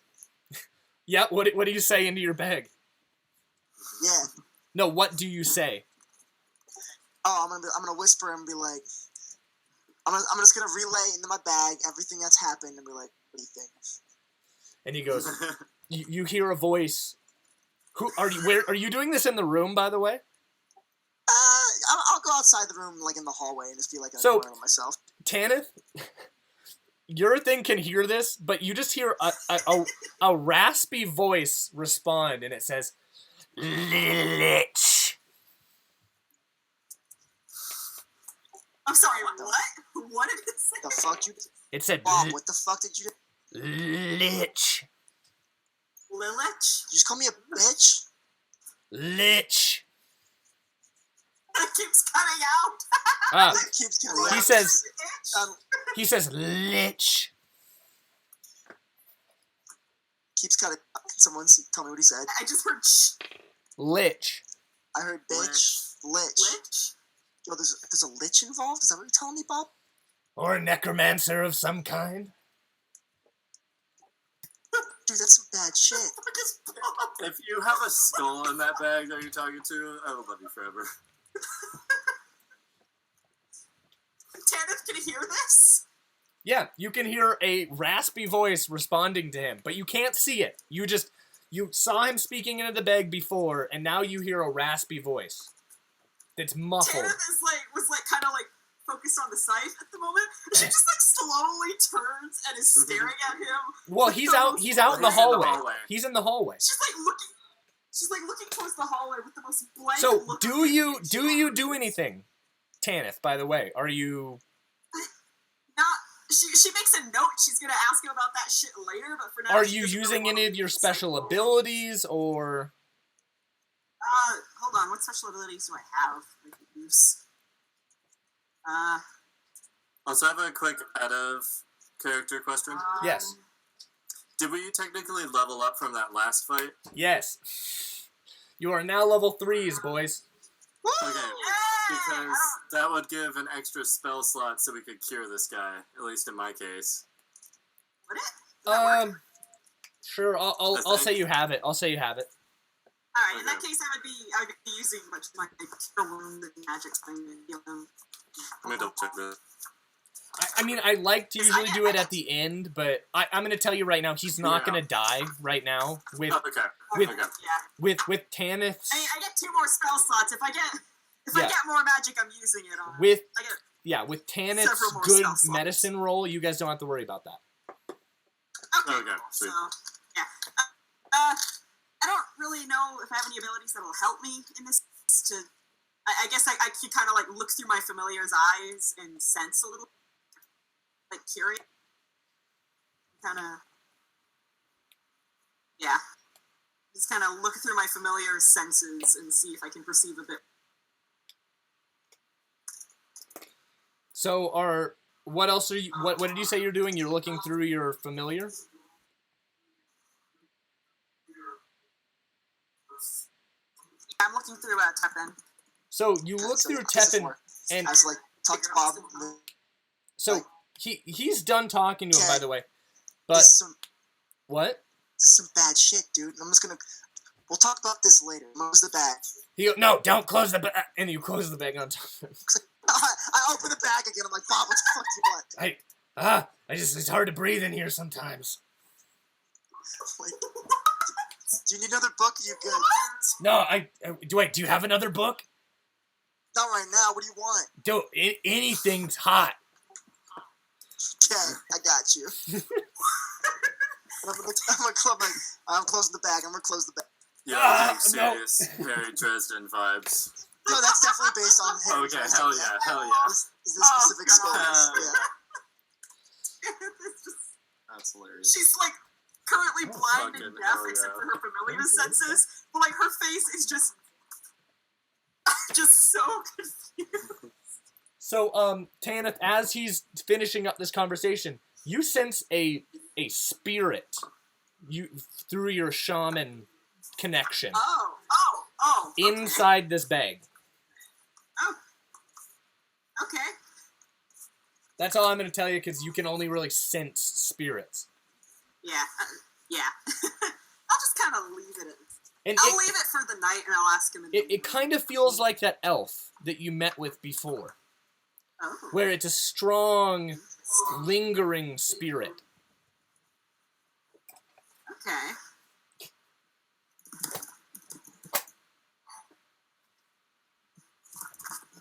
Alright, no.